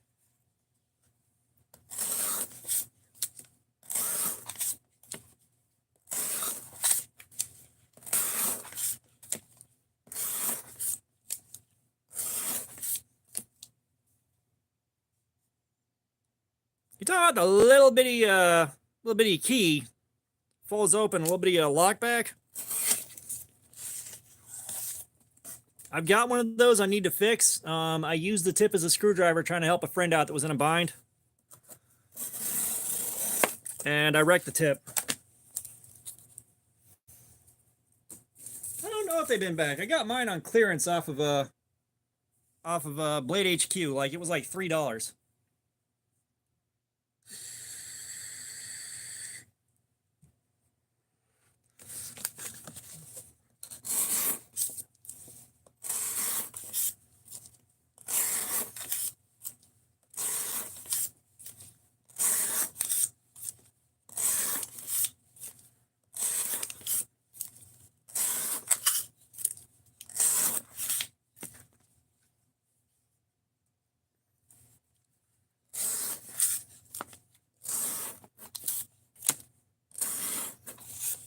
Yeah, I need to find my key knife and repair the tip. That's what I need to do. So I think I just got the edge and I can sharpen that damage out.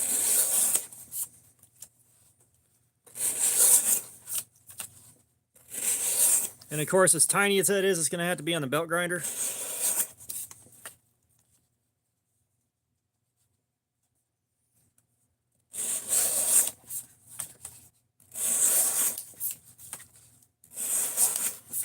I said, I travel very light. You know, I've got whatever folding knife I'm carrying for that week. So I haven't handled the cold steel SRK. So the guys in here have handled them and they know more about it than I do. But I haven't messed with the SRK. But, you know, I got a knife. I got my safety cutter for work. I've got my phone, my keys, my wallet, and that's pretty much it. Like, I travel very, very light.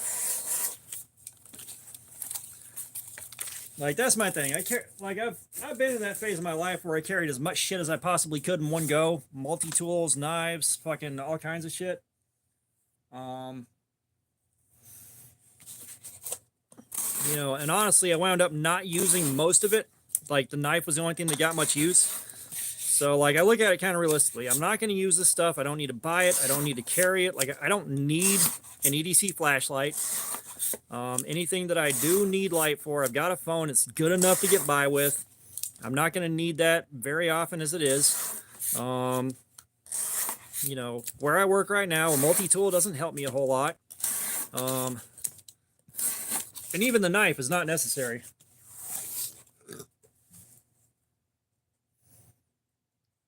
Joshua Yoder, I appreciate that, man. You getting out of here?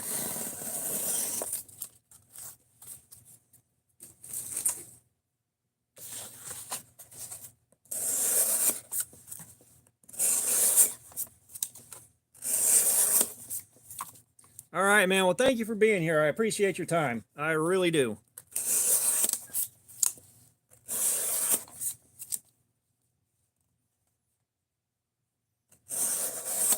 Yeah, I think in my truck I should have like a little headband light that runs on AAA batteries. If I didn't take it out, I need to check that thing and make sure the batteries still work.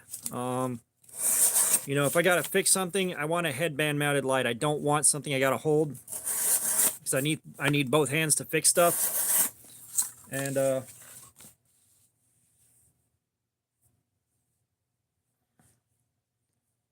yeah, it's definitely like I've made it into hobby and I'm passionate enough that I'm doing this because I enjoy it. Like I've been at this for well over a year now. You know, it's fun. And yeah, like a knife is one of those things when you need one, there is no replacement for it. You know, like if you're somewhere where you need a knife, there's nothing you can carry on you that's going to replace it really. There's not.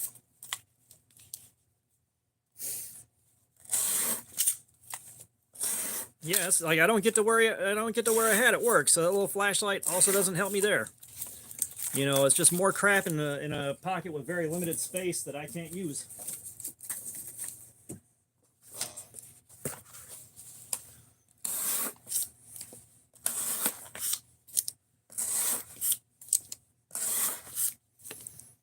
Like, even if I was working in an office, I'd have a pocket knife on me. Like, it would be there.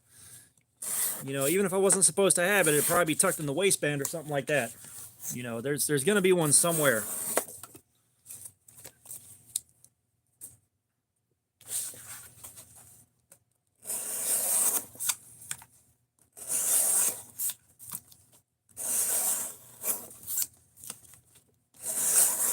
You know, thankfully, one of the fringe benefits of being at work is, one, there is occasional need to use a pocket knife.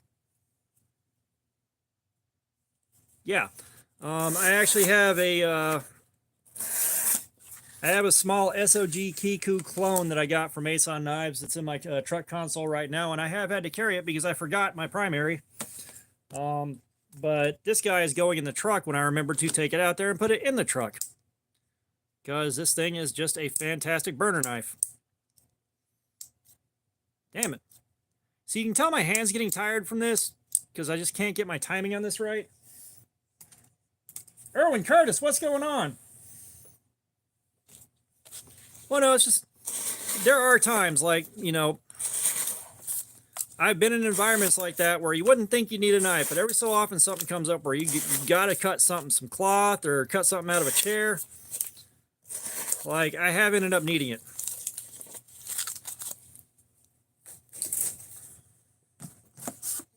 And this again, like, you run into those odd situations where you need a knife, nothing you have on you is going to replace a knife. Like,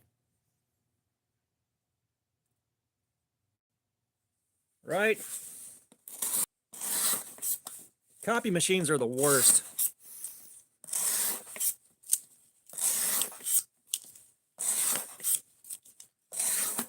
But yeah, it's like, you know, I feel naked when I don't have a knife on me out in public. I do.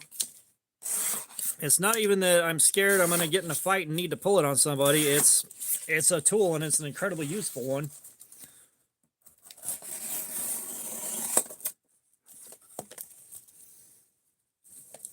You know, I don't carry a gun because I'm not trained in handling a situation escalating to the point where I need to pull one. You know, I don't want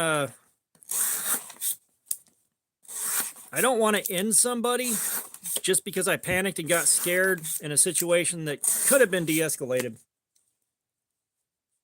I don't think there's a frame lock rat.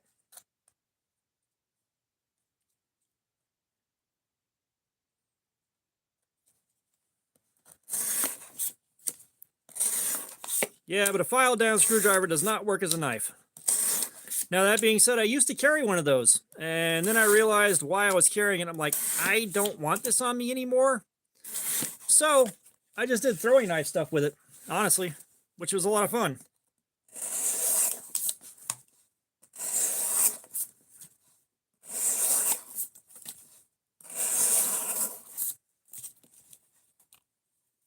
Yeah. I said, I don't, you know, putting one in somebody is a huge life-altering thing, you know, especially if they don't make it afterwards. You know, in a situation that could be de-escalated or something I could just back out of and leave, even if I'm considered a fucking pussy for doing it, I'd much rather do that than have that following me around for the rest of my damn life.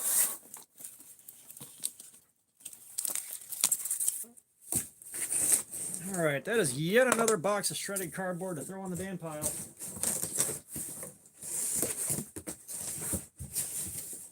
Like, I've been hauling these boxes of shredded cardboard to work like 6 at a time for a few days now. And there's still a bunch of them in here. Let's see. Let's put you right there. Oh.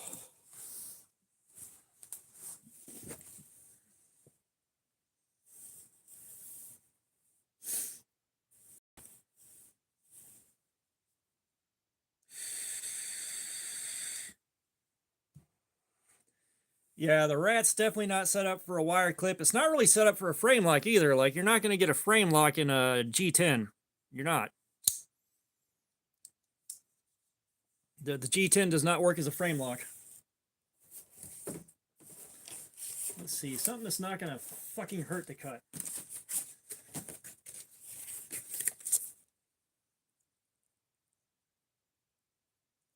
Okay.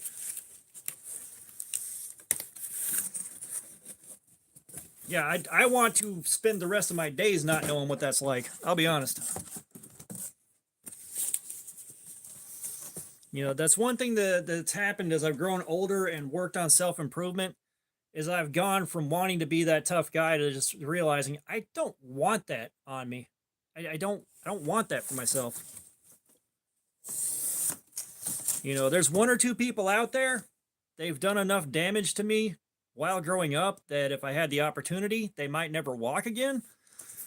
But that's kind of a different story entirely. You know, they harmed me enough as a child that if I get a chance to really get some good payback on them, I don't think I could pass it up.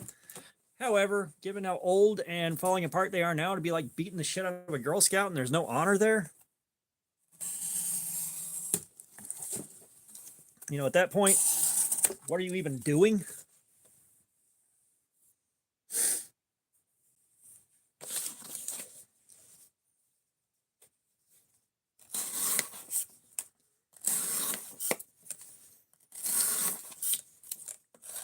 You know, it's like, of course, like you have that happen to you when you're growing up. You're going to spend a lot of your time thinking about like getting some payback, and the window of opportunity for that has really passed.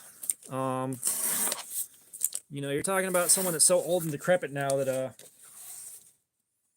oh, Erwin, you don't got to do that, man. The chat's moving so slow here that you got plenty of time.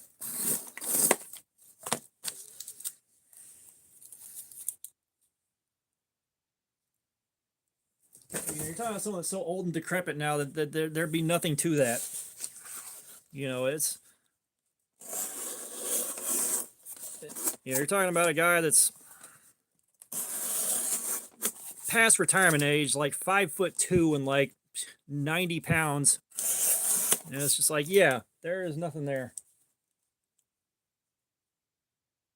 Oh yeah. I mean, that's the thing. I forget who it was here a while back that said the loser of a knife fight dies on scene and the winner dies in the hospital. You know,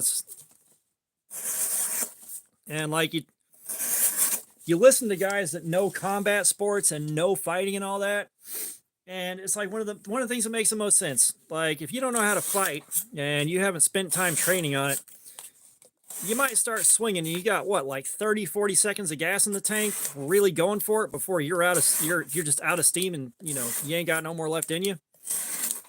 And at that point, you're a sitting duck.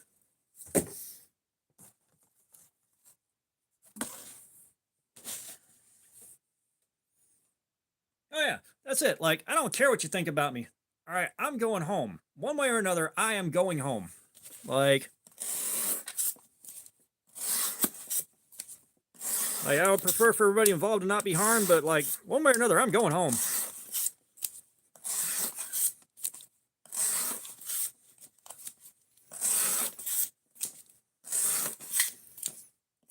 You know, and I've had some situations I bailed on. I did not feel good about it, but like the odds were not in my favor.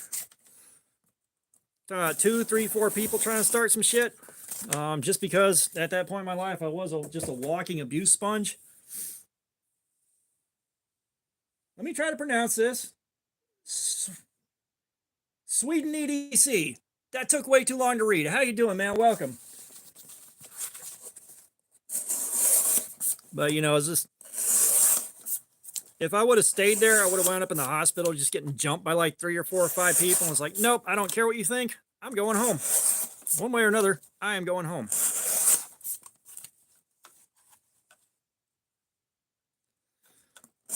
Yeah, that's the thing, is like, if I get to a point where I got to pull a knife, like, unless me waving it around, being a big guy and being incredibly loud, if that doesn't work, I'm cooked. Like, that's probably game over. Like, you know, my uncle before he passed showed me a couple of real dirty tricks, but you know, I know the things, but I haven't practiced them. Yeah, Sweden EDC, you came in on us testing out the steel wheel cut jack to see how long it takes to wreck the edge. I had to stop and sharpen it early, so we got a nice mirrored 17-degree edge on here. And we've been going in on it for about 3 hours, and the edge is still holding on pretty good, which is pretty typical for D2. So we're just having a good time hanging out and chatting.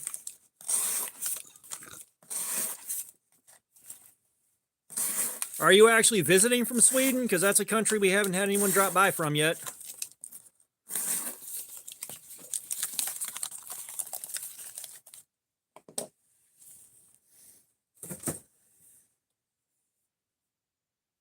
Alright, I'm gonna put my snot rag. You'll do for now. So I'll tell you one thing. When you're doing this, you're creating ungodly amounts of cardboard dust. Man, it messes your sinuses up. Whew, buddy. The things I do for you guys.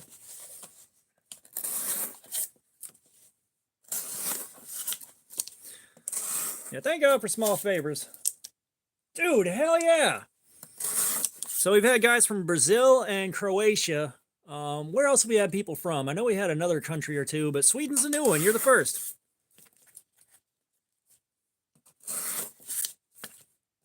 So, wholehearted welcome.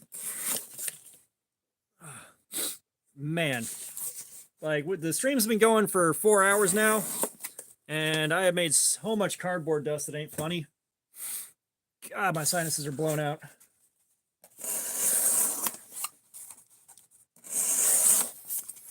But yeah, I think, given my predisposition and how poorly I handled my alcohol back in the day, the bar scene would have gotten me in trouble.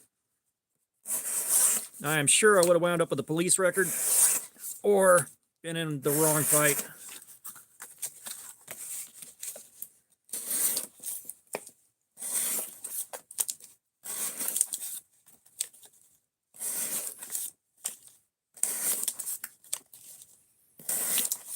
Are we going to ASMR mode? Actually, as soon as I finish this panel up right here, I'm getting into my emotional support caffeine. So this edge is approaching the 3-hour mark. We've been doing the stream for 4 hours.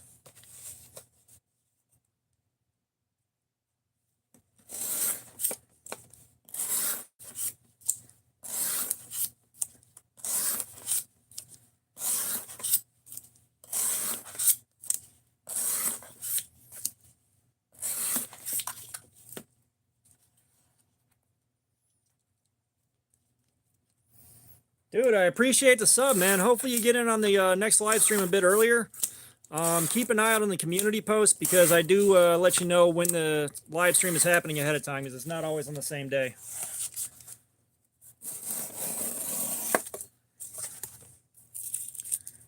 But I do appreciate you stopping by. Oh! Oh! Got him!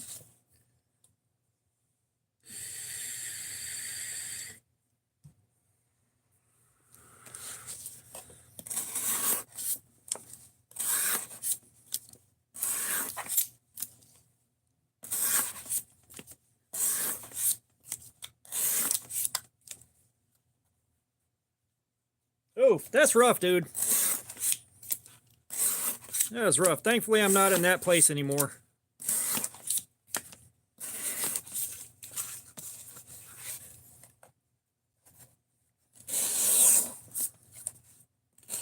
Well, now you're just going to be mad when you walk into IKEA tomorrow. It's like, those motherfuckers. How did they know?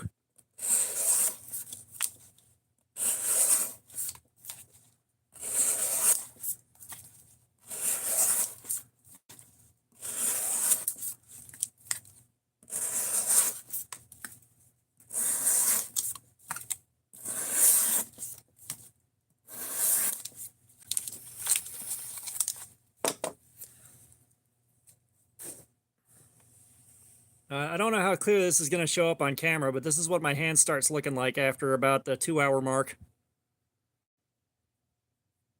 Like I've got a callus going right here from this spot right here between the liners. This one is not as bad as other knives have been by a pretty wide margin. Like the ergonomics are quite acceptable.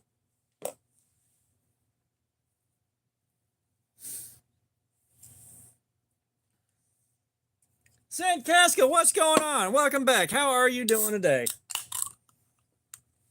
And we got Ultra Sunrise today.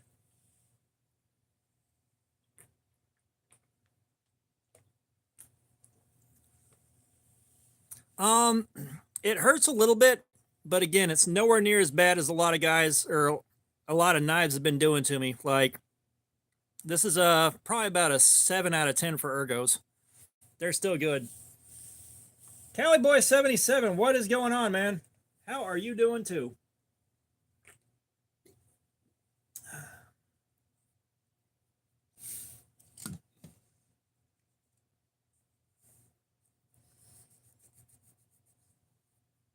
Ugh. Oh, this ain't your typical cold one, man. It's just a can of Monster. I no longer drink or do anything fun like that.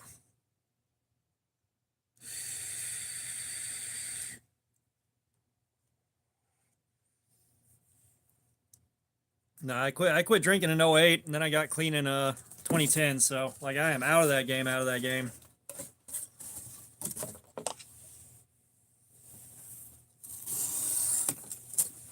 Yeah, here's your meatball, fucker.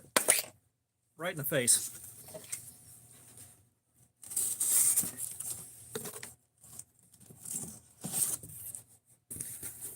Oh no, most people would not need or want to cut for several hours in one sitting. However, we need to know whether the heat treatment's good, whether or not the edge retention is good, and whether or not the ergos are good.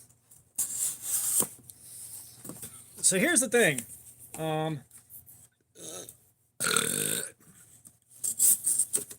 Here's the thing.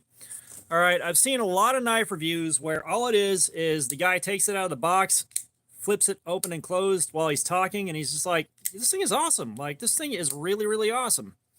You know, you really want to go get one of these, like, right now before they sell out. And it's like, dude, you did no work with this. You did no work with it. You have done nothing to really validate anything besides it looks cool and the action's good. Like, that's all you've done here. And, you know, I'm not going to throw a ton of shade at guys that do that because that's what their channel is. But it's just, that's not me. Like, I want to do work with it. I want to see what it's capable of and where problem areas start to show up. Well, thank you, Texan Knife Guy. Again, dude, I don't drink, so I don't have any Four Loko. However, when I did drink, I made the big boy version of Four Loko. Four Loko wasn't shit on what I did. It's like I'd pound 3 or 4 tramadol, and then I grabbed those ginseng energy pills from Quick Trip that could pull a horse out of a coma, and then started pounding Ice House Tall Boys. Bro, you talk about one hell of a blackout.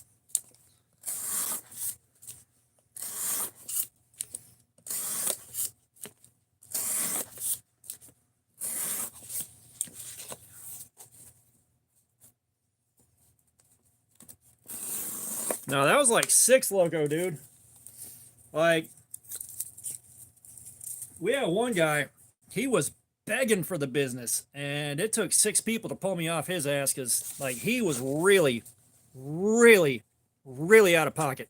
Because he was trying to hook up with my ex-wife and his friend's wife at the same time, and he was getting really, really close and touchy-feely with them and rubbing it in our faces, like, for a whole night. And once those pills and that alcohol kicked in, whoo, boy. Like, I had to be told what happened the next day, but that motherfucker never set foot in the building I was in again.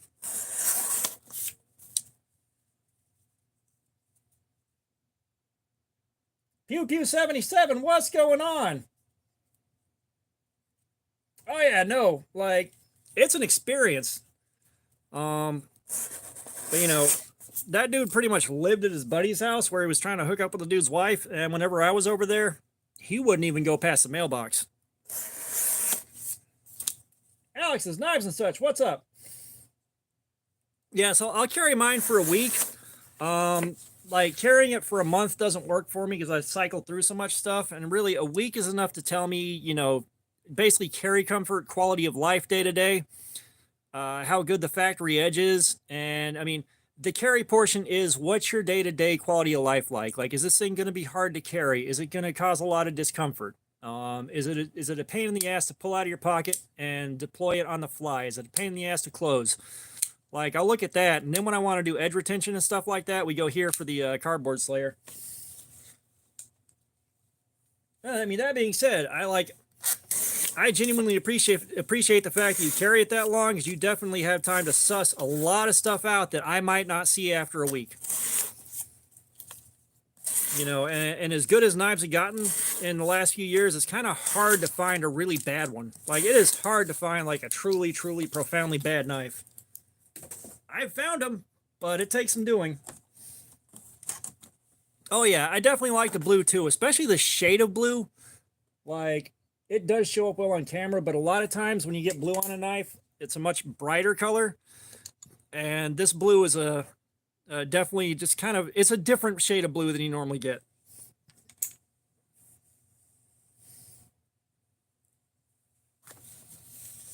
Oh, dude, that's awesome. Speaking of which, if y'all haven't dropped by and given Alex's Knives and Such a sub, go ahead and drop by and let him know we love him here. We're trying to help get him as close to 1,000 as we can. You know, every couple of subs helps.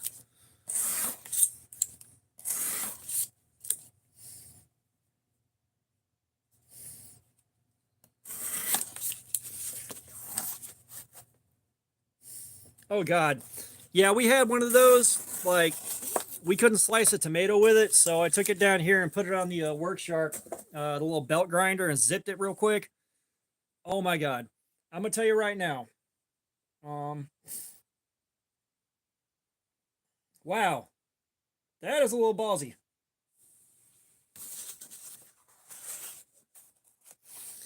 Yeah, doing batoning with that crescent, that is kind of ballsy, dude. Like, I appreciate you sending it on that one.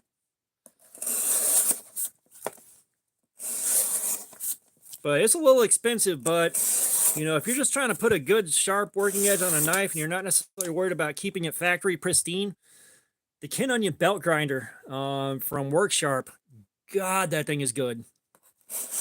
You know, especially with the blade grinding attachment where you can slack belt it on the top for a convex edge. Oh, buddy.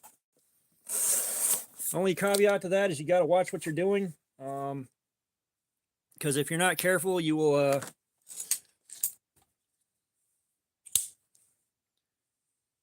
you'll do that right there with the tip, and it can round it out a little bit. This one's just a little bit rounded out, but it's still plenty pokey. But you can see that that edge bevel looks like shit right here at the tip. And that's one of the downsides of that, if you're not real careful with that slack belt. No, I mean, that's cool as hell. Like, I'm sure you could probably tighten the pivot back up on that and get it back to good again. But yeah, that's awesome.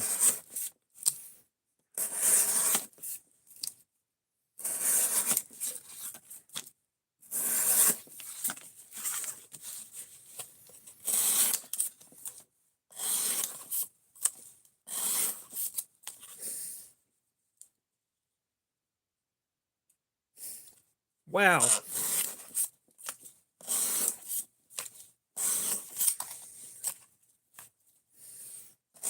Oh, the Formax is a beast. Now, that being said, that came out the factory with one major QC issue, which is why that bevel looks kind of shitty.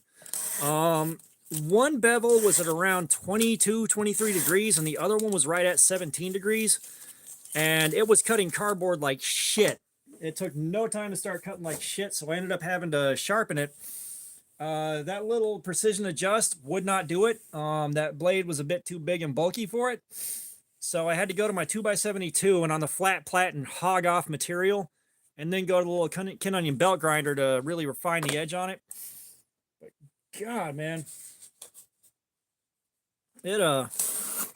That grind was like, they must have turned a blind apprentice loose with a rusty chisel to do that on a Friday at 4:45 in the afternoon. This is the Steel Will Cut Jack. Mystic Grape, what's going on? No, it's not the same knife as last time. We do different knives, but we're just looking to see if maybe this can hold up as long as the orange Ozark Trail Dropout did.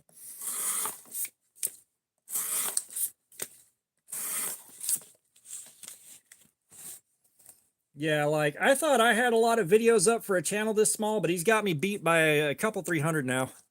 So I think I've done around 800 videos. Between the shorts and the longer form stuff, I think I'm at around 800. I could be a little bit, I may have done a few more than that. Words are getting hard. We have been sitting here for a hot minute.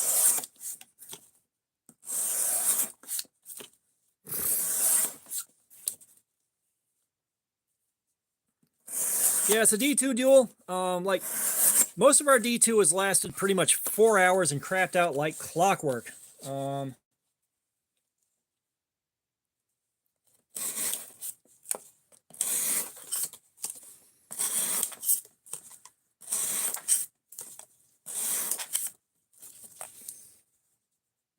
I'm not, do you have watermelon? Are you able to scratch that itch? But yeah, like with the new edge that I put on it, I'm expecting maybe 5 hours. Might go longer than that.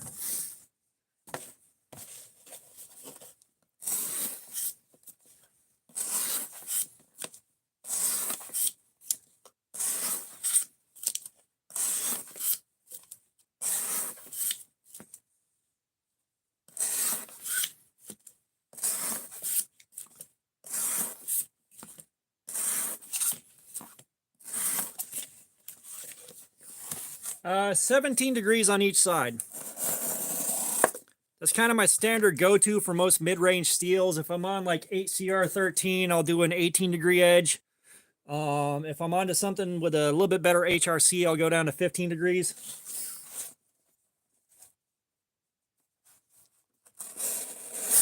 But 17 is kind of like my my go-to. Like for the next week, I'm carrying the Rat 1 and S35 VN. and I did this at 17 degrees. So next week we're doing Cardboard Slayer with this and seeing how long the S35VN holds up, because we haven't done that yet.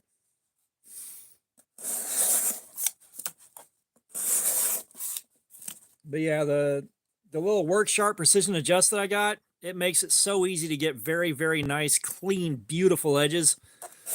And my stropping system, I've got a 5-stage stropping system with a diamond paste from like 28 micron down to 2.5 micron. So I'm not getting them sharp like professionals will, where you can cut through paper towels that are free hanging, but it's still really sharp. And of course, that also might be the steels that I'm sharpening too won't take an edge that fine, but I still get them really damn sharp. I mean, just the strop alone can pull a knife back up to shaving just a little bit after this without hitting it with stones.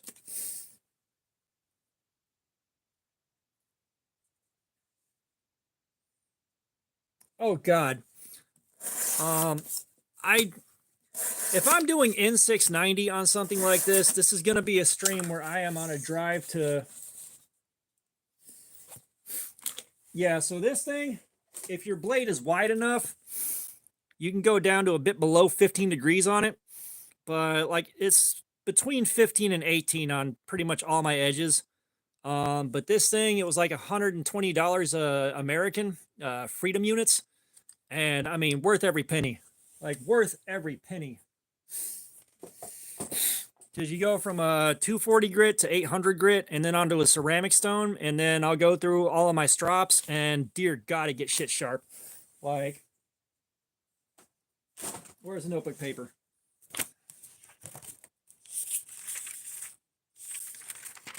Yeah, I work at a grocery store, so, you know, we're stocking shelves. I get access to all the cardboard I want. But like this one has been sharpened and it hasn't really cut yet.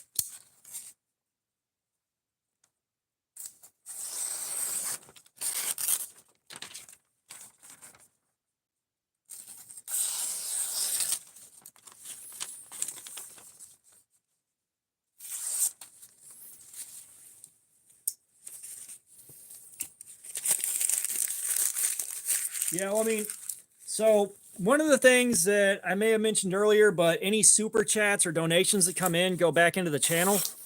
And right now, I am waiting until the end of next month to get the electronic edge sharpness tester.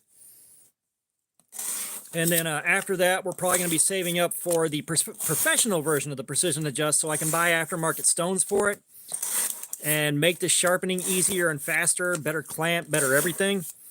So that's our next stop. Just be saving up for that a little at a time. I like the Rat in Red a ton.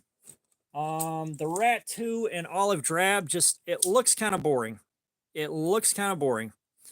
And this thing also, it got sharpened up after a live stream. It's got some tape gunk stuck to it now, but, you know, it got sharpened real nice.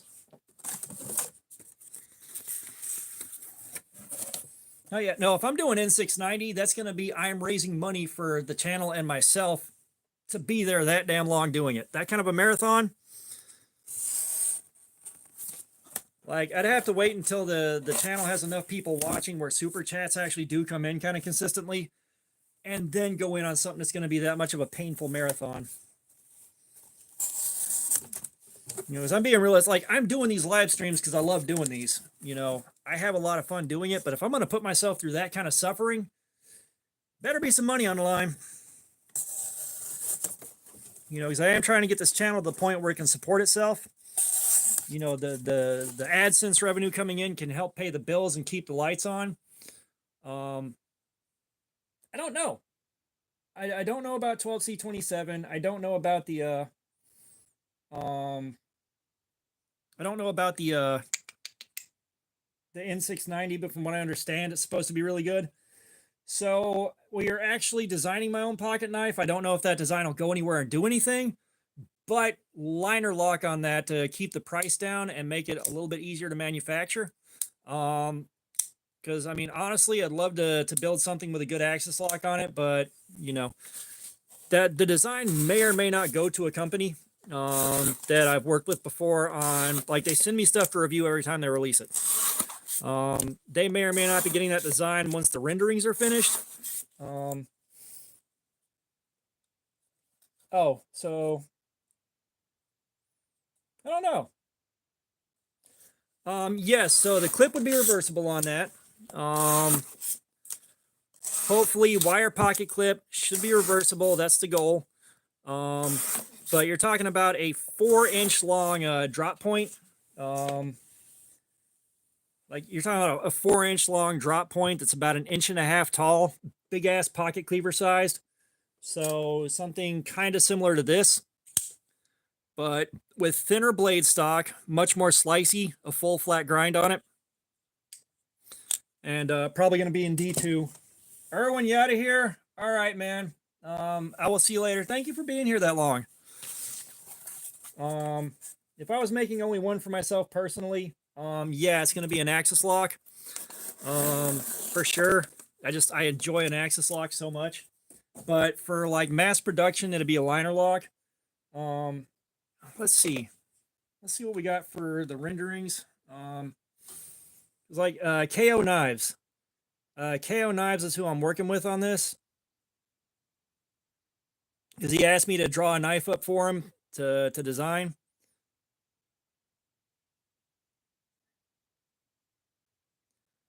So like, this is kind of the rendering we have right here. There's still some tweaking to do on the handle, but you're talking about this one is going to be a 4-inch long blade with a thumb hole, so you can reverse flick it on a liner lock.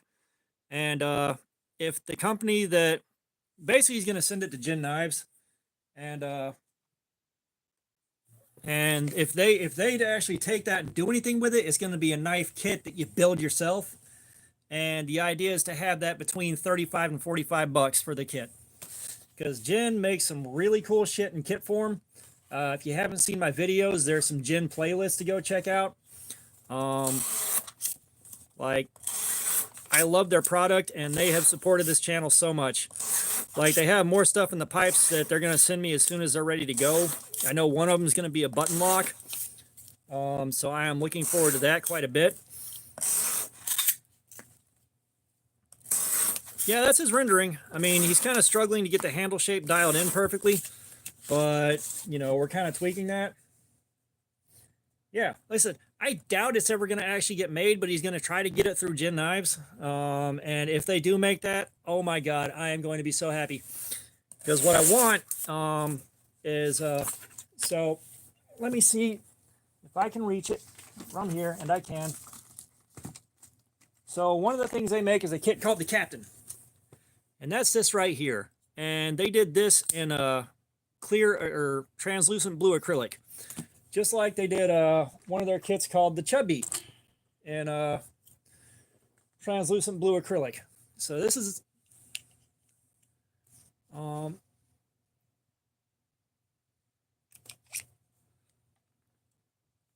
on, guys.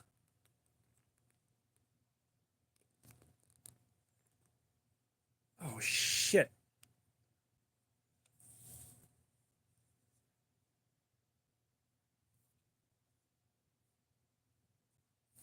Yeah, I don't know what the hell's happening with the recording phone, but shit's gotten stupid with it. So let's get this thing lined back up and happy again. But so the Chubby kit, again, translucent acrylic, but they cut the Gin logo out. Yeah, I'm sure you did. Oh yeah. So channel logo cut out in the frame like this instead of the Gin logo, and have that underneath that, under the translucent acrylic scales. Oh yeah, no, I do this barefoot. Like, that's part of the channel. That's just part of the channel, part and parcel with it. We do what we do here. I don't know why it says my orientation is locked and to rotate it back.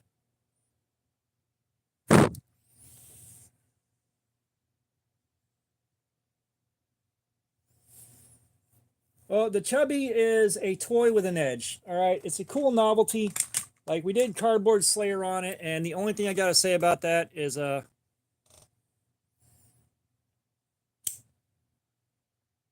Oh, so I am a bit uh nearsighted. Well, I'm in a weird spot now. Like my reading is going a little bit funky on me. I don't know if it's side effects of medication that I take or what, but I have a hard time reading shit. And I need glasses to see far away, so I'm in a weird spot where I need like bifocals.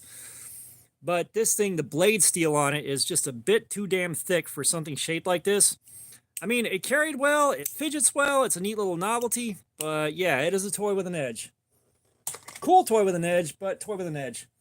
And something else that Jen does if you have kids is they make these kits that are G10 blades.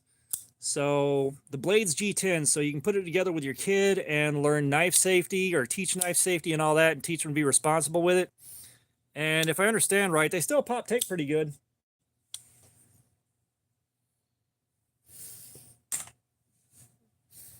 Yeah, so y'all got a brief face reveal. Because I can't figure out why it says orientation locked, rotate device back. I'm still vertical here.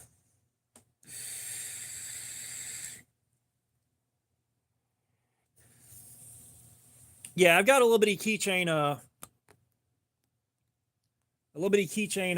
auto too, or yeah, OTF. It's fun, but you know, it's just not the most functional thing on the planet.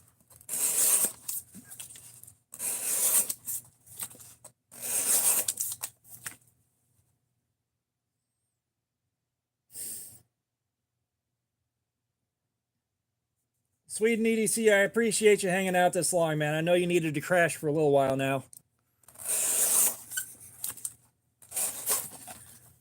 But yeah, check out Jin Knives on Amazon, Jin. They got the G10 kits. There's a couple of different versions. There's a lockback G10 kit, which is really cool. You get to see how a lockback works.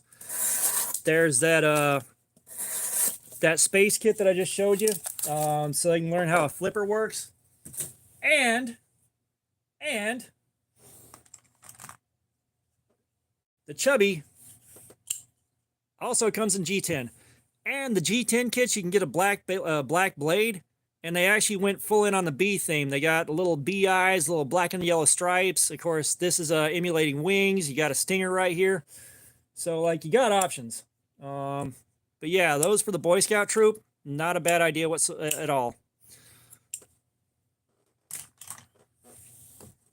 Like, honestly, my kids are grown. They're grown as hell. So I don't really have a reason to like say, hey, let's put these kits together the way say you would. But yeah, for a Boy Scout troop, that's awesome. I think they're like $35 a pop, something like that. Is my lock back in here? Yeah. Yeah, so here's the G10 lock back. And I mean, you just got a G10 blade, typical lock back. And this is the first time I saw the insides of a lockback and saw how they actually worked. So that was really cool.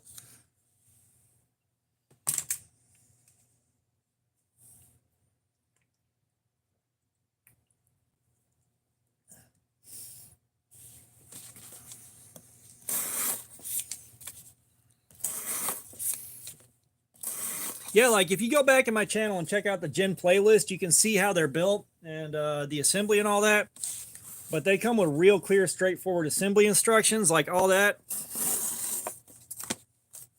Like, it's a great thing to do with your kids. And if you're an adult, the steel blades, it's fun to put them together. Like, I'm not going to lie, it's fun to put them together. They come with your T6 drivers and your T8 drivers, whichever ones you need. They come with enough pivot lube to do a dozen knives over. Like, they give you a lot for the money.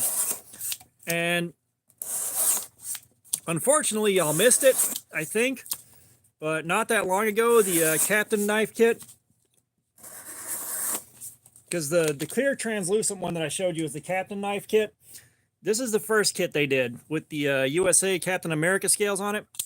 This was on sale over the last few days for $15. Let me go see if it's still on sale.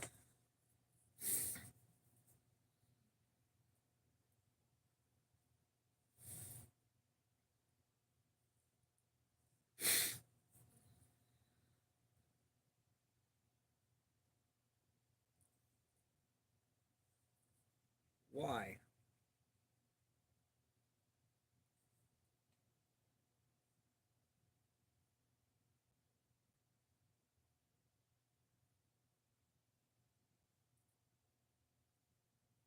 No, they are no longer on sale for $15.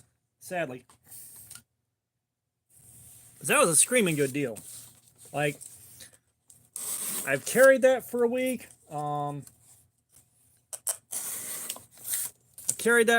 I've done cardboard slayer on it. Like, it's been through the ringer.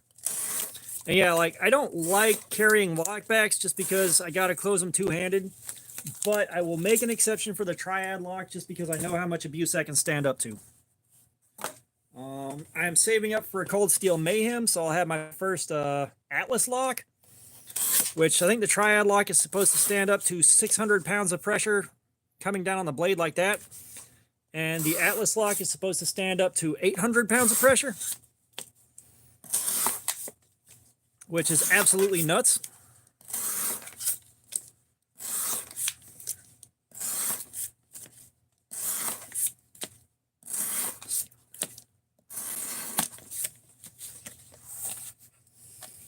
I think I've got the Recon on my wish list, but you know, the AD10 was my must-have first thing. And it's, again, I've seen that thing torture tested. You know, I've seen it get batoned through a brick, and the edge just had some small chips on it, like no major damage at all. It's like, yeah, okay, I'll take that.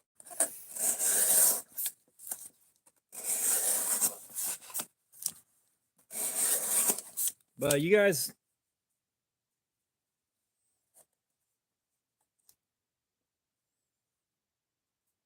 where do I buy from? I buy from Amazon on most of my stuff, unless I'm going for something, you know, up over $100 on the more expensive end, and then I'll go to Blade HQ or Knife Center, depending on who's got the best price. But almost everything comes from Amazon. You know, I've checked everything over to make sure I don't have clones or anything like that. I haven't gotten to play with a deadbolt lock.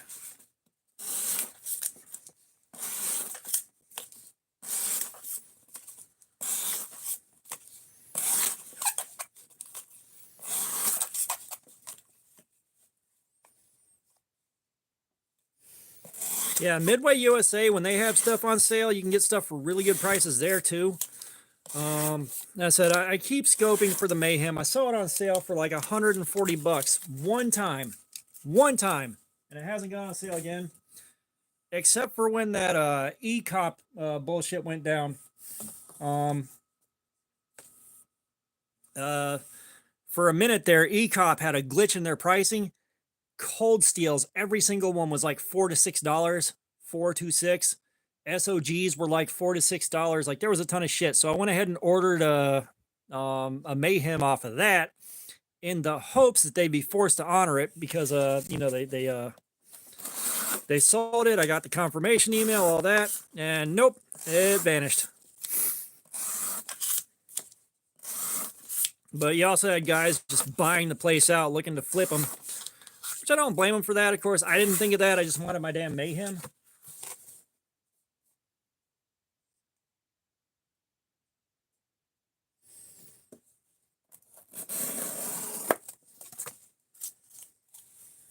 I can't imagine that was the easiest thing in the world to cut. I really can't. Because, like, I've cut through some, you know, automotive plastic and rubber before, and they don't make that shit easy to tear up.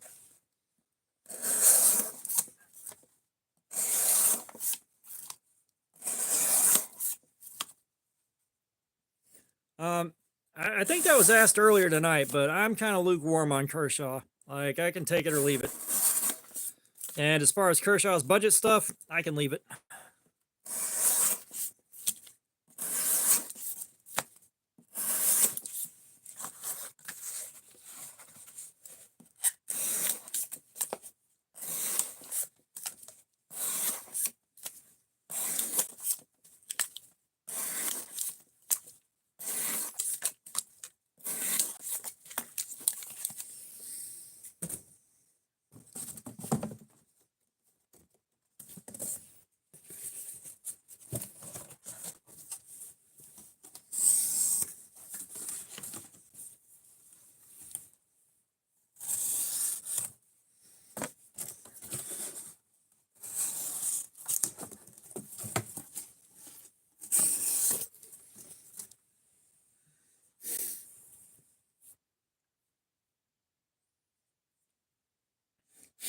Oh, I can't imagine bolt cutters cutting off chunks of rubber. Like, no.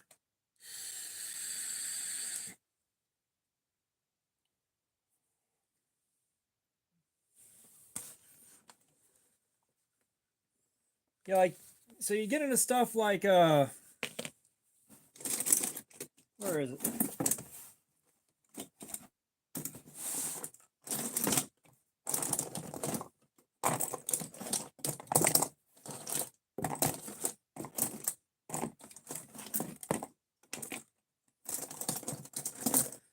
Like the Kershaw misdirect. This thing, the design is not well thought out. Like if your hands are really dry on this thing and the spring is so strong, it starts sliding back out of your hand when you try to close it. Like it's a huge pain in the ass, and it's kind of scary because, you know, as narrow as this thing is, like you're really putting your fingies real close to the path of the blade while it's closing. Like, and honestly, if it was easier to close, I'd be far better off with this thing, or I'd have a far better opinion. But I mean, this thing's an absolute nightmare to close. I hate trying to close this thing. Where the fuck is it?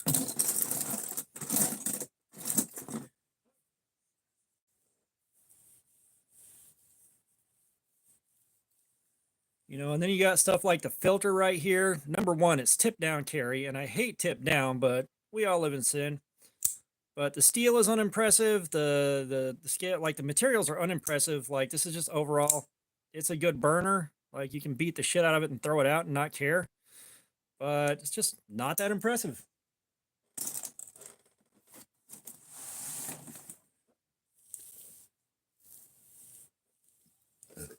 Did what die?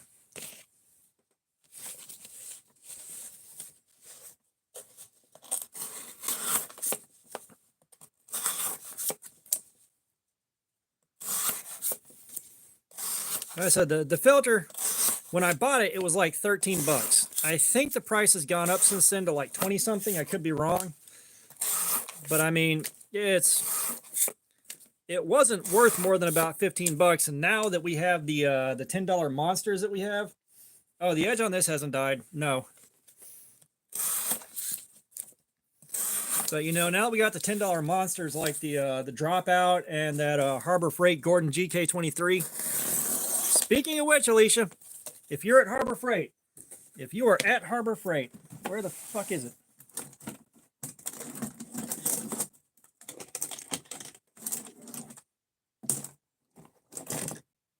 It's in here somewhere.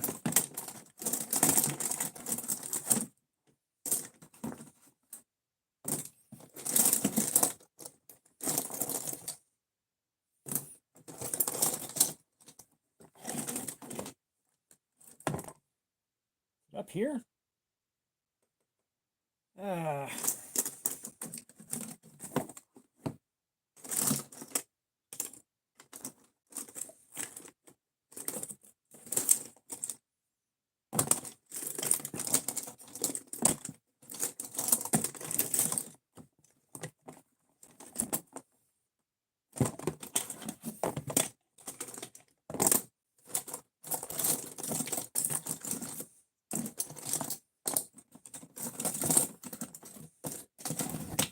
Ah!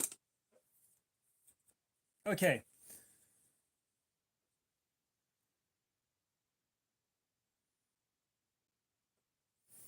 Okay, so if you're at Walmart and you see one of these, go ahead and grab it. It's $10. You won't regret it unless you get, just make sure to check it for defects before you leave. This has got some known quality control issues. But if you're at Harbor Freight, this right here, the Gordon GK23, this was the absolute king of the $10 knives. It's an absolute monster for $10. Like it's way better than it has any right to be whatsoever. You got good solid HCR13 with a good heat treatment on it. It's on bearings, all that. Like it's got the modern amenities. Very, very, very good $10 knife.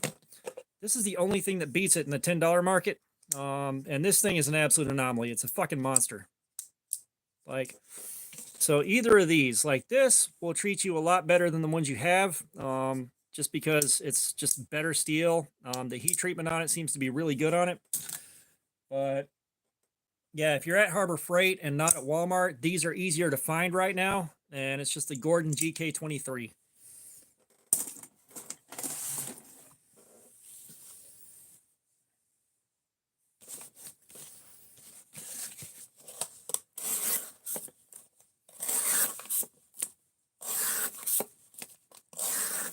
So either of those will take care of you, but the Walmart, the Orange Ozark Trail, that thing has proven itself to be absolutely nuts as far as edge retention, the abuse it can take. That's weird, because like Arkansas EDC, he batoned that into a chunk of a hickory and really just beat the hell out of it and went in on it pretty hard. The lock stayed strong. It did really good there. He snapped the tip off to look at the heat treatment, and the grain structure there was really good looking. You know, I did my cut testing here, and the factory edge went for 7 hours doing this before it gave up, which that's been one of our most impressive runs so far out of any steel. Like, it just would not die. So I mean, it's one of those things like I don't know what was unimpressive about it, unless you got one that was like really messed up from the factory. But yeah, I mean, that thing is a monster for $10.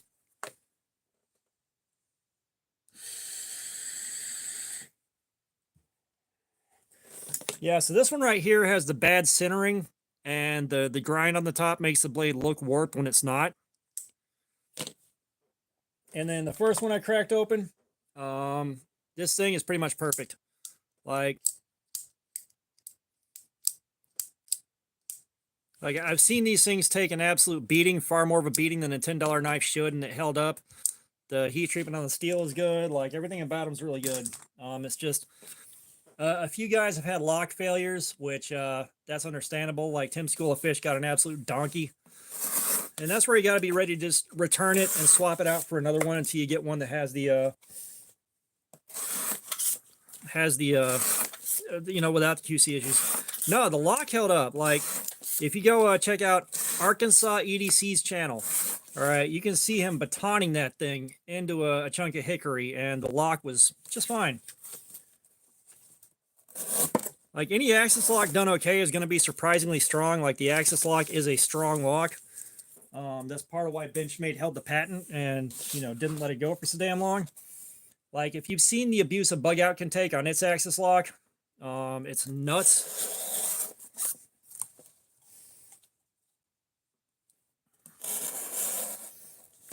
Yeah, I'm not at buy one for everyone, and I don't understand guys that are like driving 40, 50, 60 miles to find one, or paying 25, 30 bucks a pop on eBay, or buying 10 or 12 at a time. You know, like, I got one to throw in my truck. I got one to throw in the wife's cars. Oh yeah, you mentioned that earlier. I don't know. Like, I haven't seen anything about knives being non-returnable.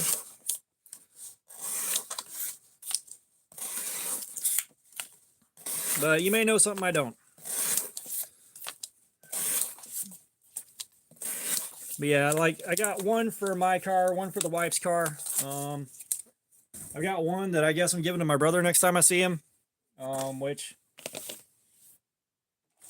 you know, $750 firm, no low balls. I know what I got.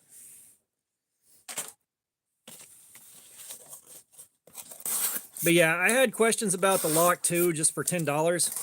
I just, from what I've seen from the guys that really abused them, they stood up.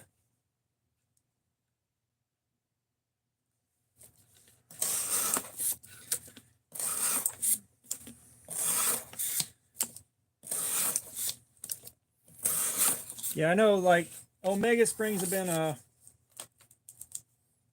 yeah, didn't you mention that earlier? Yeah, because last live stream you were here, you were asking questions about that. I remember that now.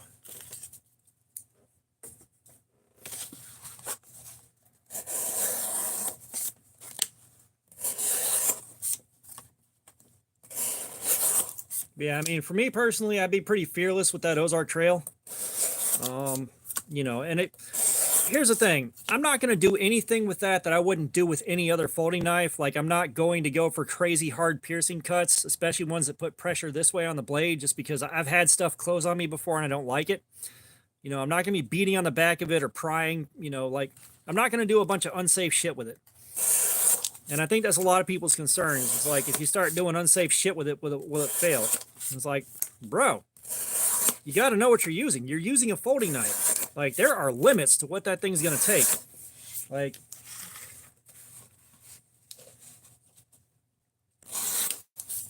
you know, it's just, there are limits to what that thing can handle.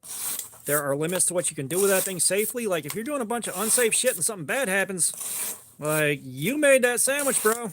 Like, you did that to yourself.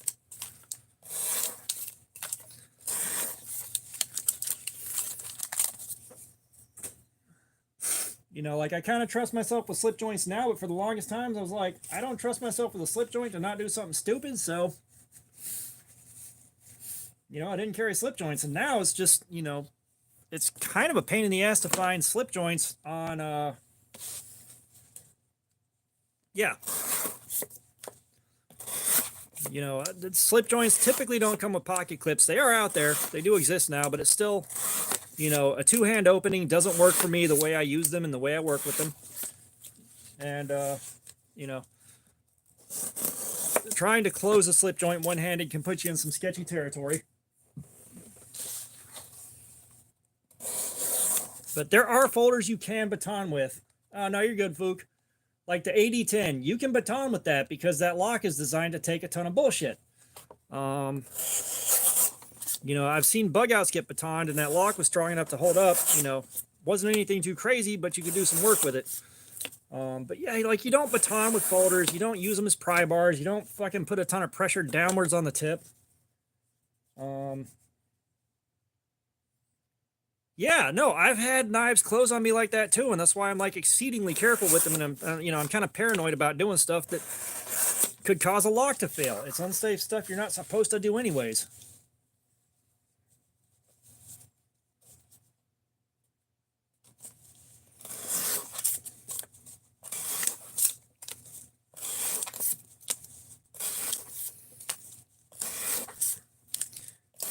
Yeah, because I'm trying to think of any knives that are awesome for, you know, that low of a price. Like I said, it's kind of like the Harbor Freight Gordon GK23. All right, that Harbor Freight knife. If you don't like the Ozark Trail, these things don't really have QC issues with them. They're solid, they're reliable. You know, again, you can't do stuff that will be unsafe with a folder anyways, but I mean, this thing did really good.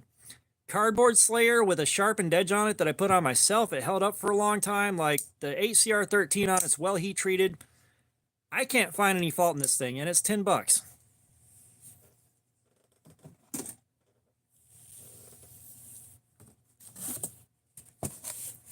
You know, if you don't like the Ozark Trail, you're not getting the same kind of edge retention as the Ozark Trail, but other than that, it's still good. You know, you're getting HCR13 and not D2.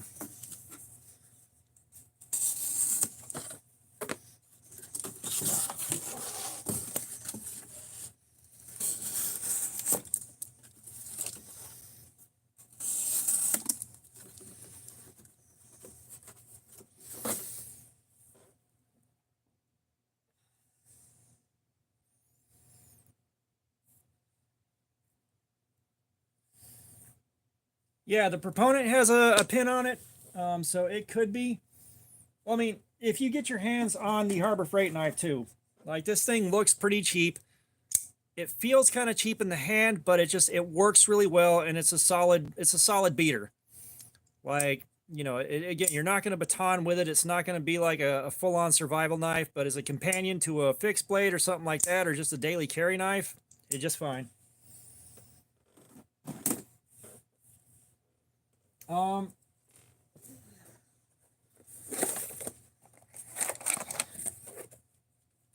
Yeah, I mean, the Proponent's an absolute monster, and you've got that pin there that you can run through. I think my pin is over here on the table somewhere underneath a ton of paper and trash. But, I mean, the Proponent, dear God, I love this knife so much, and it is in the box for a live stream whenever that happens. So it is going to get its time to shine. But, I've carried this. It carries really well. Like, it does everything great, and it's just an absolute it's an absolute monster. Like, I love these things so much. So much.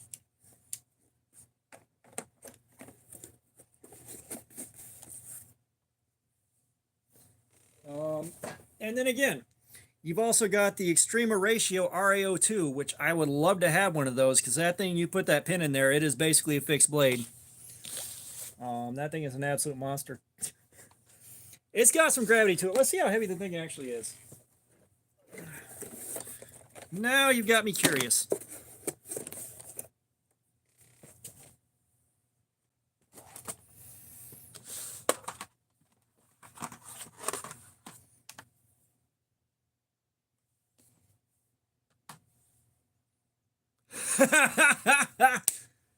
$270 grams. That weighs 5 times what a bug out does. That is the artisan cutlery logo. It is not a swastika, because I know where your brain just went, but that is not that.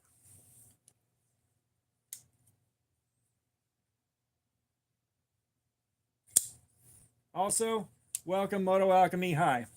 Yeah, I know what you thought, because it's the same thing I thought the first time, and I had to do a double take. But yeah, so knives that are that heavy, if you can carry them in your right pocket, it actually distributes the weight pretty well. Yeah, like, I wish they would have gone with something different. I really do.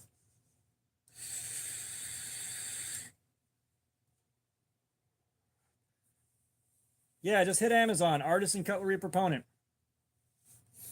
All right, so we're pushing the 3-hour mark on cutting with this thing. Yeah, like, if I got a bug out, I'm going to find one of my people that's also well equipped, maybe better equipped than I am, because I got enough to keep myself okay. But people that know more than I do, that I can help, but, rely on their knowledge, valuable.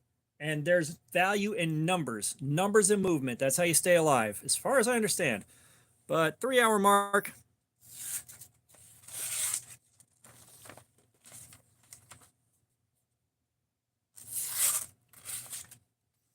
Yep, starting to get that snag right there at the primary edge. It's still doing okay. Still doing good. But we got that snag right there if you go slow. Yeah, emotional support nicotine for sure. Which today is a blend of vanilla custard, cinnamon Danish swirl, and blood orange.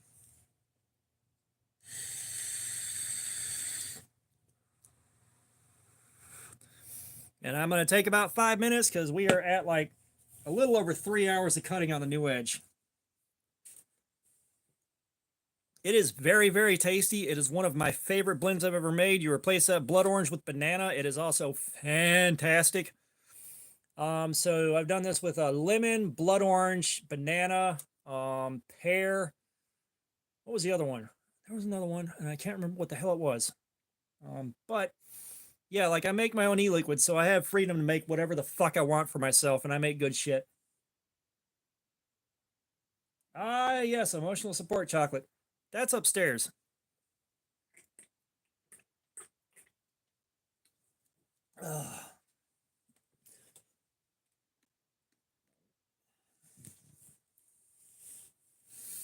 This is more of a natural banana flavor. It tastes closer to an actual banana. However,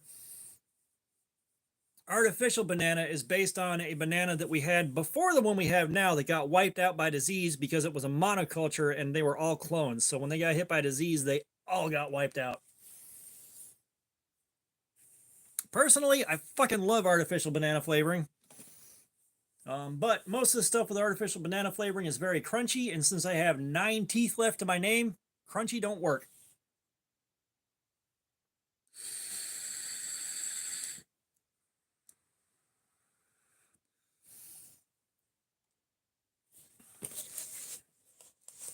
Yeah, give me a second here. My hand is so tired now. Like, it is so tired.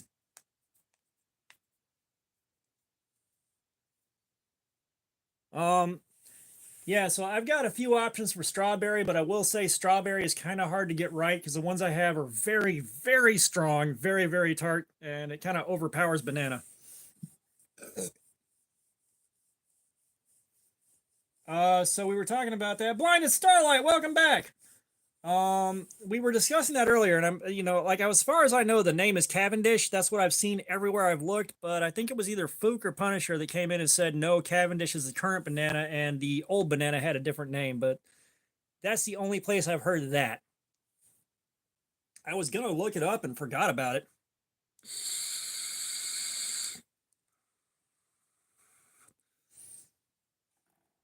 So the Ozark Trail D2 sharpens up really fucking nice. I think I did a full sharpening on this one after the last live stream. Notebook paper is way harder to cut than copy paper. Yeah, the Gross Michael. So I'm pretty sure the Cavendish is the old one because, like I said, Gross Michael, that's the only place I have heard that Cavendish was the one we use now.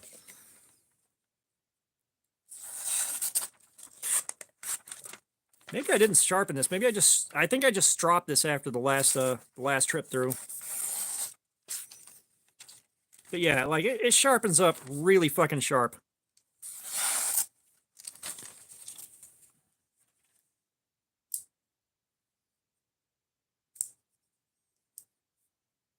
Yeah, that's like I said, like that is completely contradictory to everything I've ever seen about it in my life. The Walmart knife is $10 if you can find one. If I have them at my Walmart next time I stop, I'm gonna get a couple to do giveaways with. But yeah, like I said, it's weird. I'm guessing that information has come out and kind of changed, or every single video I've seen they gotten it wrong. But if Gross Michael is the one, it's just the one.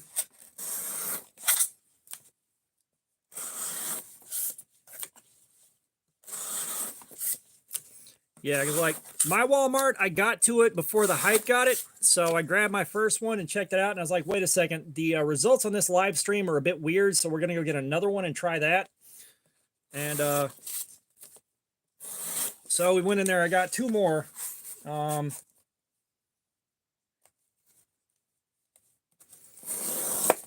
And then the next time I dropped by to grab some for giveaways, they were all gone. Like I walked by, the sporting goods guy's like, can I help you? Looking for the orange Ozark Trail. They gone. He's like, yep, they gone.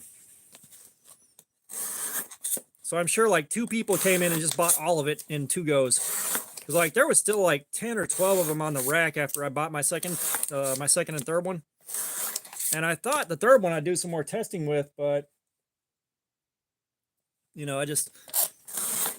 I haven't really thought of a use for it. Like I've done 2 live streams and I don't think I want to sit there for another 8 hours on the same knife I've already done twice. Yeah, and I tell you, I really wish Ozark Trail would learn their fucking lesson and just do tip up carry on everything.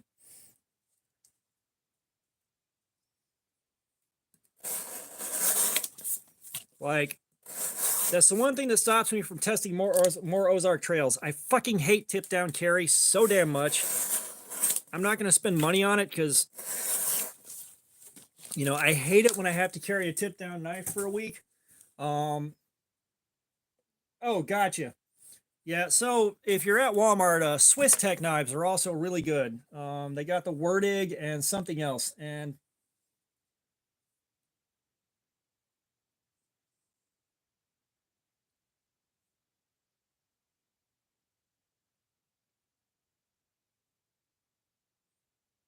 oh yeah, no. So a Gerber Paraframe fresh out of the box has got a decent edge on it, but once it takes some use, like that steel does not hold its edge too well, from what I understand. But yeah, Swiss Tech knives, those are really high quality. I've got a Werdig, and I absolutely love that thing.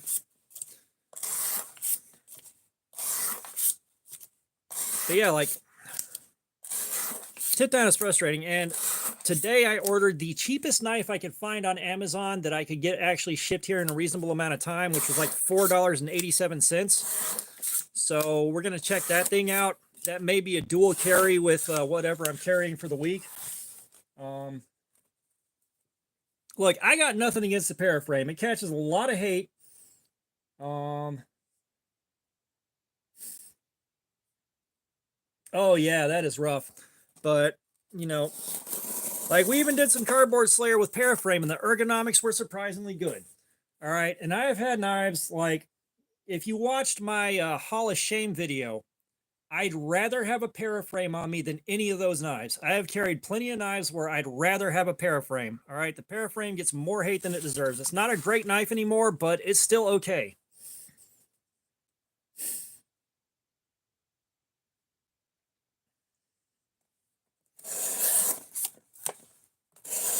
Yeah, Walmart's got some, but I mean, just if Ozark Trail would make their shit tip up consistently, I would have so much fun testing so many of those knives. You know, good for content. It's cheap. You know, and I do have to look at how much a knife costs if I'm going to buy it and think about how much that breaks down to cost per video.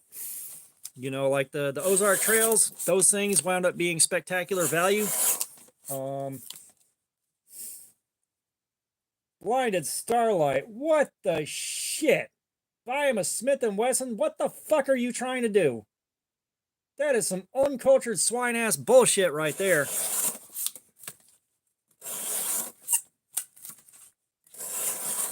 Like, Smith & Wessons have got to be the worst knives I have seen this side of Temu.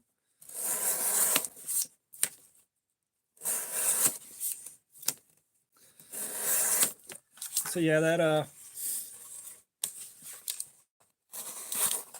$4.87 knife, it's tipped down, but you know, I had to go for the cheapest one I could find, and I'll have to live with that for a week, but it is what it is.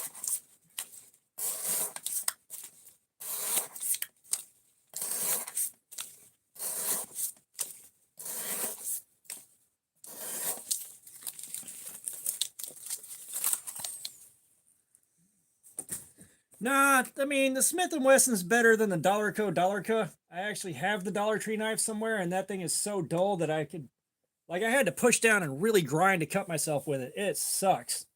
And it's serrated, so there's not a good way to sharpen it up. If it had a plain edge, I would have sharpened it and carried it and done the thing. But, like, I don't really, there's not a good way to sharpen a serrated knife that's that fucking dull out of the box. There's not.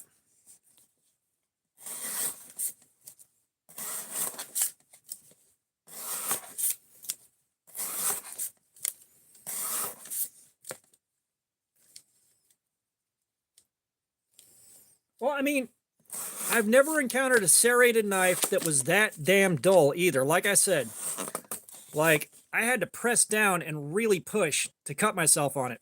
It's so bad. On a serrated edge.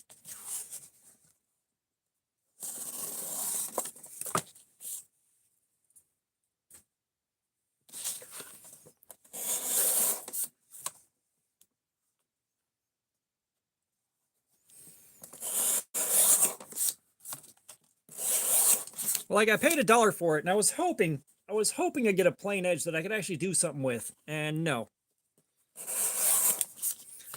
You know, it would have been so much more fun and so much better of a meme knife if they just put a plain edge on it that you could sharpen. I don't think that's asking too much.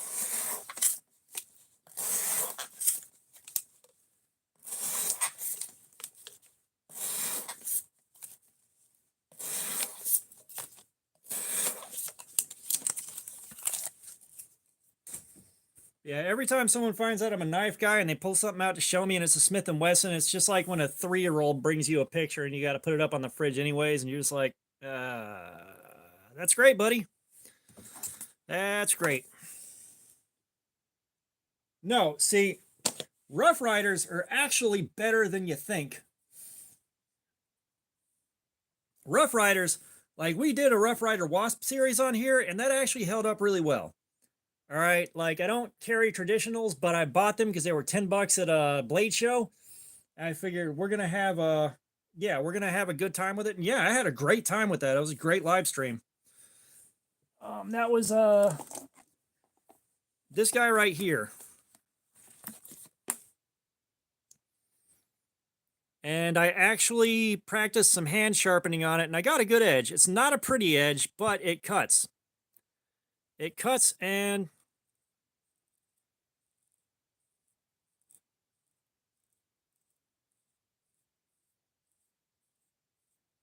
It cuts and it can shave some, but that's the second knife I've ever hand sharpened, and I've still got to learn how to do that. I got to put more time on it, and it's not quite a truck stop knife. Like Rough Riders are actually really good for the price. You know, this was $10. I can't really argue with the value on that. Like, you get a lot for the money you spend on them. They're not expensive. Yeah, there's M-Tech, there's Tac Force, there's a S-Tech or something like that. This is my M-Tech right here. No, this is Tac Force, actually. I don't know if I actually have an M-Tech. I think I got this Tac Force and that was it. And I got it because, well, look at it. Brother, you just brought a knife gun to a gun knife fight. Yeah!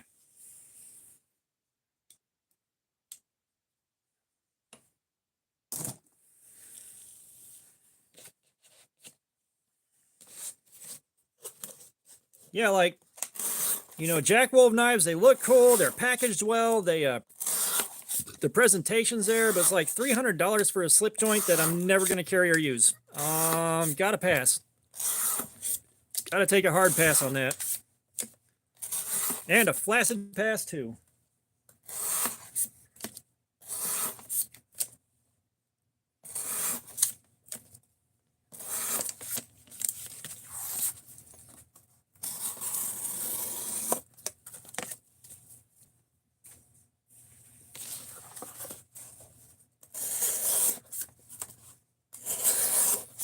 And once I finish this panel, you'll have to forgive me. I'm going to go bust a giant whiz.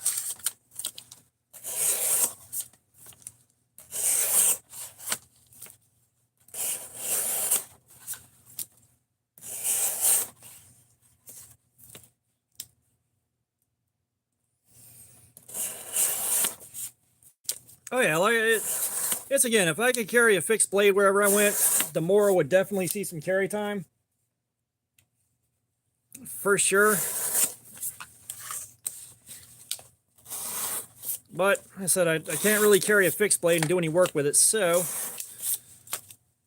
they don't show up on the channel.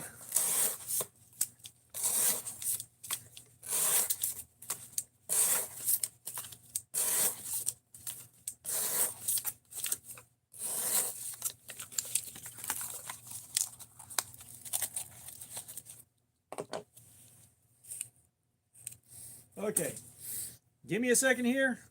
I gotta bust a fucking whiz. Oh. You guys, I waited too long. Waited too long. Jesus Christ. Where the hell did the other pocket monster go? For fuck's sake.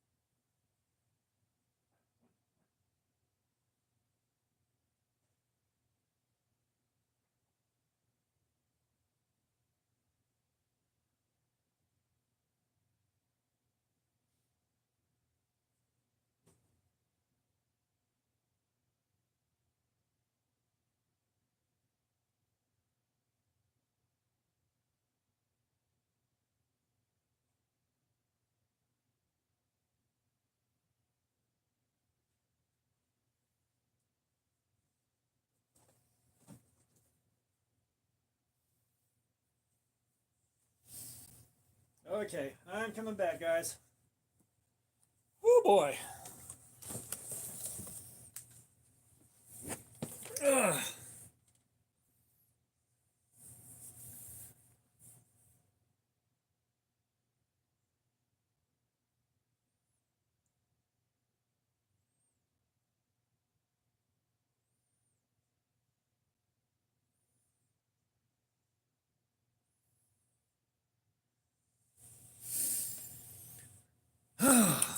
God, that was bad. Every time I wait that long, like the first thing I think about is that time I had to get rid of 4 gallons of pee. That's still just one of those funny ass stories.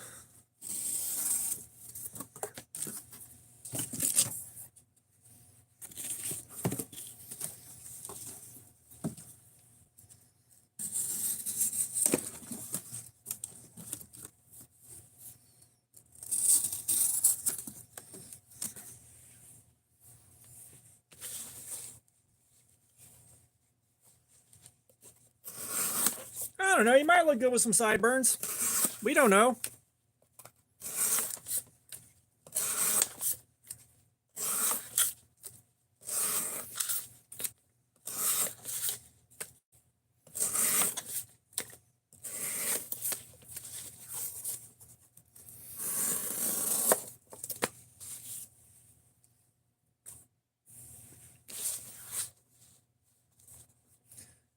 I've got one walking stick,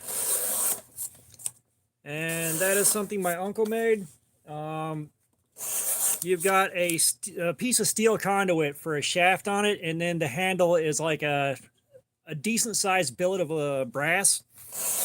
And he made that thing just to basically walk through Hartsfield Airport, just kind of acting like he had a bit of a limp, so that he was basically carrying a war hammer through Hartsfield, kind of incognito.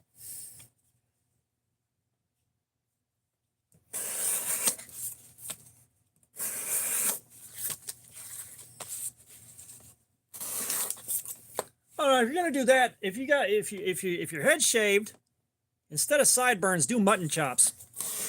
Just make yourself look way more intimidating. KO! What's up? Yeah, we took a look at the handle you have on there right now, and you're getting really close. It's just we got to soften those lines up a good bit. That's all. Like those transitions from the round to the flat are a bit hard, and the flat needs to scoop in a little bit, but you're getting there. You're getting there.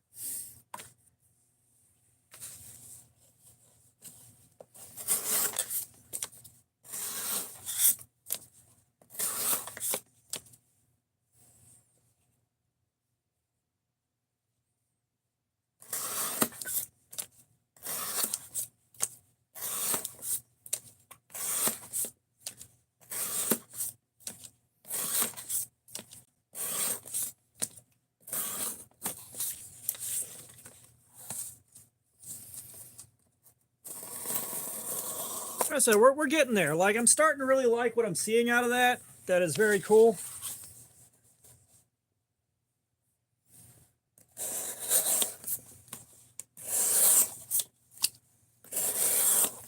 It's like we were talking to the guys about that earlier, and I actually showed them the last rendering that you sent. I think everybody agrees it looks kind of badass, especially with the dimensions that we're looking at.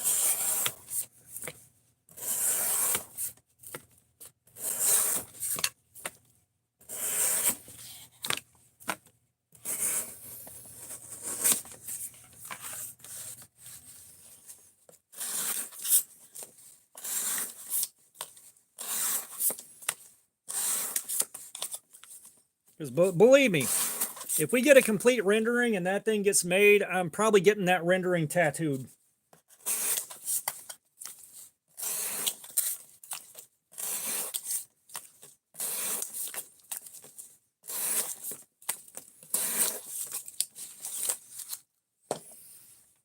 Like, straight up, I will get that rendering tattooed if that thing goes into production. Brother.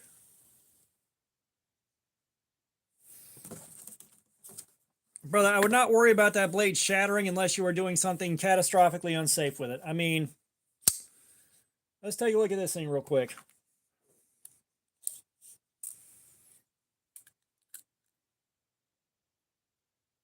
This is a 1/4 inch thick. All right, this thing is a 1/4 inch thick. It'll be fine. 1/4 inch thick, pretty high flat grind on it. It'll be fine.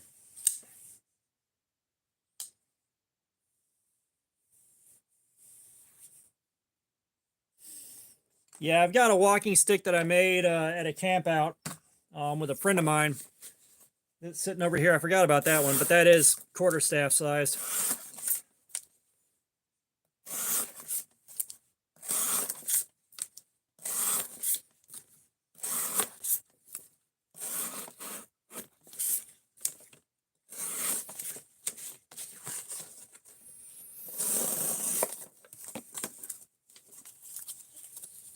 All right, Texan Knife Guy, thank you so much for the amount of time you spend here, dude. I appreciate it so much.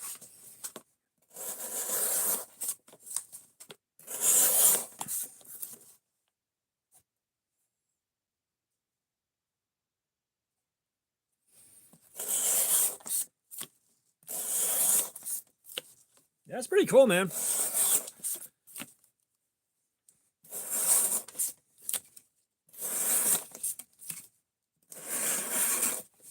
You know, let's get the O-Knife Gar out and see how thick that blade is.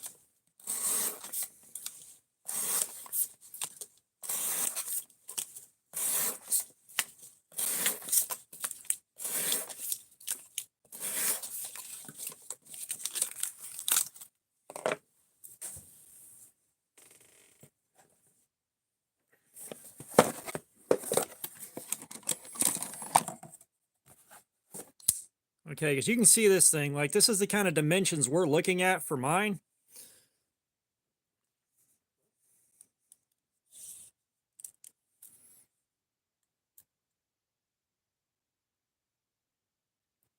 And you're looking at like a ass hair less than a 1/4 inch. Like a 1/4 inch thick is just fine.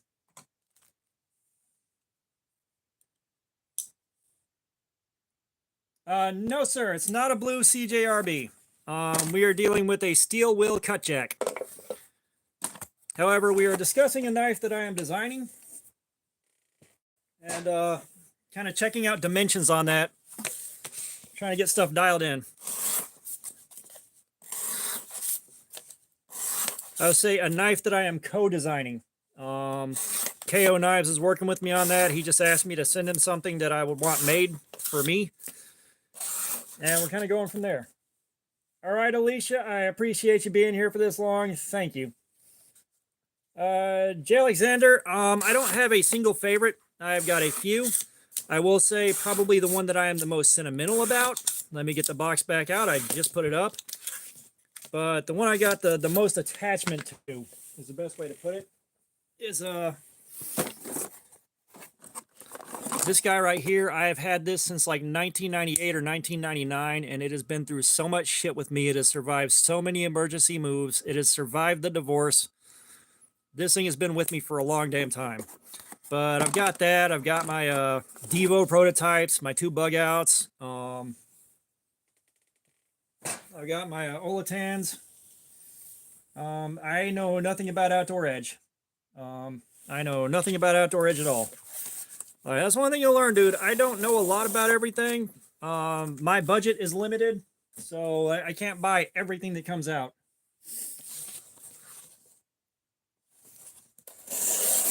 But yeah, I mean, and then I got like budget stuff like my Olatans T025. It kind of fills the same role as the bug out, but a bit smaller. Way cheaper.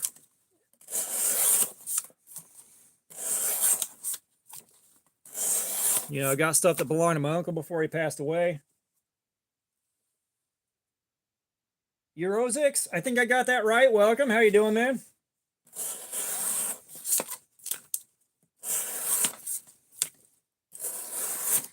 Well, I may be about to change your mind on the Rat 2. Yeah, I spend way too much on the free cardboard. But the Rat 2 is great until you see the Rat 1 in S35BN. Like the Rat 1, I haven't even gotten to carry this yet. I will be carrying it this week to do a cardboard slayer next week. But this has already become one of my favorite knives in my collection, and it was just as soon as I got it out of the box when it got mailed to me, this instantly became one of my favorites.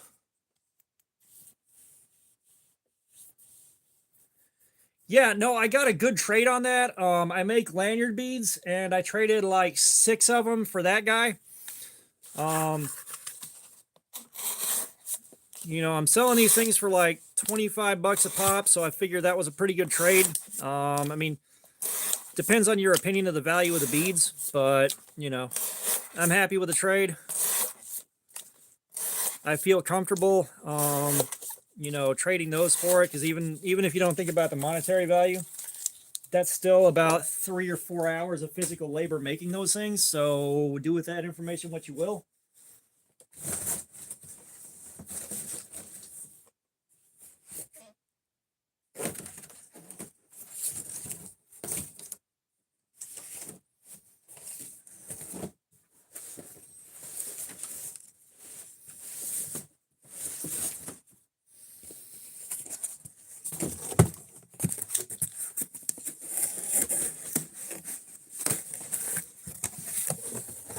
So what knife should you get on a $20 budget? Guys, start chiming in, because honestly, like, your best bet under 20 bucks, if you can find one that's not got QC issues, you got this right here for 10 bucks, and according to the testing I've done and others have done, it's fantastic, even though it gets a lot of hate. If you can find one. But you can also swing by Harbor Freight and pick up the Gordon GK23 for 10 bucks. This is also way better than it has any right to be for 10 bucks.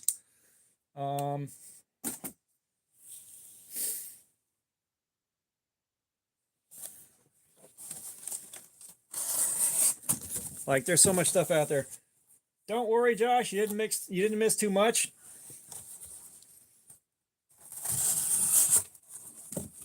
Just a lot of cutting.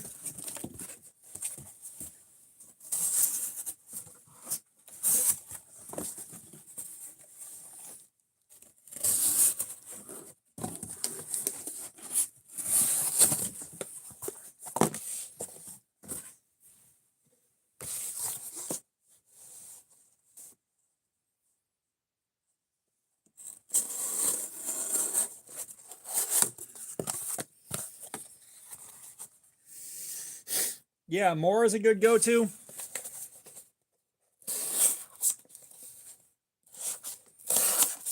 Which the Mora companion in carbon is right here. It's I've either got the companion or the robust. I can't remember. They don't have the model marked on here, but you can't go wrong with this. You really can't at all for everything, pretty much.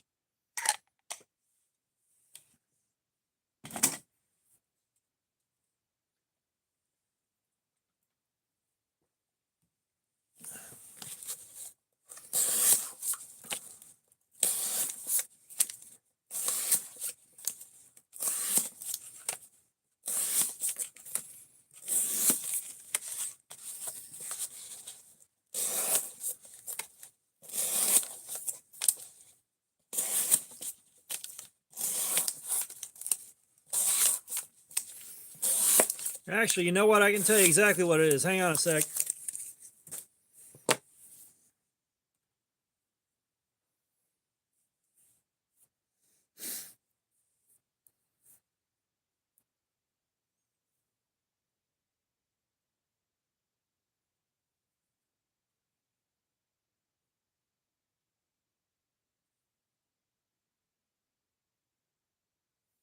No, it's the robust.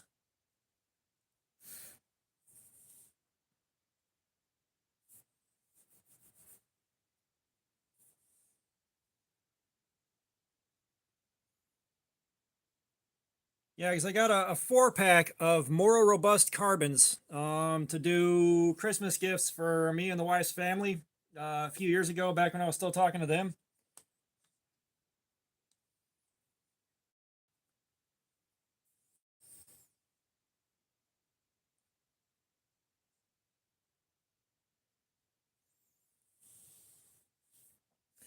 Well, if you want to see Boosie knives get destroyed. Joe X. My Schrade old timers have always been pretty decent. As a matter of fact, that favorite knife, that green one I pulled out, is a Schrade old timer.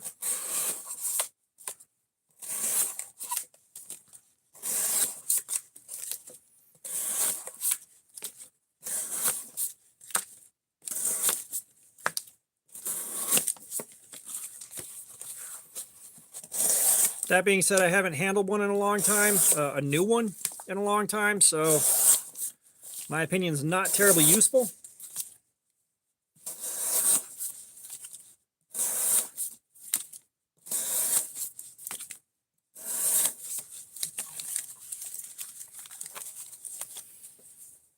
Yeah, if you're looking for a traditional, Rough Rider's hard to beat, especially at the price.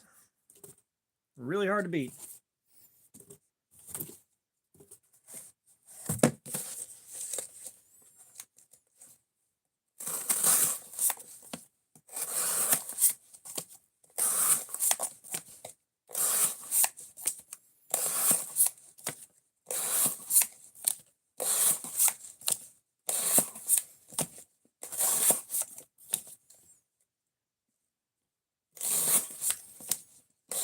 I said the only reason I have traditionals Rough Riders is they were $10 a pop at Blade Show.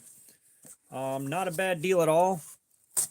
And I figured one of them's a giveaway. I got a cotton sampler to give away at 2K subscribers. I've got another one of the one that I've got there. I think it's a canoe, but I could be wrong.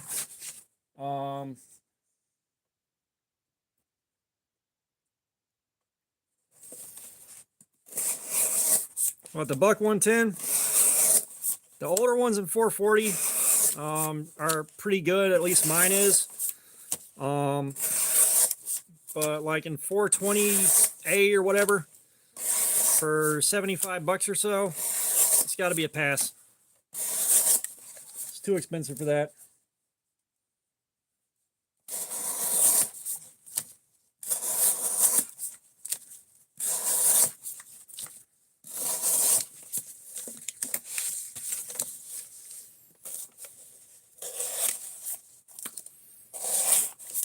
Well, now you're just being a troll, dude.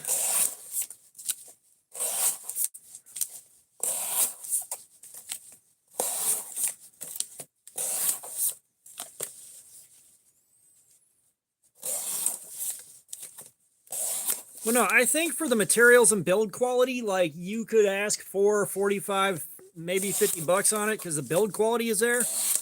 At least the one I have, the build quality is very good. But for the love of God, they could do better steel on it. They really could.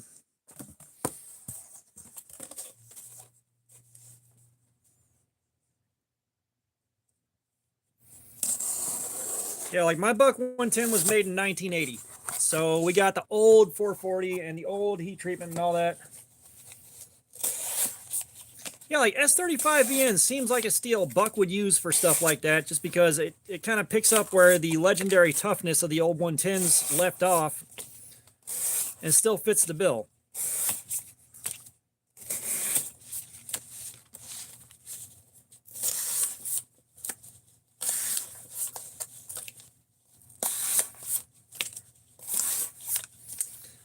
And like I said, I'm kind of waiting for D2 to replace 8CR as like the default cheap knife blade, because that would be better for all of us.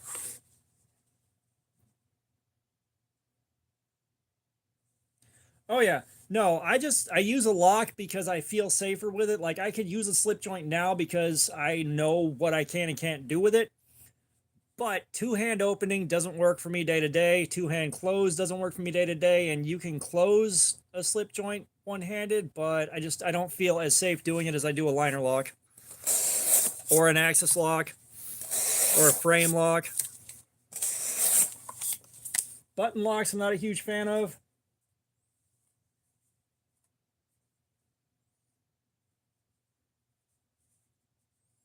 Yeah, you mentioned that last stream too, Alex.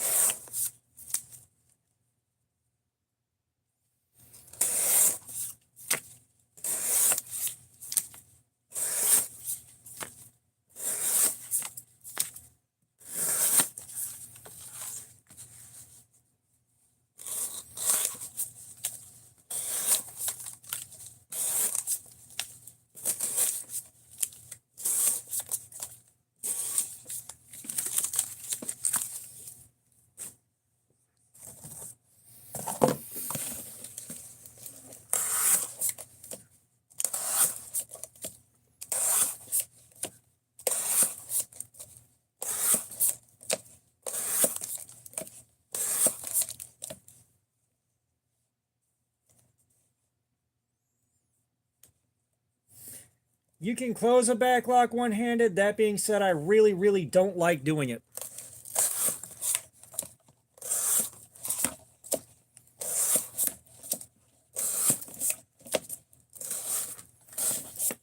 Like, it's too easy if I'm going for a fast close while I'm working one-handed on a back lock. It's too easy to guillotine myself.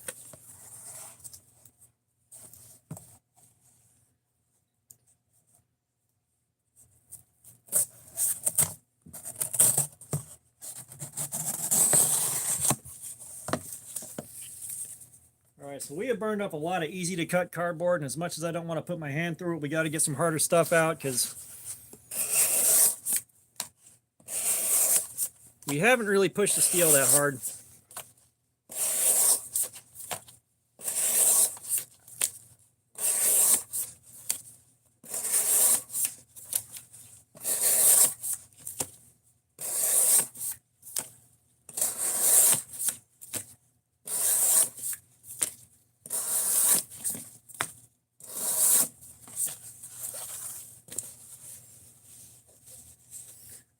So the hot spots are about the same spot as every other knife with an open frame. You know, you got your hot spotting right in here where the callus is, but even that's not that bad on this one. It's been pretty comfortable so far. Like I said, I know you can. I just said you can. However, having to do that one-handed on the fly while I'm working, it's too easy to do. I said, I don't like carrying them like my cold steels. They get closed two-handed. I've already guillotined myself with them a couple of times. No more.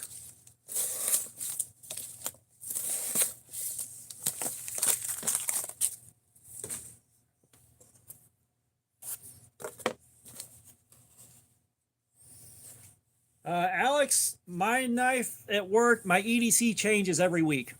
You know, this last week it was the Becker BK40. This next week's going to be the Rat 1. And then the week after that, you guys will pick out between two different knives.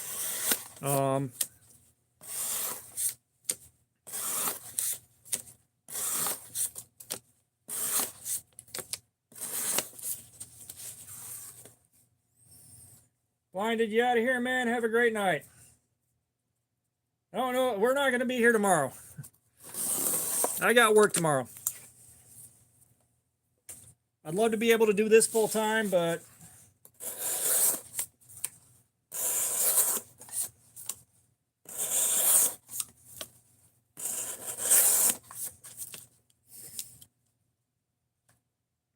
so we are pushing like we're around 4 hours on this edge.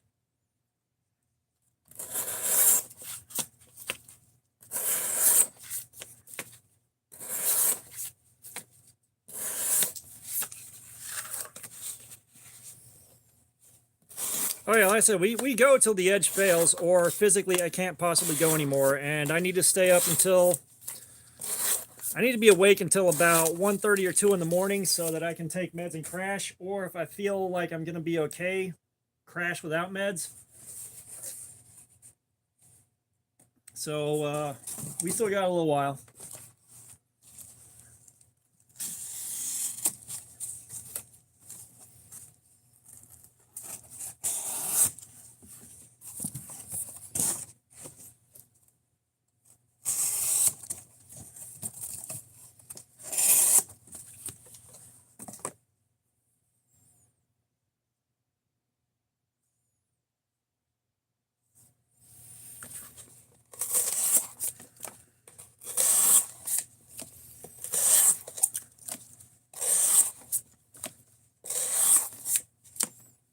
Yeah, I don't think anyone's thought about Sonny Bono in years, dude.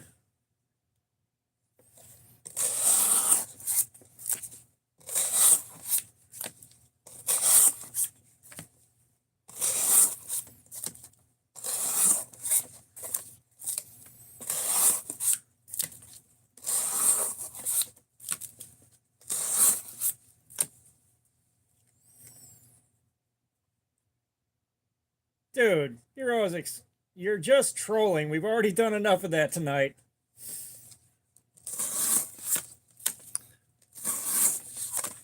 Actually, right after Sonny Bono died, one of the jokes they made is one of the harshest roasts I think I've ever heard in my life. Um, it's like, you know what happened right before Sonny Bono's pointless death? Sonny Bono's pointless life.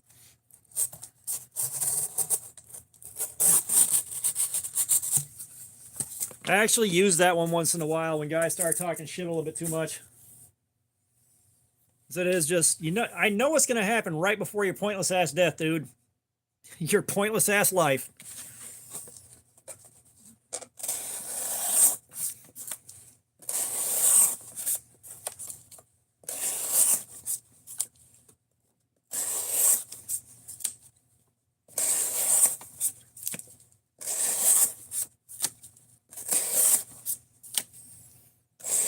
That was back in a time where you could joke about a celebrity death when it happened and no one went, "Oh my God, my panties are tied in a knot now."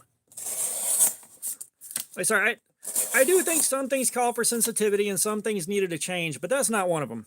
Sorry, it's not.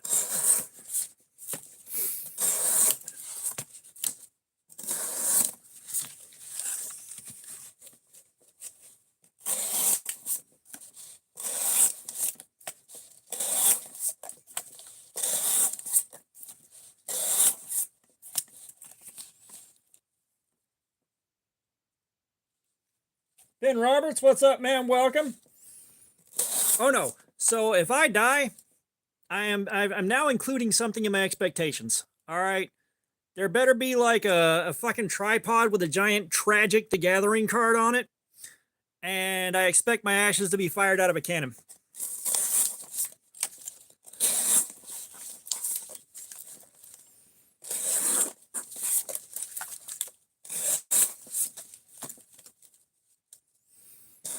Yeah, hang on, KO.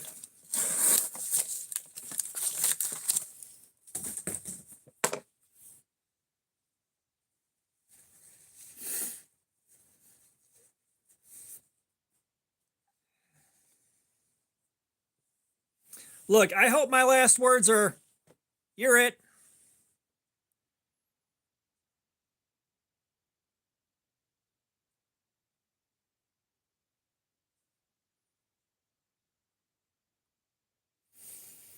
Yeah, this right here is all stuff that KO has designed. Like, he sits around and tinkers with this stuff quite a bit in his free time.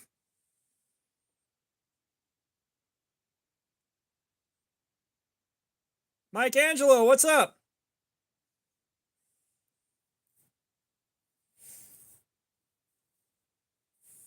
Okay, so Mike Angelo, Ben Roberts. Yes, I said hi. Okay, I did. Ganzo knives. So I have a few of them, and first things first, the build quality is there. Like, the quality is there. My problem is they straight up clone shit. I don't like clones. And so I don't trust what I'm buying from Ganzo to not be a clone, and I don't know what it's cloned from. So like I don't play with them myself, but I also won't tell someone to not buy one because the quality's there.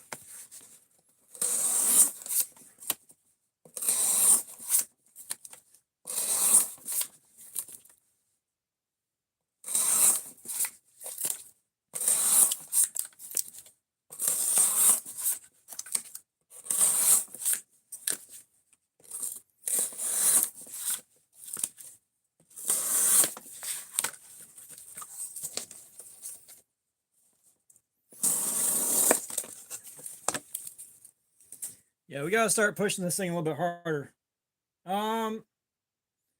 Anger. I have a handful of Damascus knives, and I have a couple of them that I've made myself. I made the Damascus from scratch. I've done it. My other, like most of my Damascus stuff is upstairs. But I'm a dork for Damascus steel. Good night, Joseph. Good night. Matter of fact, the first billet of Damascus I made, right here, I made this Kiradashi for myself.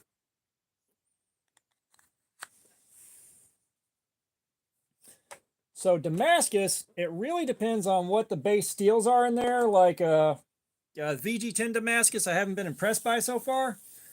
But if you got like 1095 and 15N20 with a good heat treatment on it and it's done properly, it is going to absolutely dog walk the shit out of a Nitro V.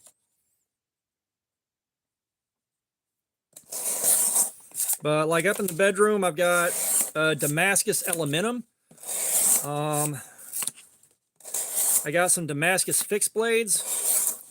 As a matter of fact, one of my friends that was on Forged in Fire, I was at his house and we made a Damascus billet that I sent off to a guy. His channel was Mercy Oak Smithing, and he made a knife out of that Damascus and sent it back, even though I told him hang on to it, sell it, do something with it. He insisted on sending it back to me, so I've got that.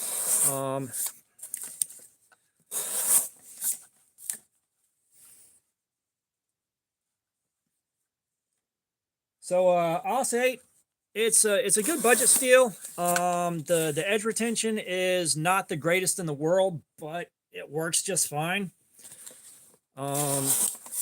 If you go and look, I've got a playlist, Cardboard Slayer Aftermath, and there's the results of a bunch of different knives that have been tested. And I know the Ontario Rat 2, we did that one. I can't remember exactly how many hours we gotten out of it. Like, I've done so many things since then, which is why that playlist is there. But yeah, D2 I think does hold its edge a bit longer than Os 8. Os 8 I think is supposed to be a bit tougher and more prone to rolling over than chipping. So that's what you're dealing with there.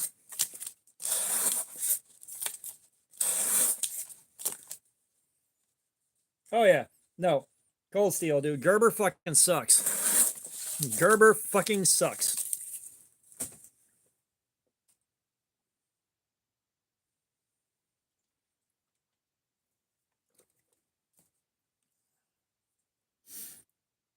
Os 10's not too shabby either. Like,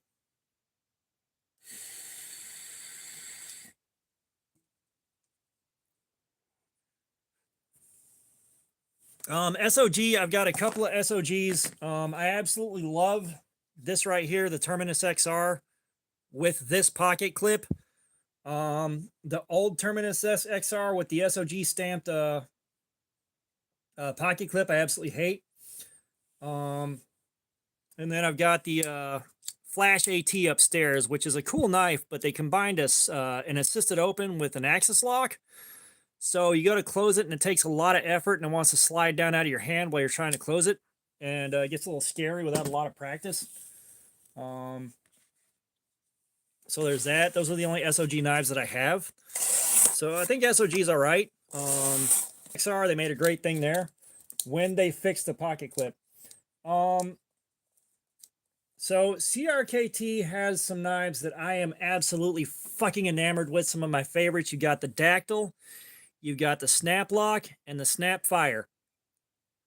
Those things are truly special. They are phenomenal. They're also very, very weird. They are very, very weird knives. I love a good automatic knife. That being said, I love more than automatic is centrifugal opening. Centrifugal opening beats an automatic any day of the week. But automatic knives are great. They're a ton of fun.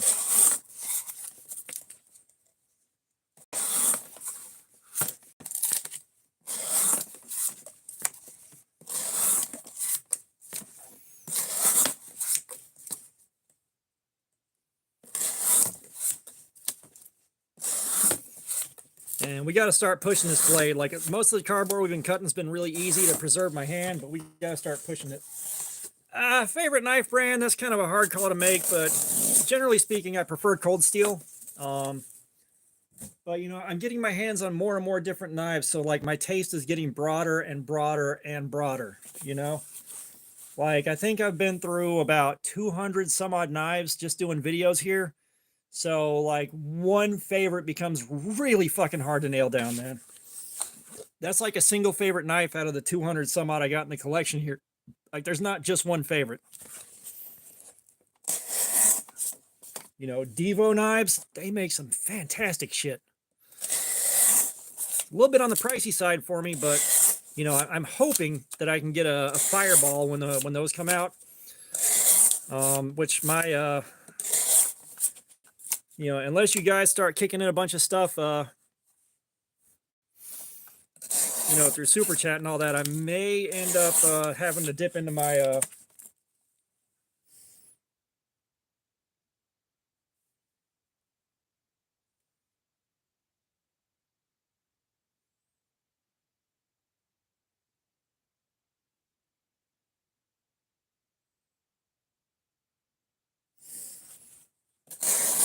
but I may end up dipping into my Cold Steel Mayhem fund to buy one, which is going to wipe that out. I don't think there's much I can do about that, though. It's either that or I don't get one, because those are going to be $200 when they drop, and I may or may not get a bit of a price break from a Lefty whenever they do come out. But even then, I still might not be able to reach it. And the one in the 80s camo is fucking foxy. Like, I've got a prototype of the Fireball. I love that thing. I can play around with the prototype all I want. But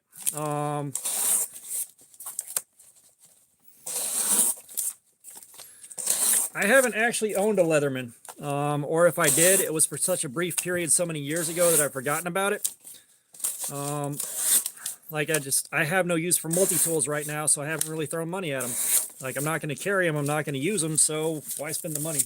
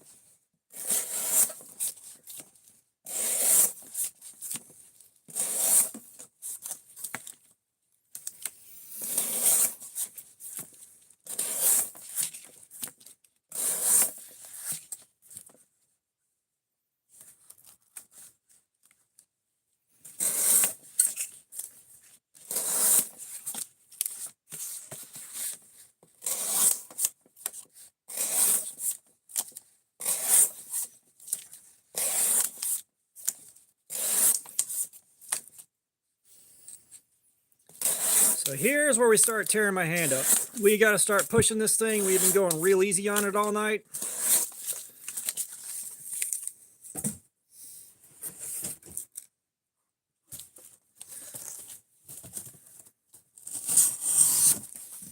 So we really got to start giving her what for.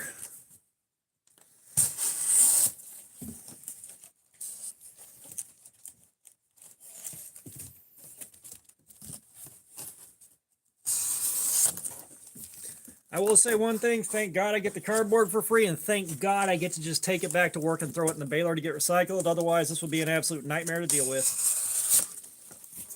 Like, and it's, again, thanks to the manager I had at my old store. I didn't want to take the stuff in there and throw it in the baler there and have him see me and start raising a stink about it, even though it's perfectly fine.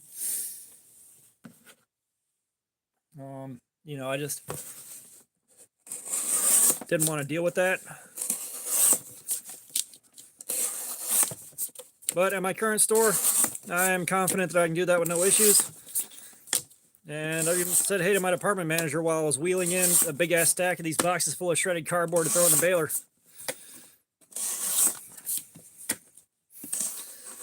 And the thing is, the store still gets a credit for it. All right, Fook, have a good night, man. I appreciate you being here like always.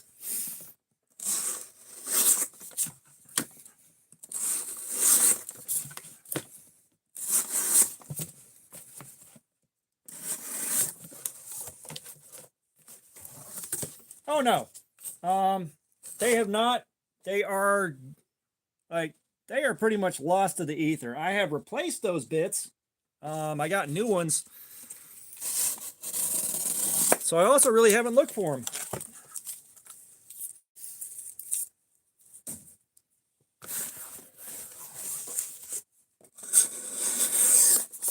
But painful lesson learned.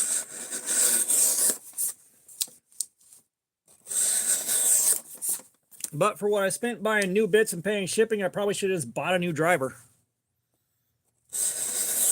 But live and learn.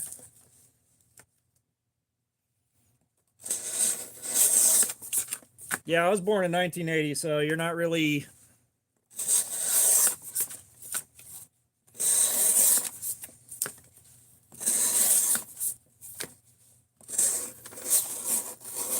You're not really standing out in this crowd too hard.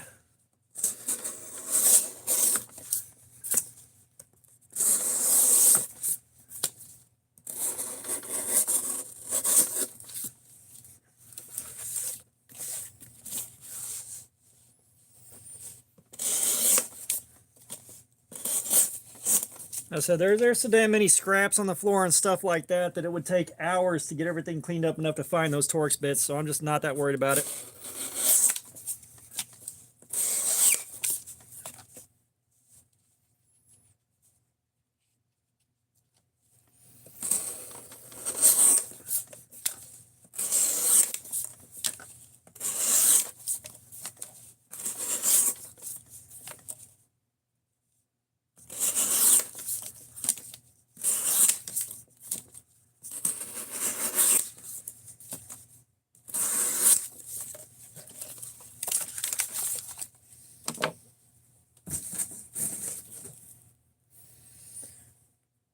Alright, let's take a look at where the edge is now. It's starting to get hard to push into this cardboard.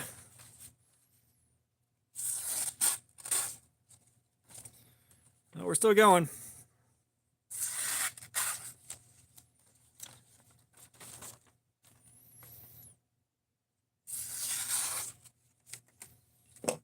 Yeah, we're still going way too nice. So I may have to walk back some of those statements on the Ozark Trail.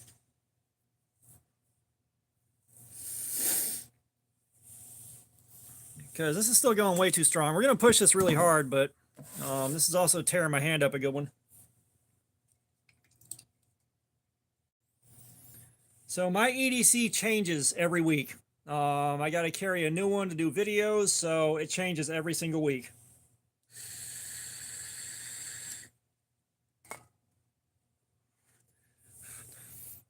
You know, I've got my knife, I've got my box cutter for work, and that's kind of it. You know, phone, keys, wallet, all that shit.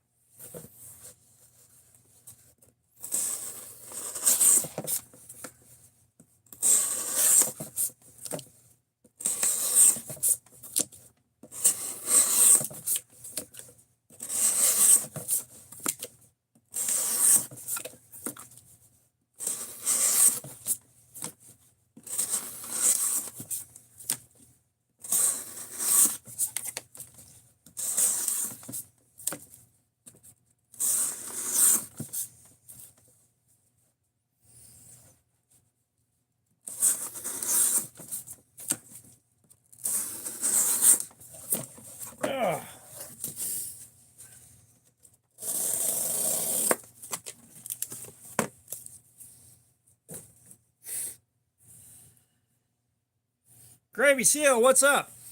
So I put a 17-degree edge on it. We started in on the test, and the edge was kind of not happy with life. And so we're getting into 4.5 hours or so. And it's still holding up pretty damn well. Pins and Pin Blades, what's going on, man? How are you doing?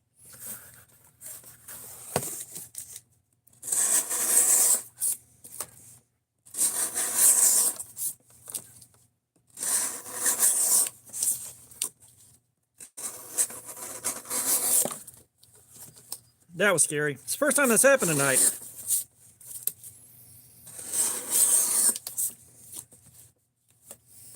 Also tired, but doing well. I've had a pretty damn good week, and we're here doing this now, so we're having a great time.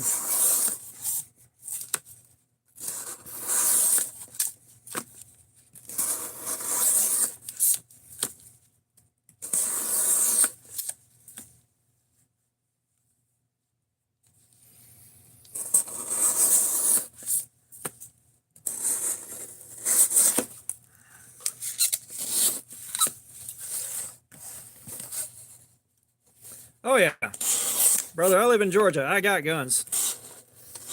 I don't have a lot of them, but I got the exact ones you need.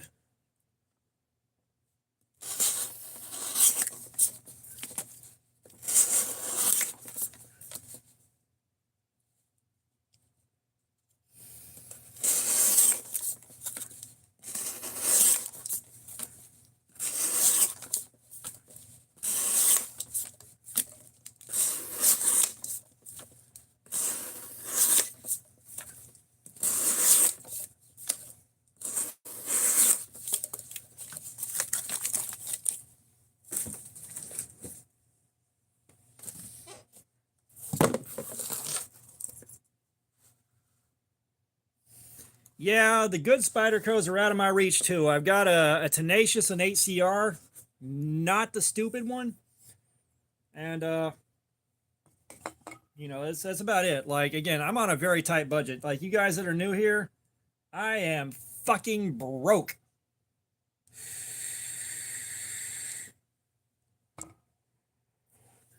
All right. I have been saving up pennies here and there for fucking months to get my Cold Steel Mayhem, and I'm still like halfway there at best. I don't want 3 Nazi daggers, dude. That's fucking bullshit, man. Like, why the fuck would you want that in your house?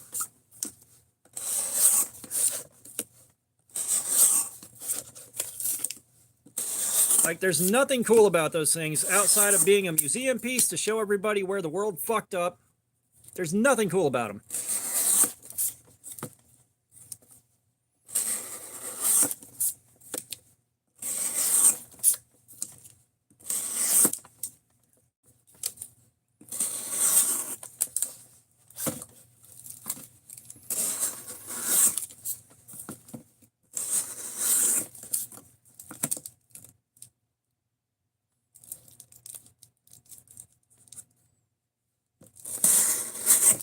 Honestly, like, I don't want that shit in my fucking house.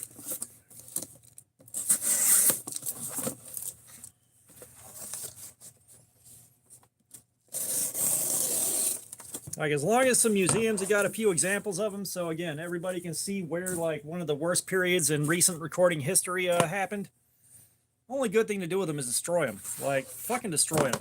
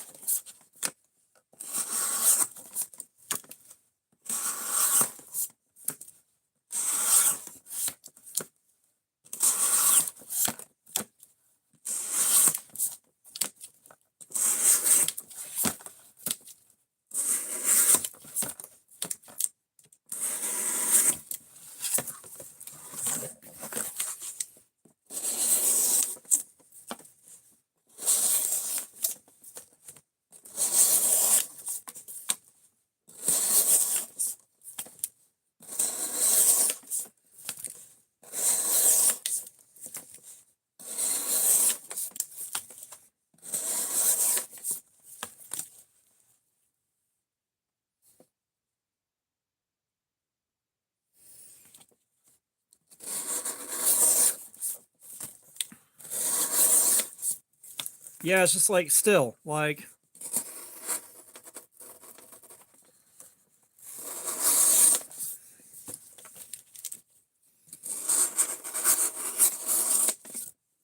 you know, like, if I wasn't going to just straight up destroy it, I would be in the world's biggest hurry to just trade it the fuck off and get it out of my hands and out of my fucking house.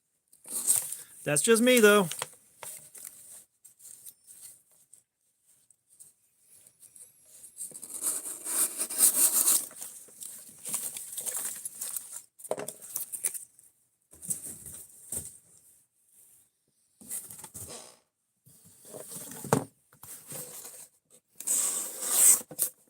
So y'all wanted to know about hotspots? cutting into the harder stuff is where the hot spots are really starting to show up. Like, it's been a long night and I'm already like I'm pushing myself real damn hard now.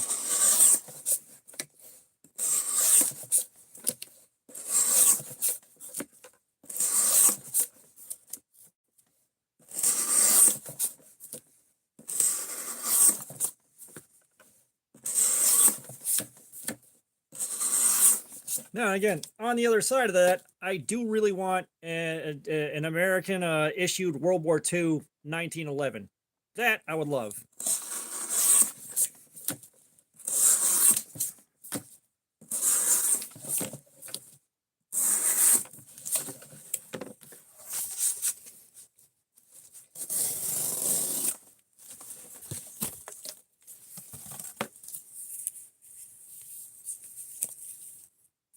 Yeah, and it's just, you know, the World War II issued 1911s used to be cheap. They are not anymore. I totally missed that window, and there's nothing I could have done about it.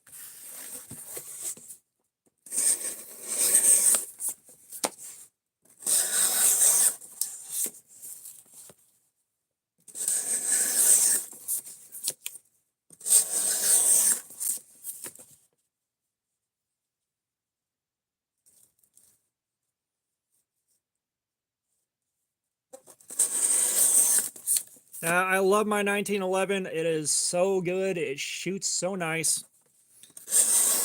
Very, very accurate. Very well put together. The only thing that causes missed shots is skill issues. And that's because I haven't been to the range in for fucking ever.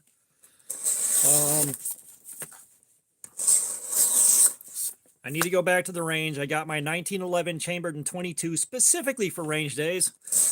And I've only had one range day on it.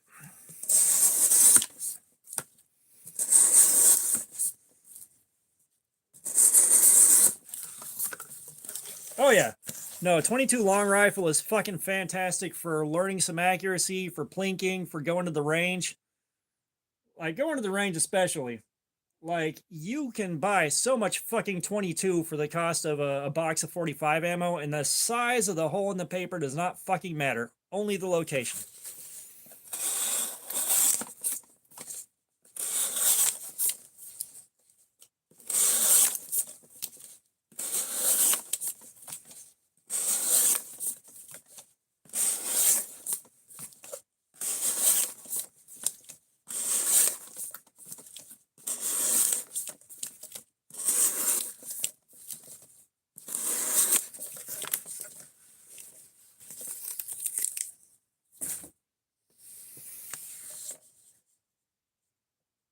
All right, Zombie Man, I am still alive. We are still going because this edge ain't dead yet. And we are 6 hours and 13 minutes in, so we're not even close to the record. However, I'm going to give my hand a rest because these hot spots are super bad now that I've been pushing it this hard.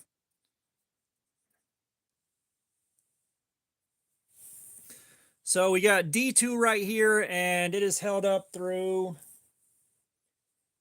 I think we're on 5 hours now. Yeah, we're getting close to 5 hours, like 4 hours, 30 minutes-ish.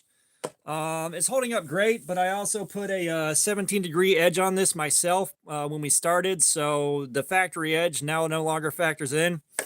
And putting that 17-degree edge on here really, really adds to the edge retention. Fan GB? I have not. Oh, God, I miss doing Friday Night Magic so much, dude. Like, I was ranked number 22 statewide for the longest time. Like, I was up there with pro players. No, my thing, like, my uncle was a fucking gun nut, and he built his own shit, and so everything he had was, like, really fucking accurate. The best time I had with 22 long rifle was shooting subsonics at about 25 yards. So you had about 4 or 5 inches of drop on that, and walking that into where I was hitting like really tight groups on and around the bullseye. Dude, I was so fucking relaxed when I stood up. Like, that was like fucking meditation.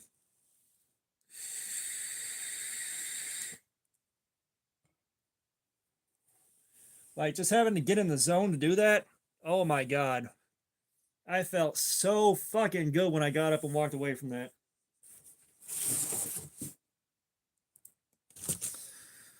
All right, I'm gonna give my hand another minute here. I said, like, now this hot spot's lighting up really bad. Like this shit, oh, it's starting to hurt. And we're pushing this real hard now to see what the edge can hold up to, because, like, we've been kind of babying it for the last little while.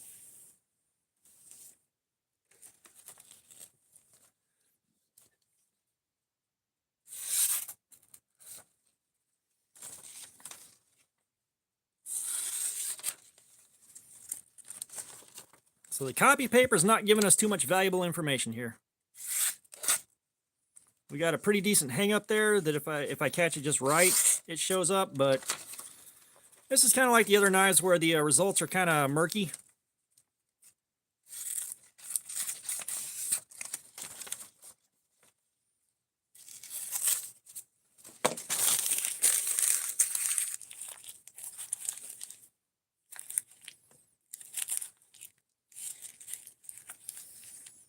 Well, I would hope that Erwin Curtis has been counting these things the whole time, because that would be handy. Everybody wants to know how many cuts we've done. It's like, I don't fucking know. I ain't sitting here counting these things one by one. Oh my god, it hurts to stand up. Holy shit pickles.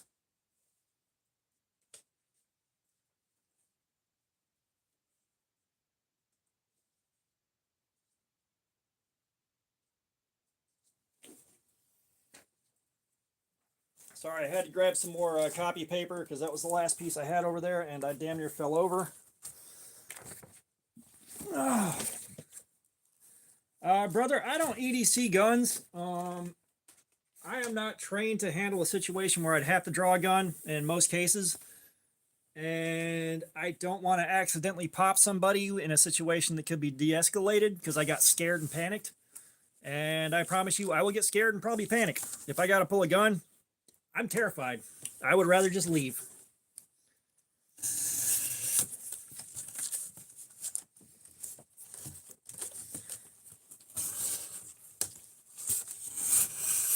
And like, I can't carry a gun in the building at work with me while I'm working. And I'm not about to leave a gun in my damn truck sitting out there in the parking lot all day. That is how you get your car broken into.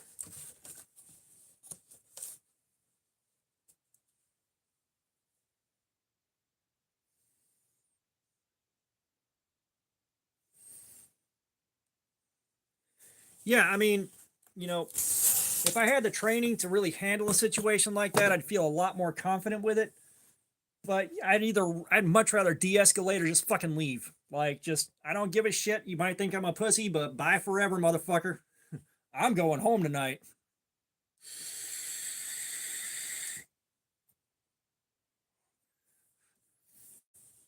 I will walk the fuck away. You can think you were in the right 100%. I don't give a shit. I'm out.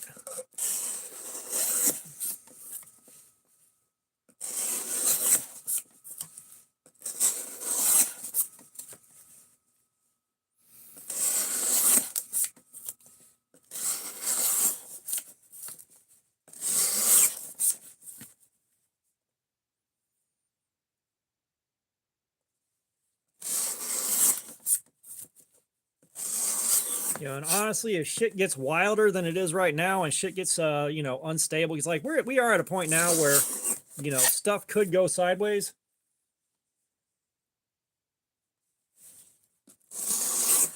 You know, we're at a point now where things are either going to start calming down and leveling back out, or they're just going to get worse, and there's no telling which one it's going to be.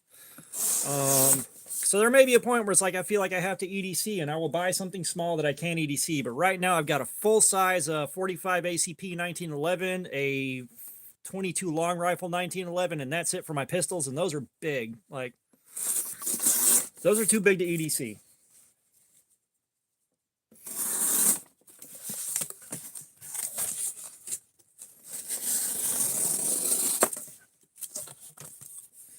You know, I'd love to be able to EDC my 45, but again, if something happens to that thing, I am going to go fucking ballistic. That is the last thing I got from my uncle before he died. The last time I saw him alive and conscious, he brought that to me after I bought it from him.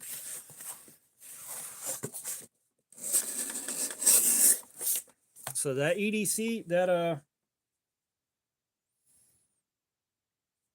Bobby Brownjaw, what's going on? How you doing, man? Welcome.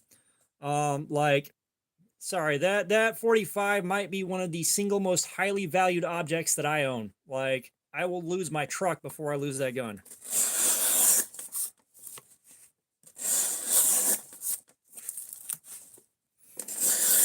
We're just here trying to wreck the edge of this knife, man. We're doing great.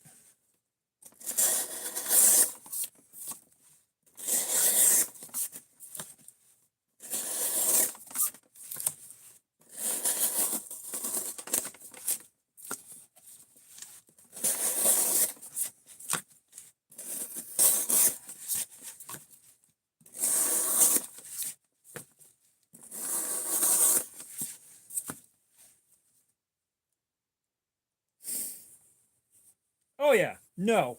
There are areas where you got to carry something.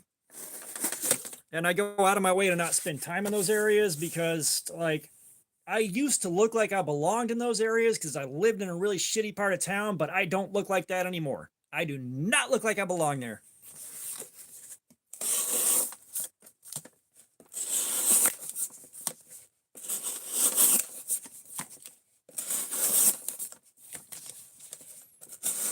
And a great way to get yourself targeted is look like you don't belong there. Like, I could tell I quit looking like I belonged there when a guy was selling his mixed CDs at a gas station and he just walked right fucking past me. I was like, wow, I no longer look like I belong there. Holy shit.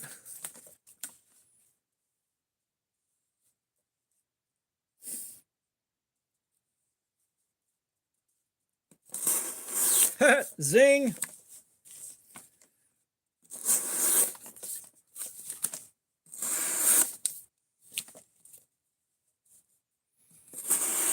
Nah, brother, I don't gear bash. Carry what you want. There are brands I don't like and I will make fun of, but, you know, I'm not going to give you shit for what you decide to carry.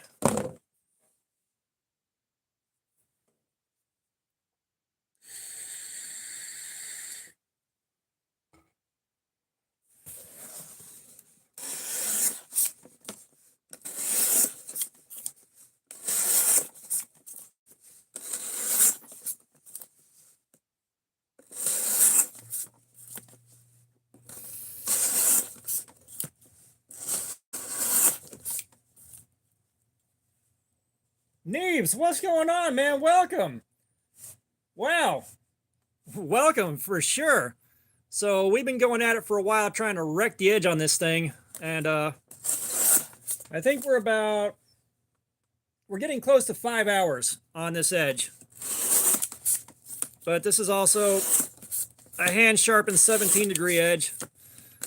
And those tend to last a long time. But yeah, that's huge, man. Yeah, welcome for sure.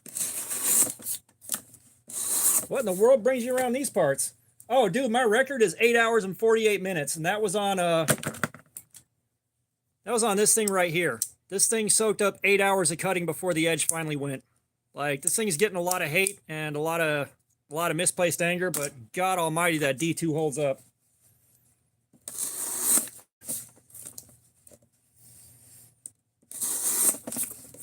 But yeah, we were just talking about EDC firearms and stuff like that, if you want to jump in on that.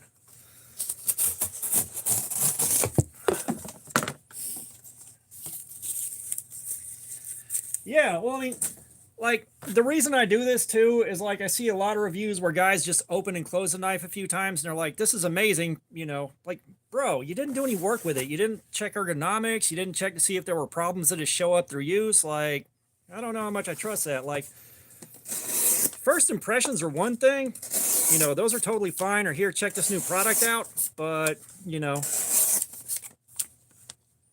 we are on a steel wheel cut jack with D2. So what I normally do is I've got 4 knives on the table and a 20-sided die picks out the knife, and the 20-sided die picked this one out tonight. There was a Benchmade bug out, there was a Revo Canyon in 4CR14, and I forget what the fourth one was.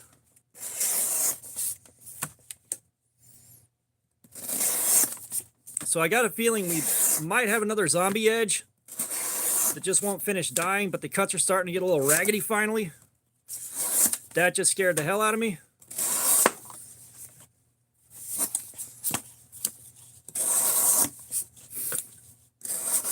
The ergonomics are okay.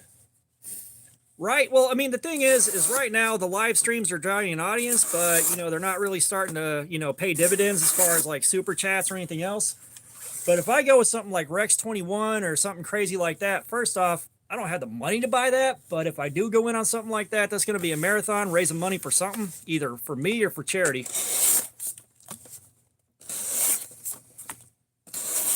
Because, yeah, absolutely. Like, I want to do stuff like that for, yeah. Absolutely want to do stuff like that for the hell of it and for my audience, you know, for the guys watching. But, you know, I'm trying to, like right now I'm scraping pennies together for my Cold Steel Mayhem. I've been at that for months, and I'm like $120 in on saving up for the Cold Steel Mayhem. Oh, dude, I'd love to see what you get out of that, because like that is I'm not sure how you'd go about testing it.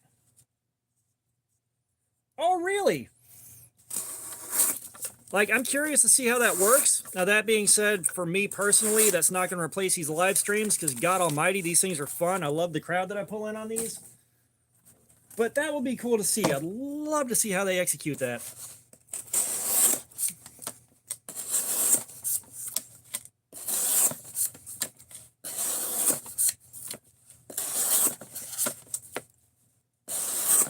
Because, like, one thing that we just accomplished is at the end of the month, YouTube will be paying me for all my super chats and all that, and that should be just enough to get the best edge sharpness tester with the little wire clips instead of the one that you tension yourself. So we can start checking the edge wear in real time instead of just guessing with copy paper.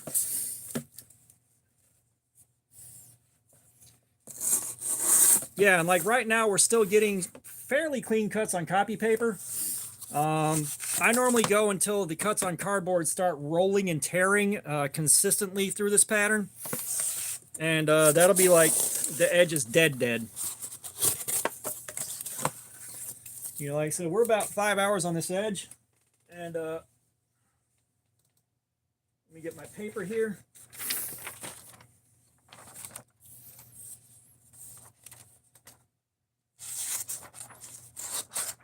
Like, we're starting to get our first really significant snag right here. But if I get the cut just right, we're still getting a nice clean drag on it. All right, Zombie Man, dude, thank you. Yep. So, all right, Zombie Man, you get to pick a figure out. We have got Frankenstein, the Ninja, the Grim Reaper, the Robot, the Mummy, the Knight, the Alien, and the Scuba Guy. So you get to pick one of those out in exchange for your super chat.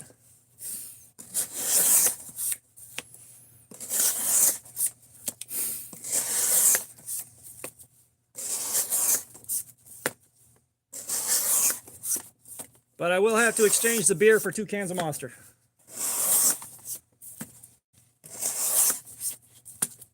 All right. Let's go with the zombie. Give me 1 second here.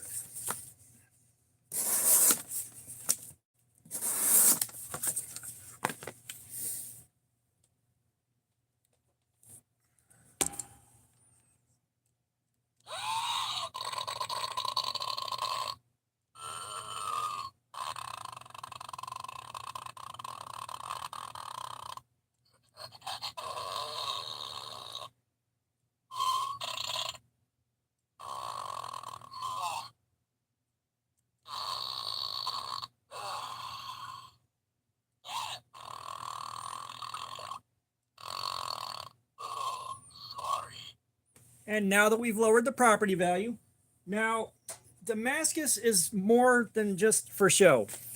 All right, if you've got 1095 and 15 and 20 and it's heat treated properly, that thing can take some abuse.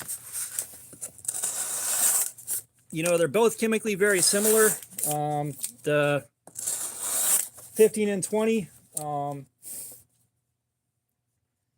Best zombie movie, zombie. So I haven't done a ton of zombie movies. Like, if you count I Am Legend as a zombie movie, that is my favorite. Neves, dude, thank you so much. Holy shit. Dude, that is amazing. Thank you, man. You get to pick a figure out, too. Like I said, we still got Ninja, Grim Reaper, Robot, Mummy, Knight, Scuba Guy, and Alien. But yeah, dude, I can't thank you enough for that, man. That is huge. Like, that is a lot of help.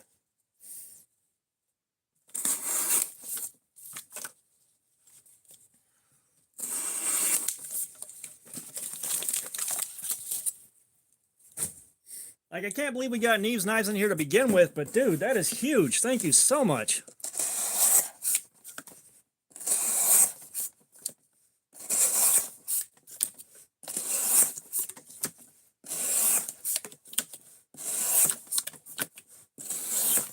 Because, like, you know, that's the thing. Like, I'm not chasing this down to get paid for my time so much as because, you know, I do this because I am passionate and I enjoy doing this and I enjoy sharing the results afterwards. Like, I'm pretty sure you remember, like, back in the day when old guys were like, don't cut cardboard, it ruins your edge. Well, that's a load of crap.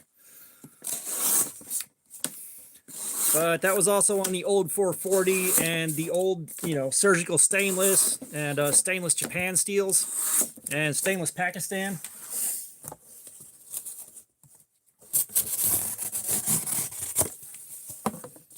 But you got good steel now, like, God almighty. Like, you know, that's one of the things I try to articulate is how bad budget knives used to be back in the day. You know, you could buy like a $20 knife with Japan surgical stainless, and you got terrible quality and terrible edge retention. And that $20 adjusted for inflation is more like $40 today. And you think about how much you can get for $40 now, it's nuts. But I think we are going to give you the Ninja for the super chat because that's my favorite one. We'll lower the property value again.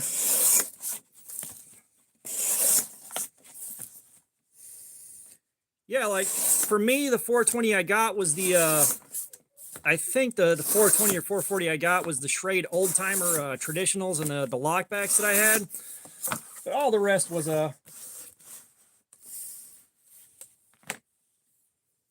you know, I definitely appreciate it, Neves. Like I said, that is huge, man. That is really huge. And I saw you at Blade Show, and I wanted to say hi, but dude, you were so busy scrambling over at the Vosteed booth to get your videos in and get moved on. I'm like, you know what? I'm not going to bother him. Because I was sitting there waiting for my Vosteed prototype. If you remember, they were giving those away.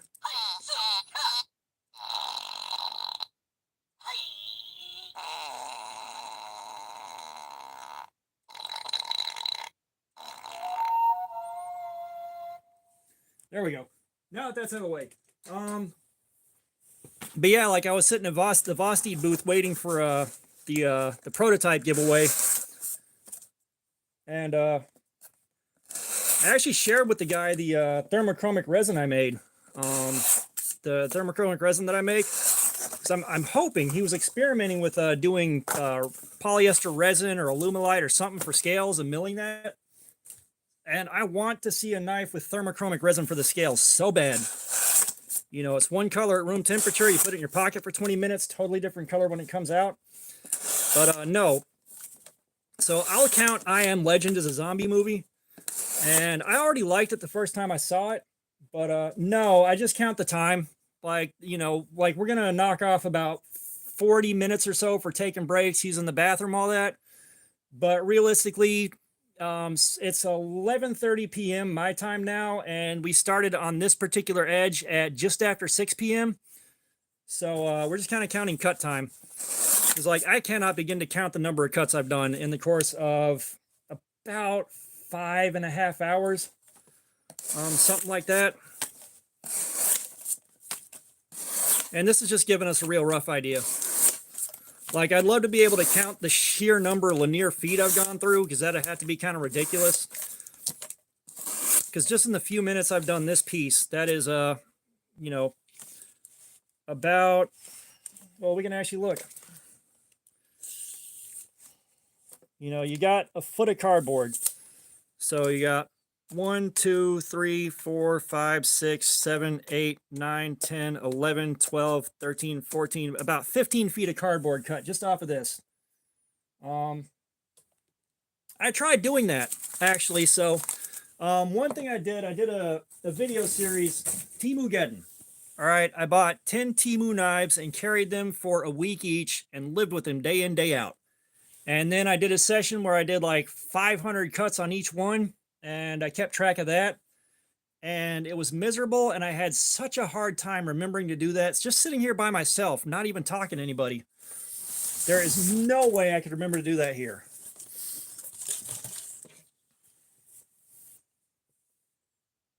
Yeah, like, I probably need to try to start doing that, but you know, the amount of time spent cutting is like, when you're talking about 5.5 hours, that's just 5.5 hours spent pushing through here.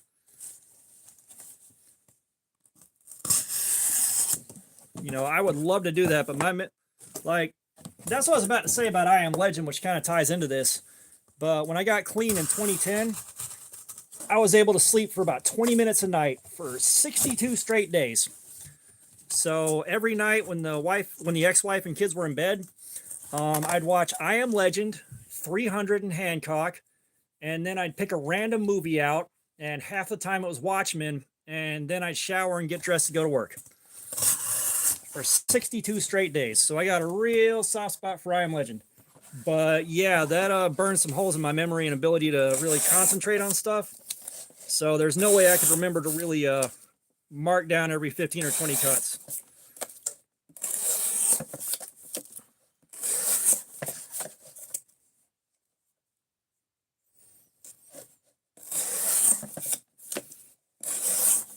Like, it just, at some point I probably need to try to find a way to do that, but yikes. It's like, this has been a lot of cuts and a lot of feet of cardboard.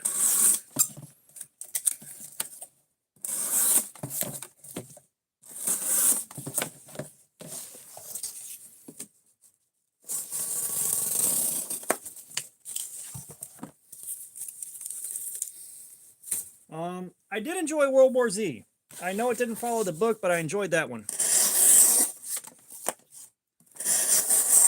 I'm trying to think if there's any other real zombie movies I actually sat down and watched.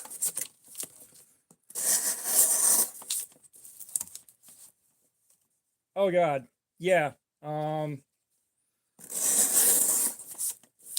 Yeah, we can't discount Army of the Dead. I can't remember the title of the movie right now.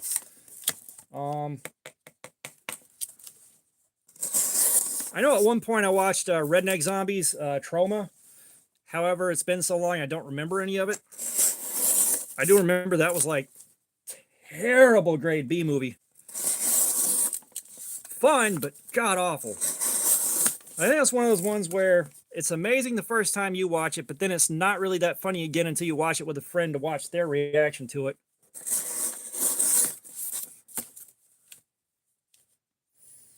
Oh God, From Dusk Till Dawn. I didn't even think about that. That's vampires, but God. That movie, the first time I saw that, I was hooked. Like, that was such a good one.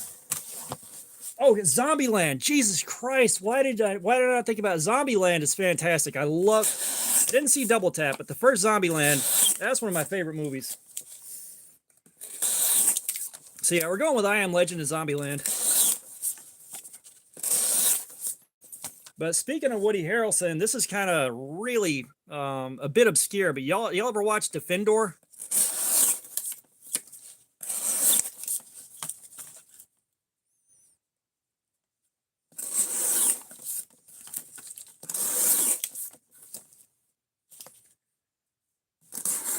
Like, Defendor was a fantastic movie, wasn't it? So underrated.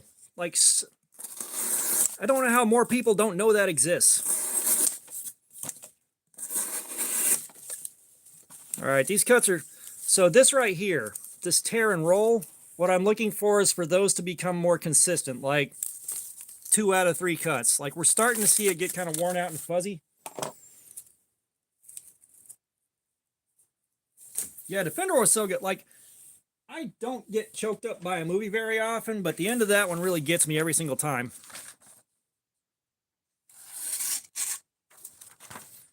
Yeah, so we're still getting, like, it's getting a little fuzzy, and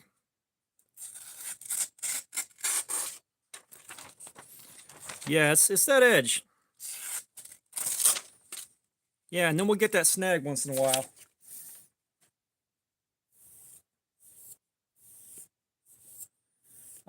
So we are, give or take, about 5 hours in on this edge. We are about 5 hours in on this edge right now. So I may have to take back some of the stuff I said about the Ozark Trail dropout. It's just a really good heat treatment on that, because, like, this thing, no, this is what we're looking for. Like, you can still do the clean cut on paper and it'll be doing this, but this is the one that we're looking for.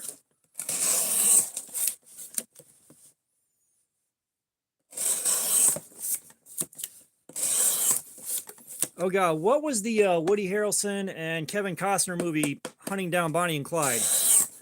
Highwaymen. That was really good too.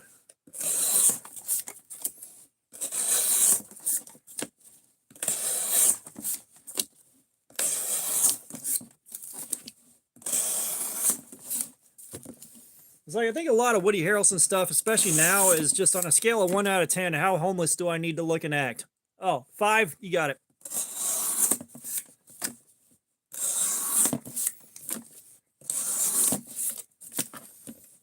All right, Pins and Pin Blades, I really appreciate you being here, man. Thank you for your time.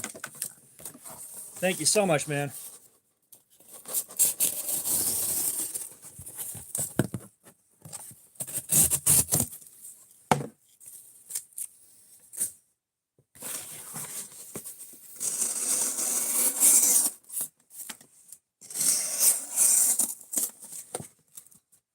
Yeah, that's what we need to see about this point. My hand is killing me. Like, I will say right now, if you do this for long enough, I've got a callus going right across here, and that thing is furious now.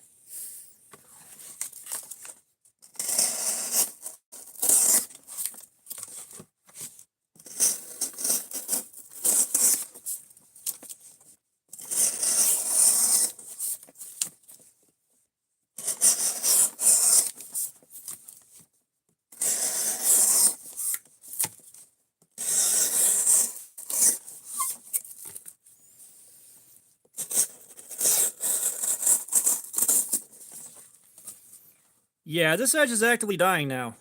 So that took about 5.5 hours to start doing this. God almighty, that was a lot of linear feet. Honestly, the most comfortable knife I've done this with was my Buck 110. I'll be honest. Absolutely no hot spotting whatsoever on that.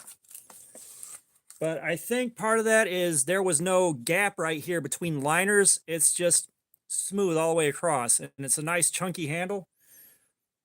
I wish every knife felt like that when I was doing this.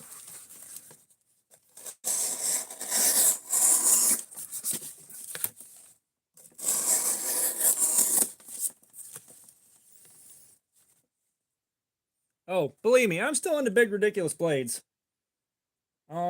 It's, if I had a Bark River Ultralight, sure, I'd try it.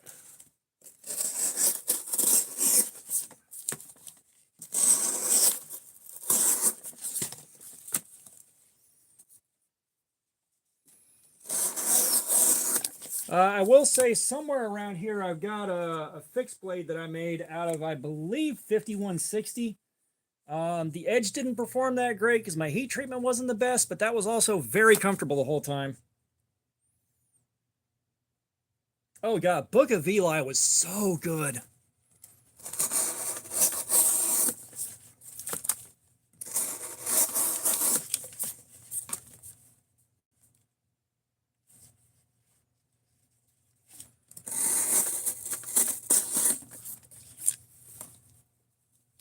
Yeah, the edge is definitely going.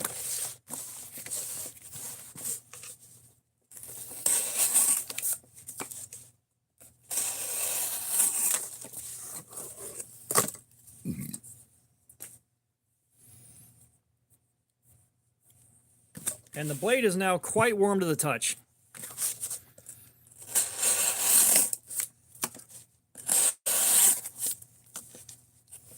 The stream is now 6 hours and 45 minutes long. So this edge has been holding up. It's been about 5.5 hours of actual cutting time if you take away breaks for caffeine, nicotine, going to the bathroom, all that. But we're 5.5 hours in and the edge is actively dying now.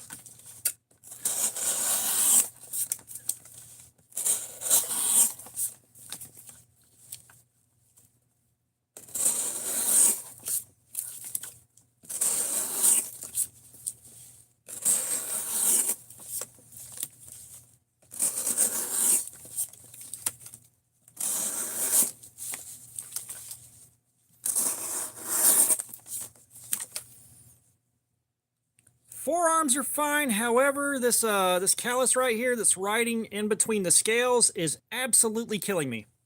This is destroyed now. Like, it'll be fine in a few hours after I quit, but God almighty. And the ergos on this are quite sound. But 5.5 hours of this.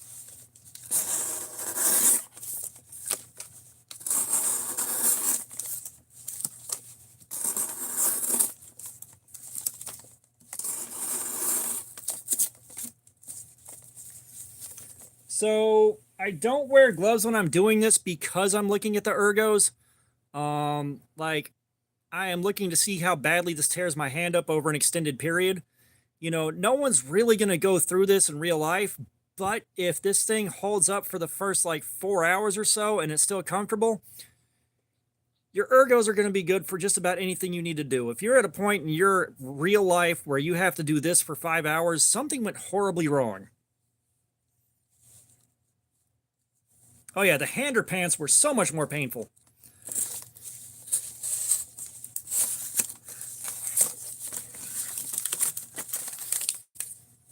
We're going to try one more panel and see if we're still getting these ragged cuts, but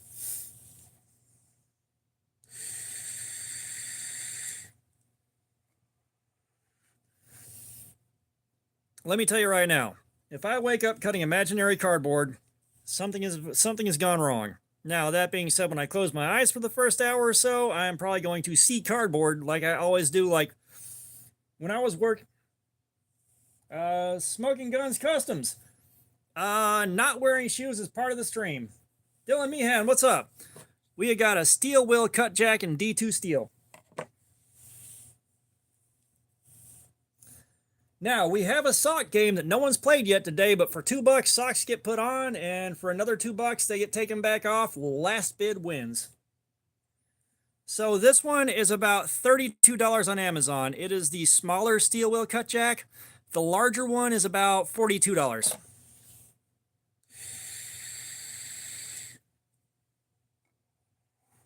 Oh yeah, I've got a few fixed blades. We all got some fixed blades. Now, the two coolest fixed blades I own, well, I mean, honestly, if you're asking me, bigger is better, but this one is still a fantastic EDC. It's a great size. It's a great shape. Like, you know, this is right about 3 inches of blade steel. So, like, this is going to be good for any EDC purpose. But for me, bigger is better. So I'd love to have the 4-inch version.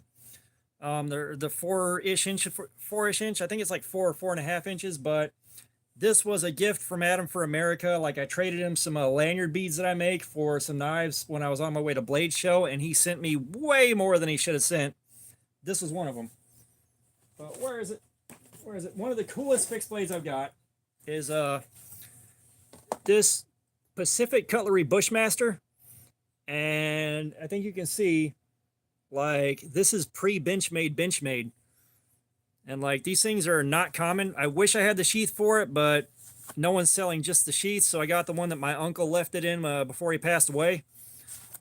But this is one of my coolest fixed blades. One of my other coolest fixed blades is a Rambo First Blood Part 2 replica knife, or replica prop. And it's autographed by Sylvester Stallone, which is really cool. So I've got one Spyderco, I've got a Tenacious, And it's not the tenacious titanium scales. No one's that dumb around here. But it is a tenacious, and that came from Rich over at Ace on Knives. Are you shitting me, KO? Are you shitting me? Oh my god.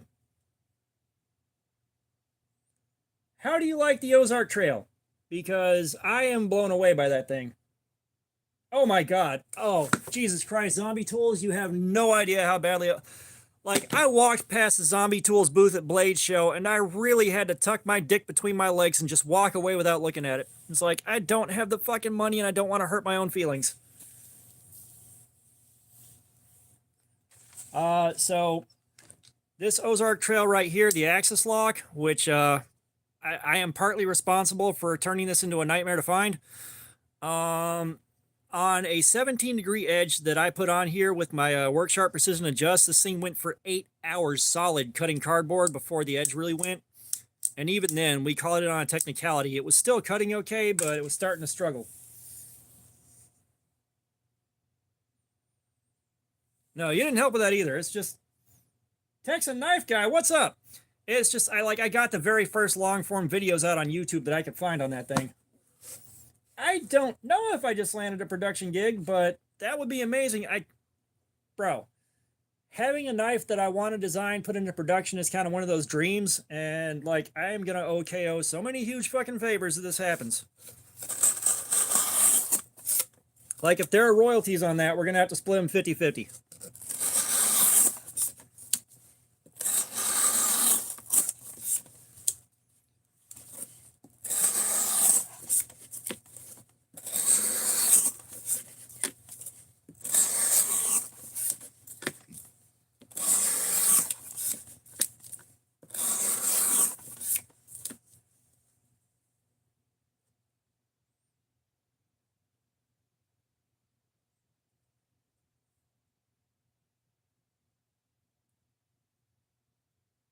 I am not sure what you're getting at there.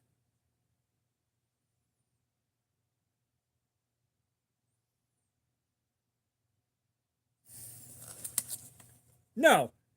I have got 2 bug outs, one that I bought for myself and one was a gift from a friend. I paid $140 for my bug out CF Elite. That is top dollar for what that thing was possibly worth.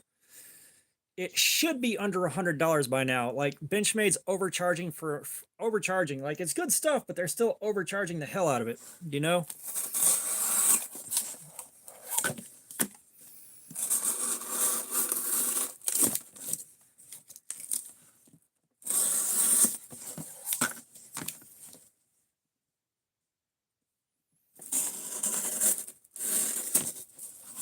Yeah, so we are definitely calling this at 5.5. We're going to call it 5.5 hours. Let's take a look and see how it does on copy paper. Let's get the Forbidden Moonshine out and get anything that will come off of this off. The acid etch on this thing is just hanging on to tape residue so hard. Yeah, no, the CF Elite's really good. Like, I love that thing, but yeah. At 140, that is like top what's worth paying. I think I did 138 on Blade HQ. But yeah, that is like absolute tops, teetotal tops.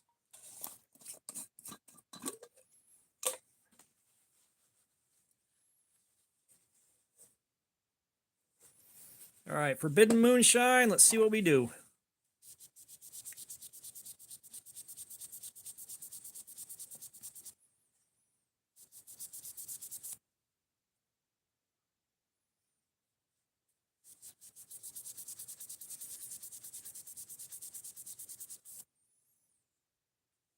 Well, it's not so much a gig. It's just like KO asked me for what I would want to design for myself, and he kind of took that, and then like, independent of me, handed it over to Gen Knives, which we love those guys. They're awesome. But he's passing stuff along to Emma over at Gen, and apparently they like what they're looking at.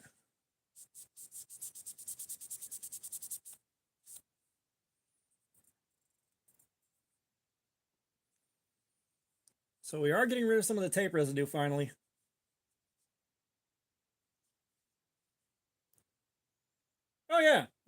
The Cerakote would be very cool.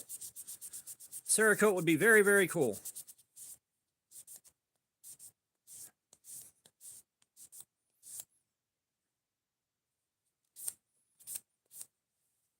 Okay.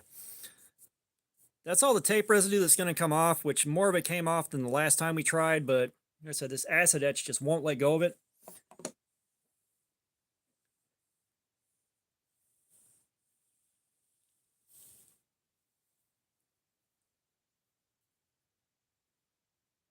Oh no. Like I said, the bare feet have been part of this channel since day one. They will continue to be a part of the channel. I am going to be comfortable if I'm sitting here for this damn long doing this. Straight up, I am going to be comfortable.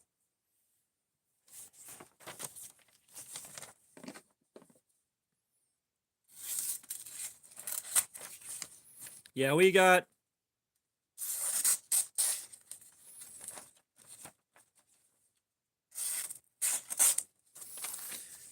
a pretty massive hang up that's very inconsistent on the copy paper, so we're going to go with that.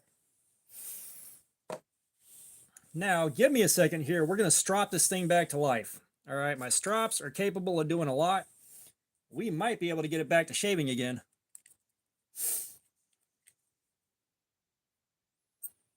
And no, like seriously, the last live stream I did, someone paid me $2 to put socks on. Someone else paid me $2 to take them back off. Then I got paid again to put them back on, and then I got paid again to take them back off, and then that's where it ended. Like, that was funny as hell, and I was questioning my entire life the whole time it was happening.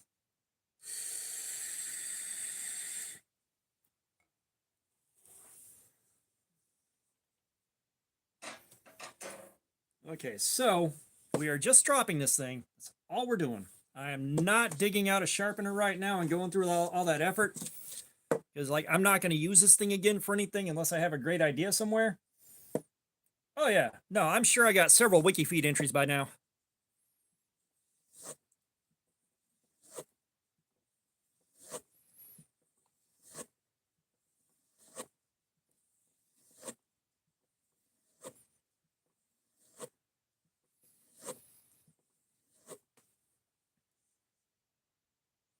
Yeah, no, I am freaked out. I'm not going to lie. I am freaked right out.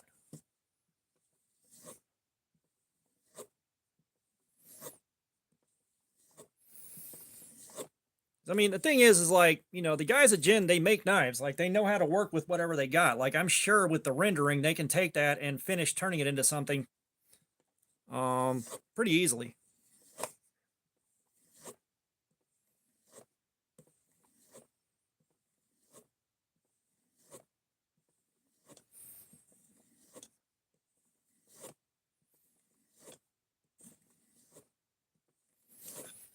And he was he here for a while? I don't. I think we went in on an open L at one point, but I don't know if I did an aftermath video.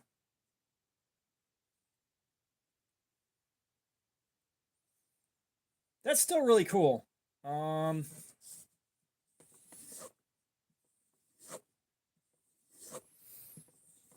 I'm not sure how I would do a Kickstarter or what would happen with that, but that's still. Oh no, open L's are definitely cool for the money. It's not something I would EDC, but it's something I would throw in a pack as a companion for like just really small light tasks that I don't want to, you know, pull one of the big guns out for.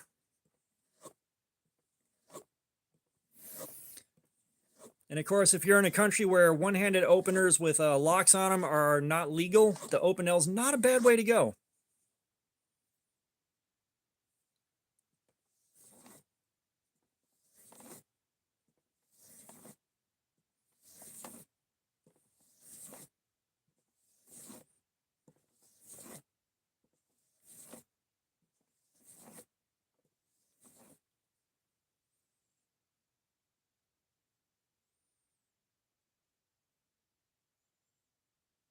So we have got a steel wheel cut jack in D2, and I put a 17-degree mirrored edge on this and started cutting, and it took 5.5 hours of cardboard to wear the edge out.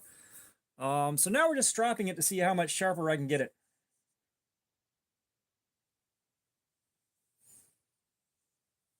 Yeah. And that's going to be interesting because, like, a lot of the larger names, like, they're looking for more mainstream stuff. And what I'm doing here is definitely not necessarily mainstream. You know, it's just kind of what I would want for myself if it was designed. Um,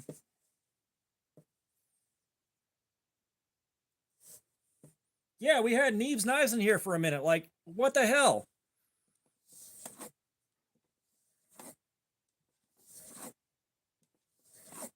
That's probably one of the coolest things that's happened on a live stream so far.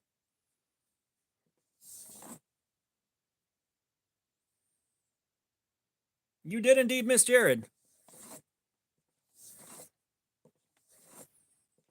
Like, he came in, hung out. We talked about the testing process I use here.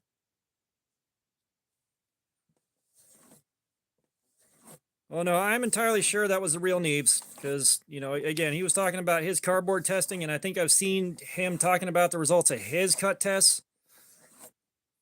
So he's right on the money with that. No, like, that was extremely cool. Completely unexpected, but extremely cool.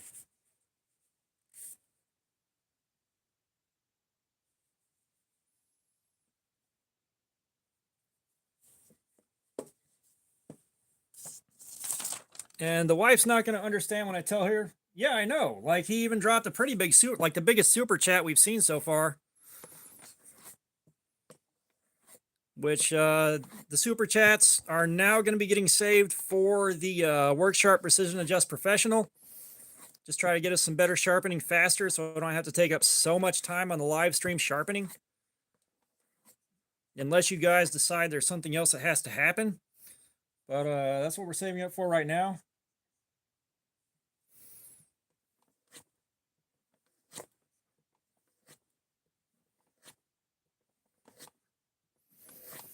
Yeah, like, and I mean, I'm kind of surprised. I don't know if he was just doom scrolling shorts and saw this and got curious or what. But I am still a bit gobsmacked.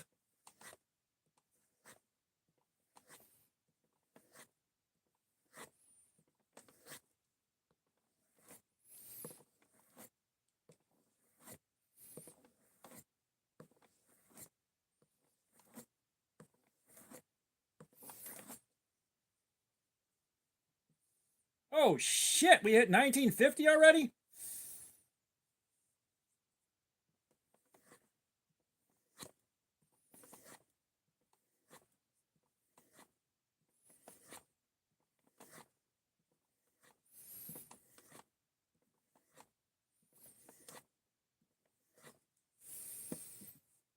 Yeah, so like, this thing has performed about exactly like I expected. Because right after we sharpened this, right after I got done sharpening this, I said this is going to be give or take 5, maybe 6 hours tops, and we got 5.5 hours out of it. All right, Erwin, thank you so much for being here, man. Especially being here this long, man. I really appreciate it.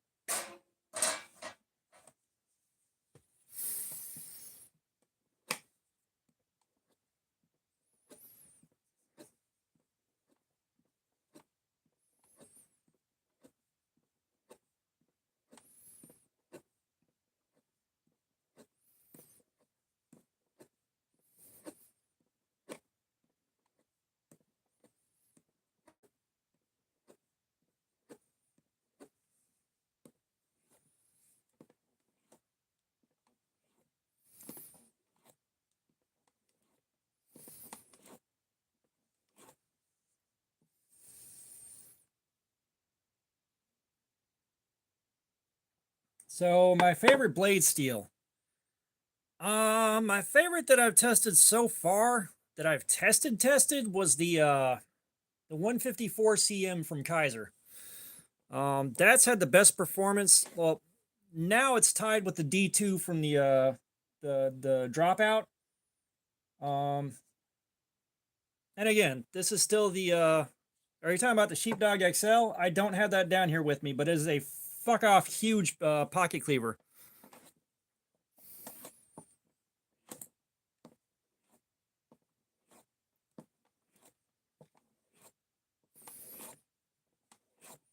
But yeah, Kaiser's 154 cm landed at about 8 hours of cutting, just like the dropout did, which is part of what blew me away about the dropout. Like, it's D2. It should not be hanging with 154 cm like that.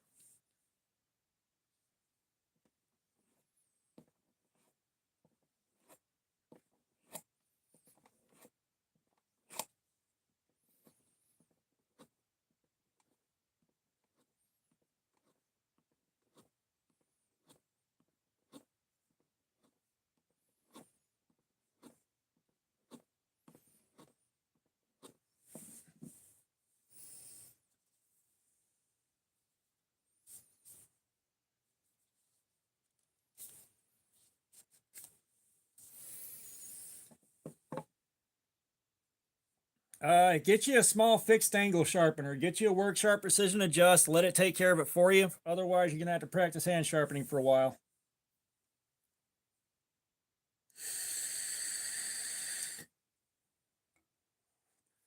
So I've got the M390 bug out.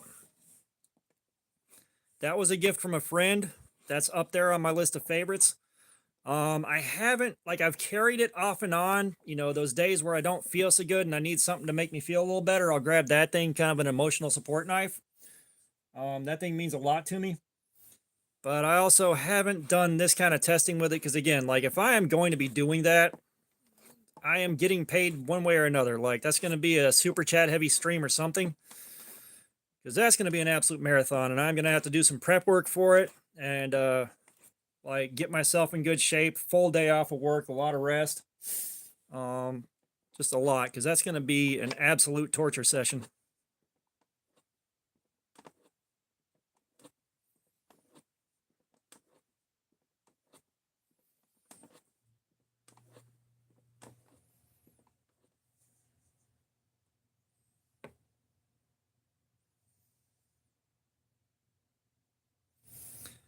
Nice. Yeah, I've just got the S30V bug out. I didn't buy S90. I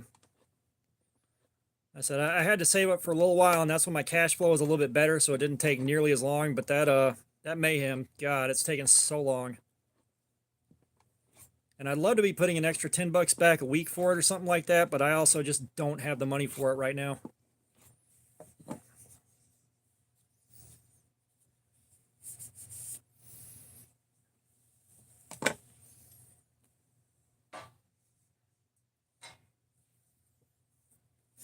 What are you talking about? Serrated blade anger? Come on, dude. You're just trolling us at this point.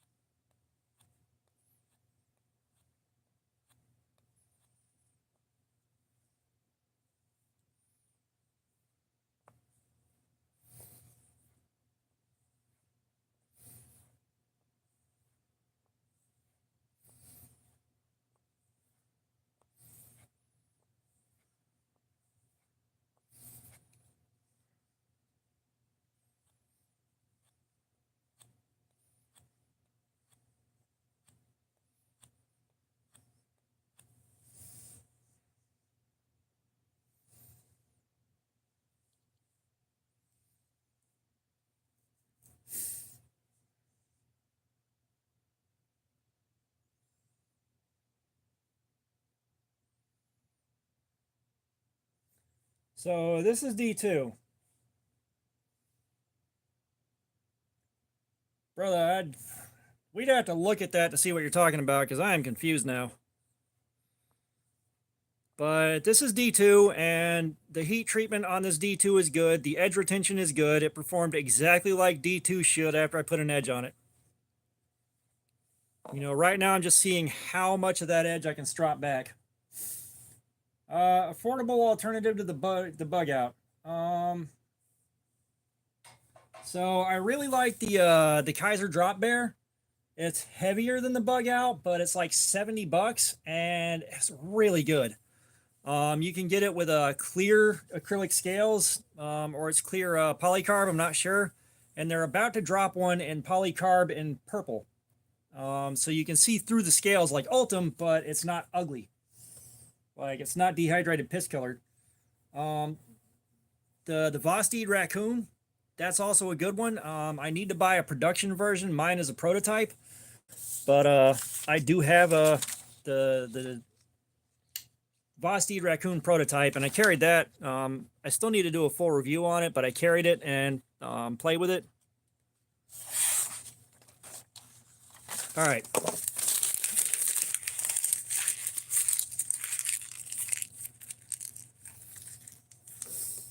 Yeah, but you're looking at the Axis Lock. You're looking at a more affordable knife. The drop bear is in Nitro V, so your edge retention just won't be as good.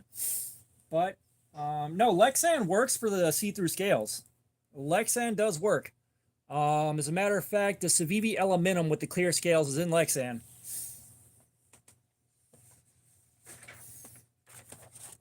Now you guys want to see just how much those drops put the edge back on?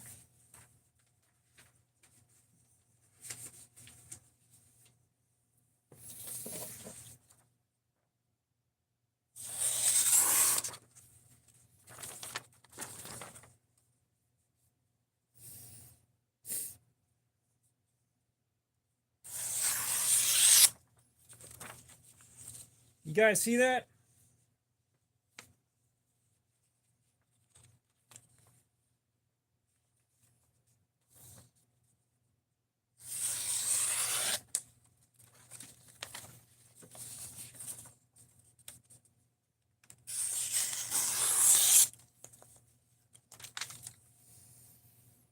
That is the power of a good strop.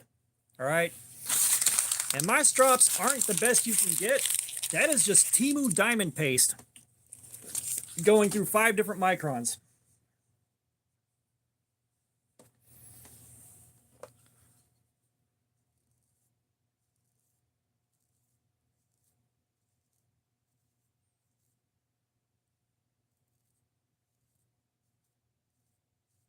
And we're back to shaving again. Like I took my time on this and really spent some time on it, but yeah, I was able to strop it back to doing that.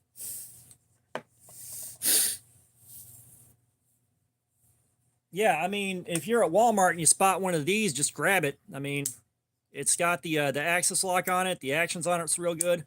The edge retention is phenomenal. Like this is D2, and this is D2. This started with the exact same sharpening job this one had at 17 degrees, 8 hours of cutting time versus 5.5. I'm not 100% sure how it did that. I've been told the hollow grind might have played a part in it, but it shouldn't have played that big of a part. Like, I don't know.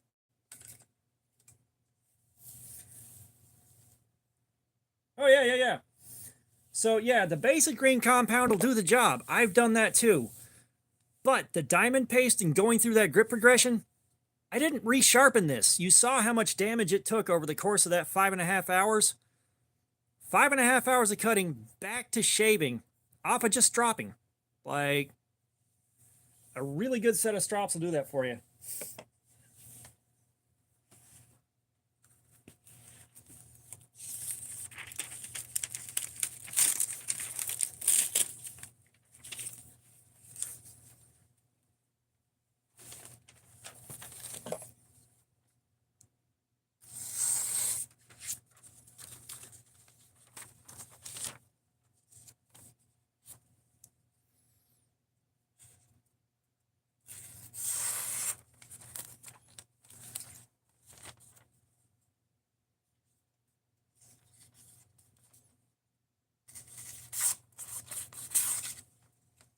Start to cut, damn you.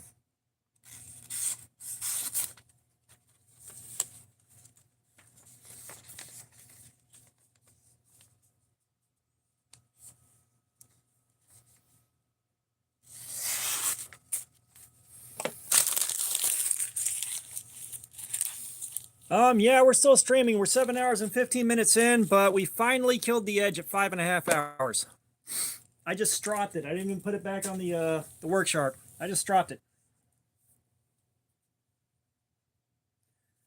Again, anger. I can't tell you how to use it. You're going to have to like go check out Outdoors 55 and watch some of his videos. He shows you in incredibly fine detail how to sharpen and what your edge is supposed to look like. That will help you out. I can't just sit here and tell you. So, okay, like what happened with Gerber?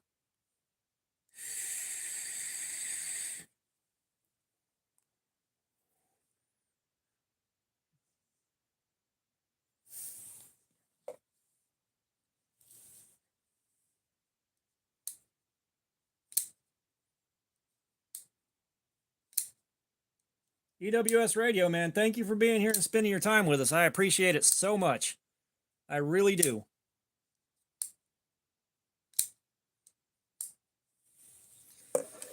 Yeah, so I mean, this thing, it performed exactly how I thought it would. Like, this performed exactly how D2 should. So we did not beat the dropout. I was kind of thinking we might once we got to like the 4-hour mark and it was still going strong.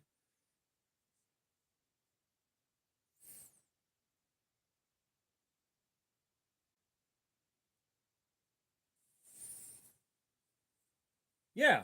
No, you mentioned the store credit because you also had the store credit with a 0 tolerance and you couldn't do shit with that.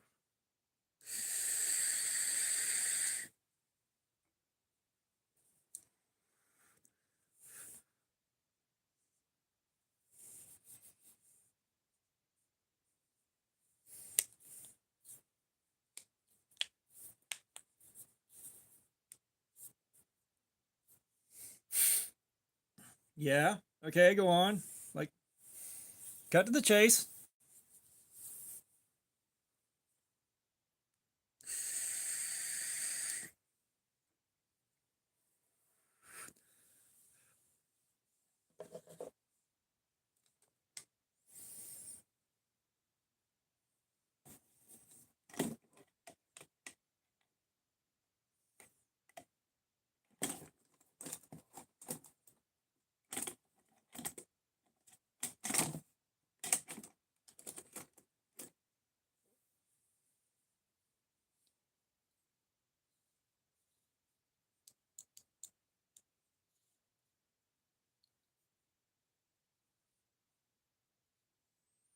Oh, gotcha.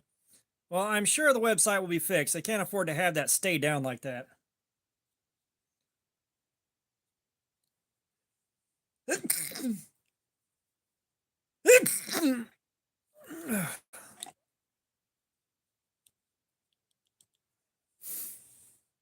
I may have overdone loosening this thing on the last stream. Yeah, I did.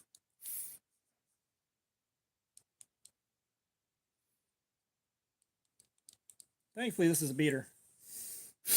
I don't think their website's going to be down for 6 months, dude. I think this is the Opinel number 8. Yeah, it's a number 8. Thankfully, this one's the beater. I've got a nicer one. I was showing someone how to loosen the action up on it a little bit, and I overdid it. So now we got blade play. But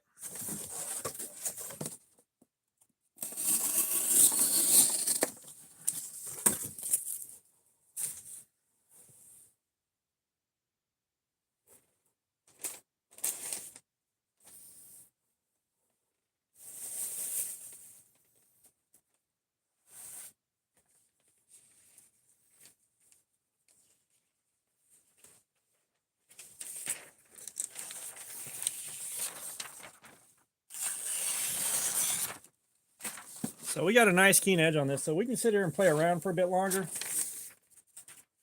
I got about another 45 minutes to work with.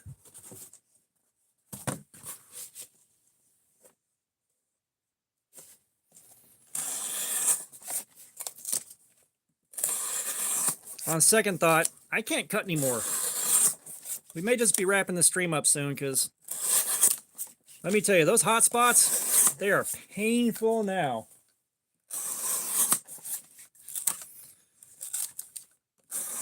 But this is the thing I love with the Opinel. If you sharpen it right, you get an absolute laser.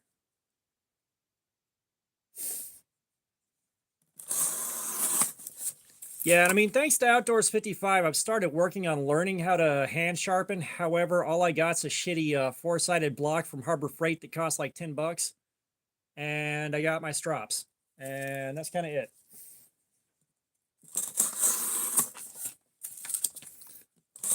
Like, I don't feel like spending the money on nicer sharpening stones right now, just because I don't have it, and I'm just gonna go with the with one of my work sharps anyways. But at some point, I do need to really put time into learning how to hand sharpen, because like I have done it. I have put a nice edge on a couple of knives now, but I do need to learn how to hand sharpen at some point.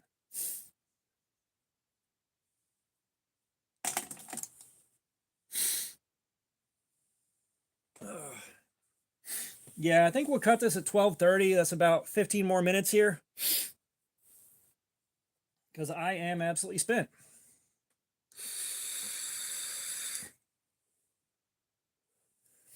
And then I'll do the aftermath video either tonight or later tonight or tomorrow morning before I go to work.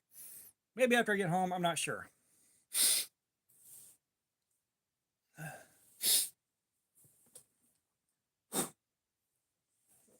But God, all that cardboard dust just shreds my sinuses. Jesus Christ.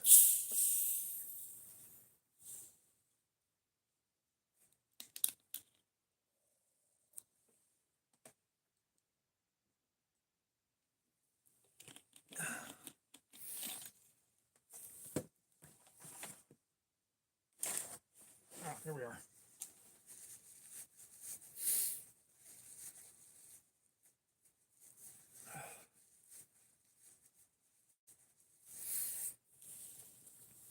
Oh, we got 69 nice likes on here. Fantastic. Oh. But God, that was a run. Like, I'm not sure how chewed up that looks on camera. Let me give it a second to see. Yeah, the camera doesn't quite capture how bad it is in real life, but you can get an idea there. Like, this callus is going to start peeling off soon, or part of it.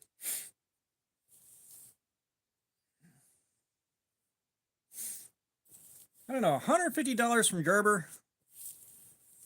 So you just got to go to Gerber's website, right?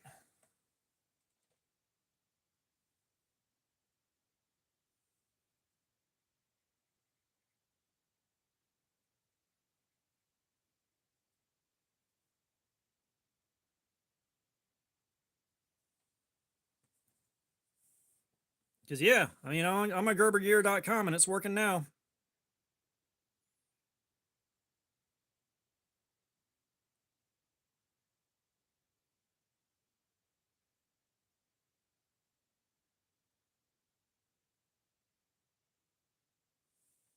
Now, what would I do with $150?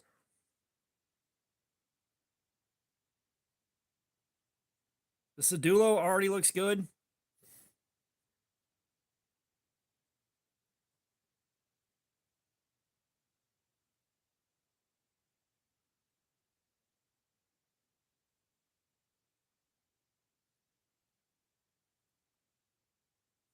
Let's look at the Sedulo.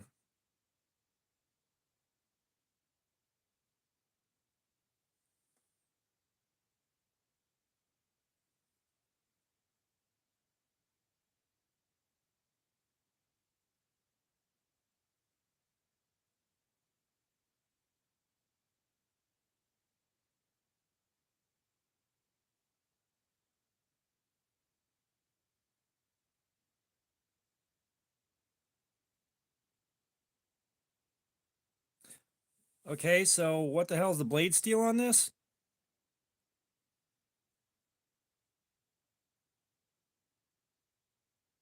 S30V?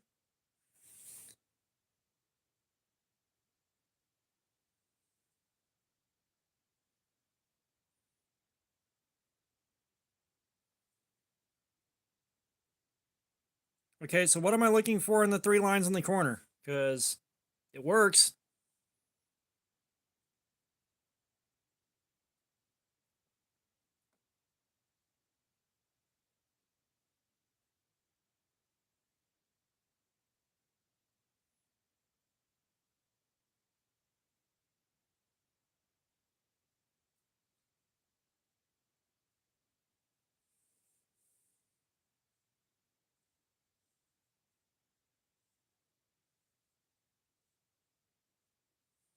Yeah, shop works.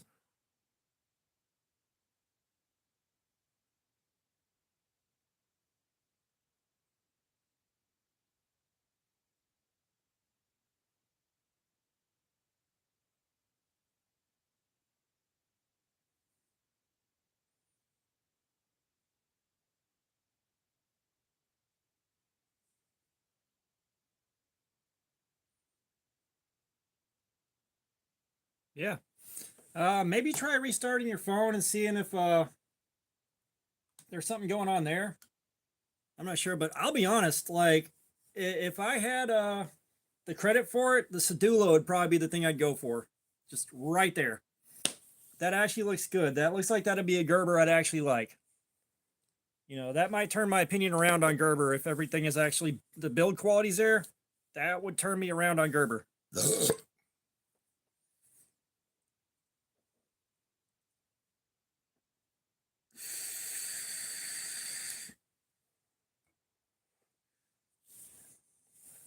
But of course, the Sedulo is also pushing into bug out price territory.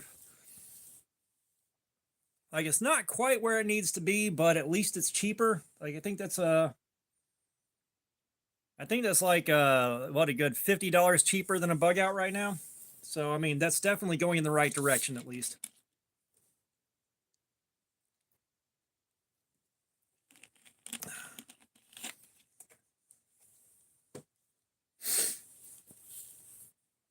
Yeah, so that might be an error on your end. Like, um, yeah, I would restart your phone and then go back in.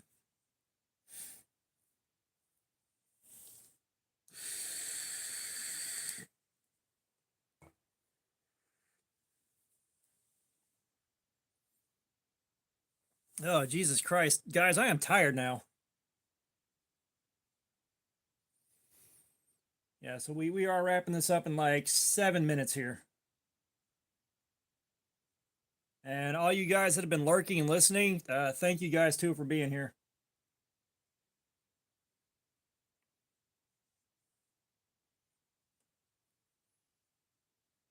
Like, we still got a lot of people watching and listening for a stream that's wrapping up.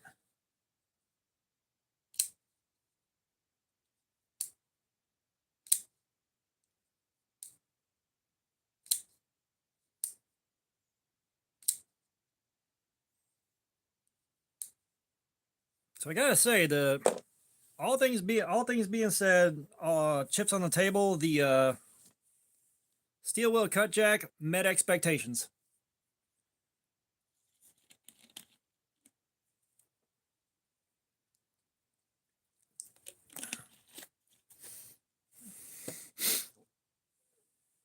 All right, Texan Knife Guy, thank you so much for being here this damn long, man. I appreciate it. I really do.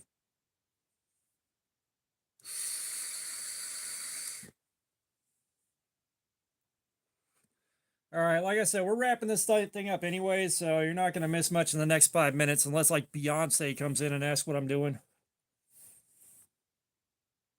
Or like if Dr. Disrespect shows up, that would be amazing.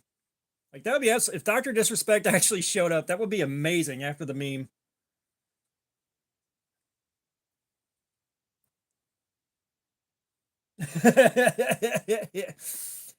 Yeah, shoot some messages. See what she's up to right now. I said, if Doctor Disrespect actually dropped in right now, I would lose all of my shit, like all of it.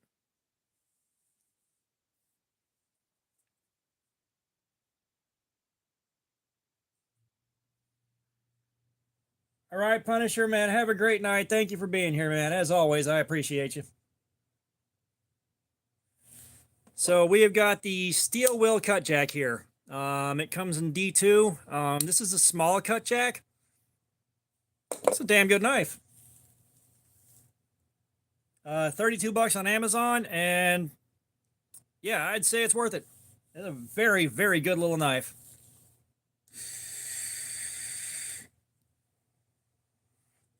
Right? No, that would have been good. That would have been funny as hell. I don't know why it worked that one time and it hasn't worked again.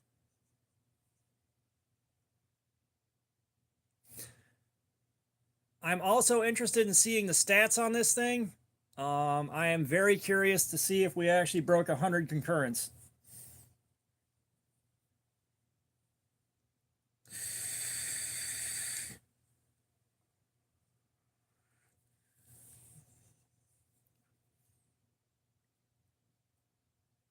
Yeah, I don't think we're going to quite hit the numbers we hit on the last one just because this isn't a almost 9-hour live stream, but it is pushing 8 hours, 7.5. So it's still going to be some good numbers. Like, it's still going to be some good numbers. I don't even care if we got like 4 viewers on this one. Like, Neebs dropping by was fucking hella cool.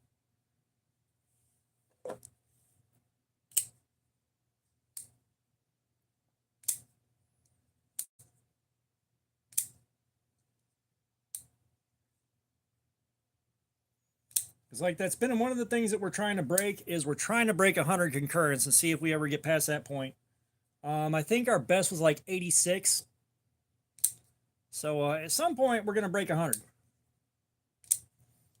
Like, I can tell the video has been getting recommended far and wide just because you know, like I said, we got important visitors.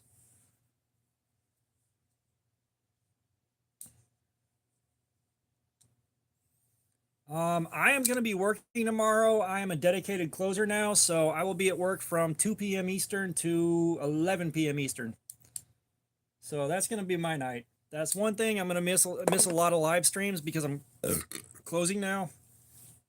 So at the end of the week, I believe I've got a 3-day weekend happening.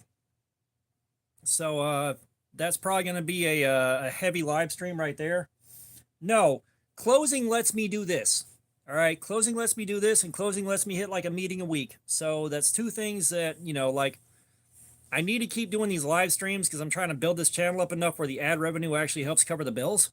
And I need to be hitting meetings, and I haven't been for a long time because of the way work's been. So now that things have improved and gotten better, I'm actually going to be able to do that. I don't mind closing, especially not at this store. Closing is manageable at this store. At the other store, it was not manageable at all. But yeah, we got 2 minutes here and we're wrapping things up. Like I said, I am shot. I need to go lay down. And I got about an hour and a half before I decide whether or not to load up on meds to sleep tonight, which I might do that. I think I managed to dodge it last night, and I managed to dodge it this morning when I came back from my overnight. Yeah, I mean, we're closing this down in about a minute here. It is 12:29 my time. This was definitely a hell of a stream. This was a good stream.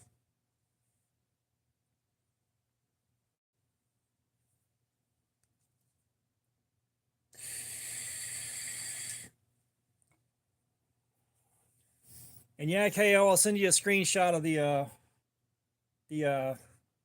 analytics on this whenever I stop the stream.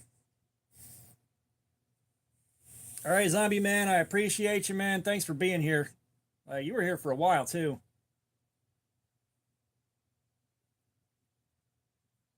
New knives showing up? Oh, 2? Sweet.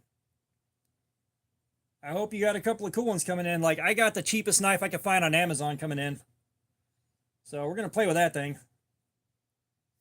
It's supposed to be in 440C, and it's supposed to have a higher HRC than I would expect.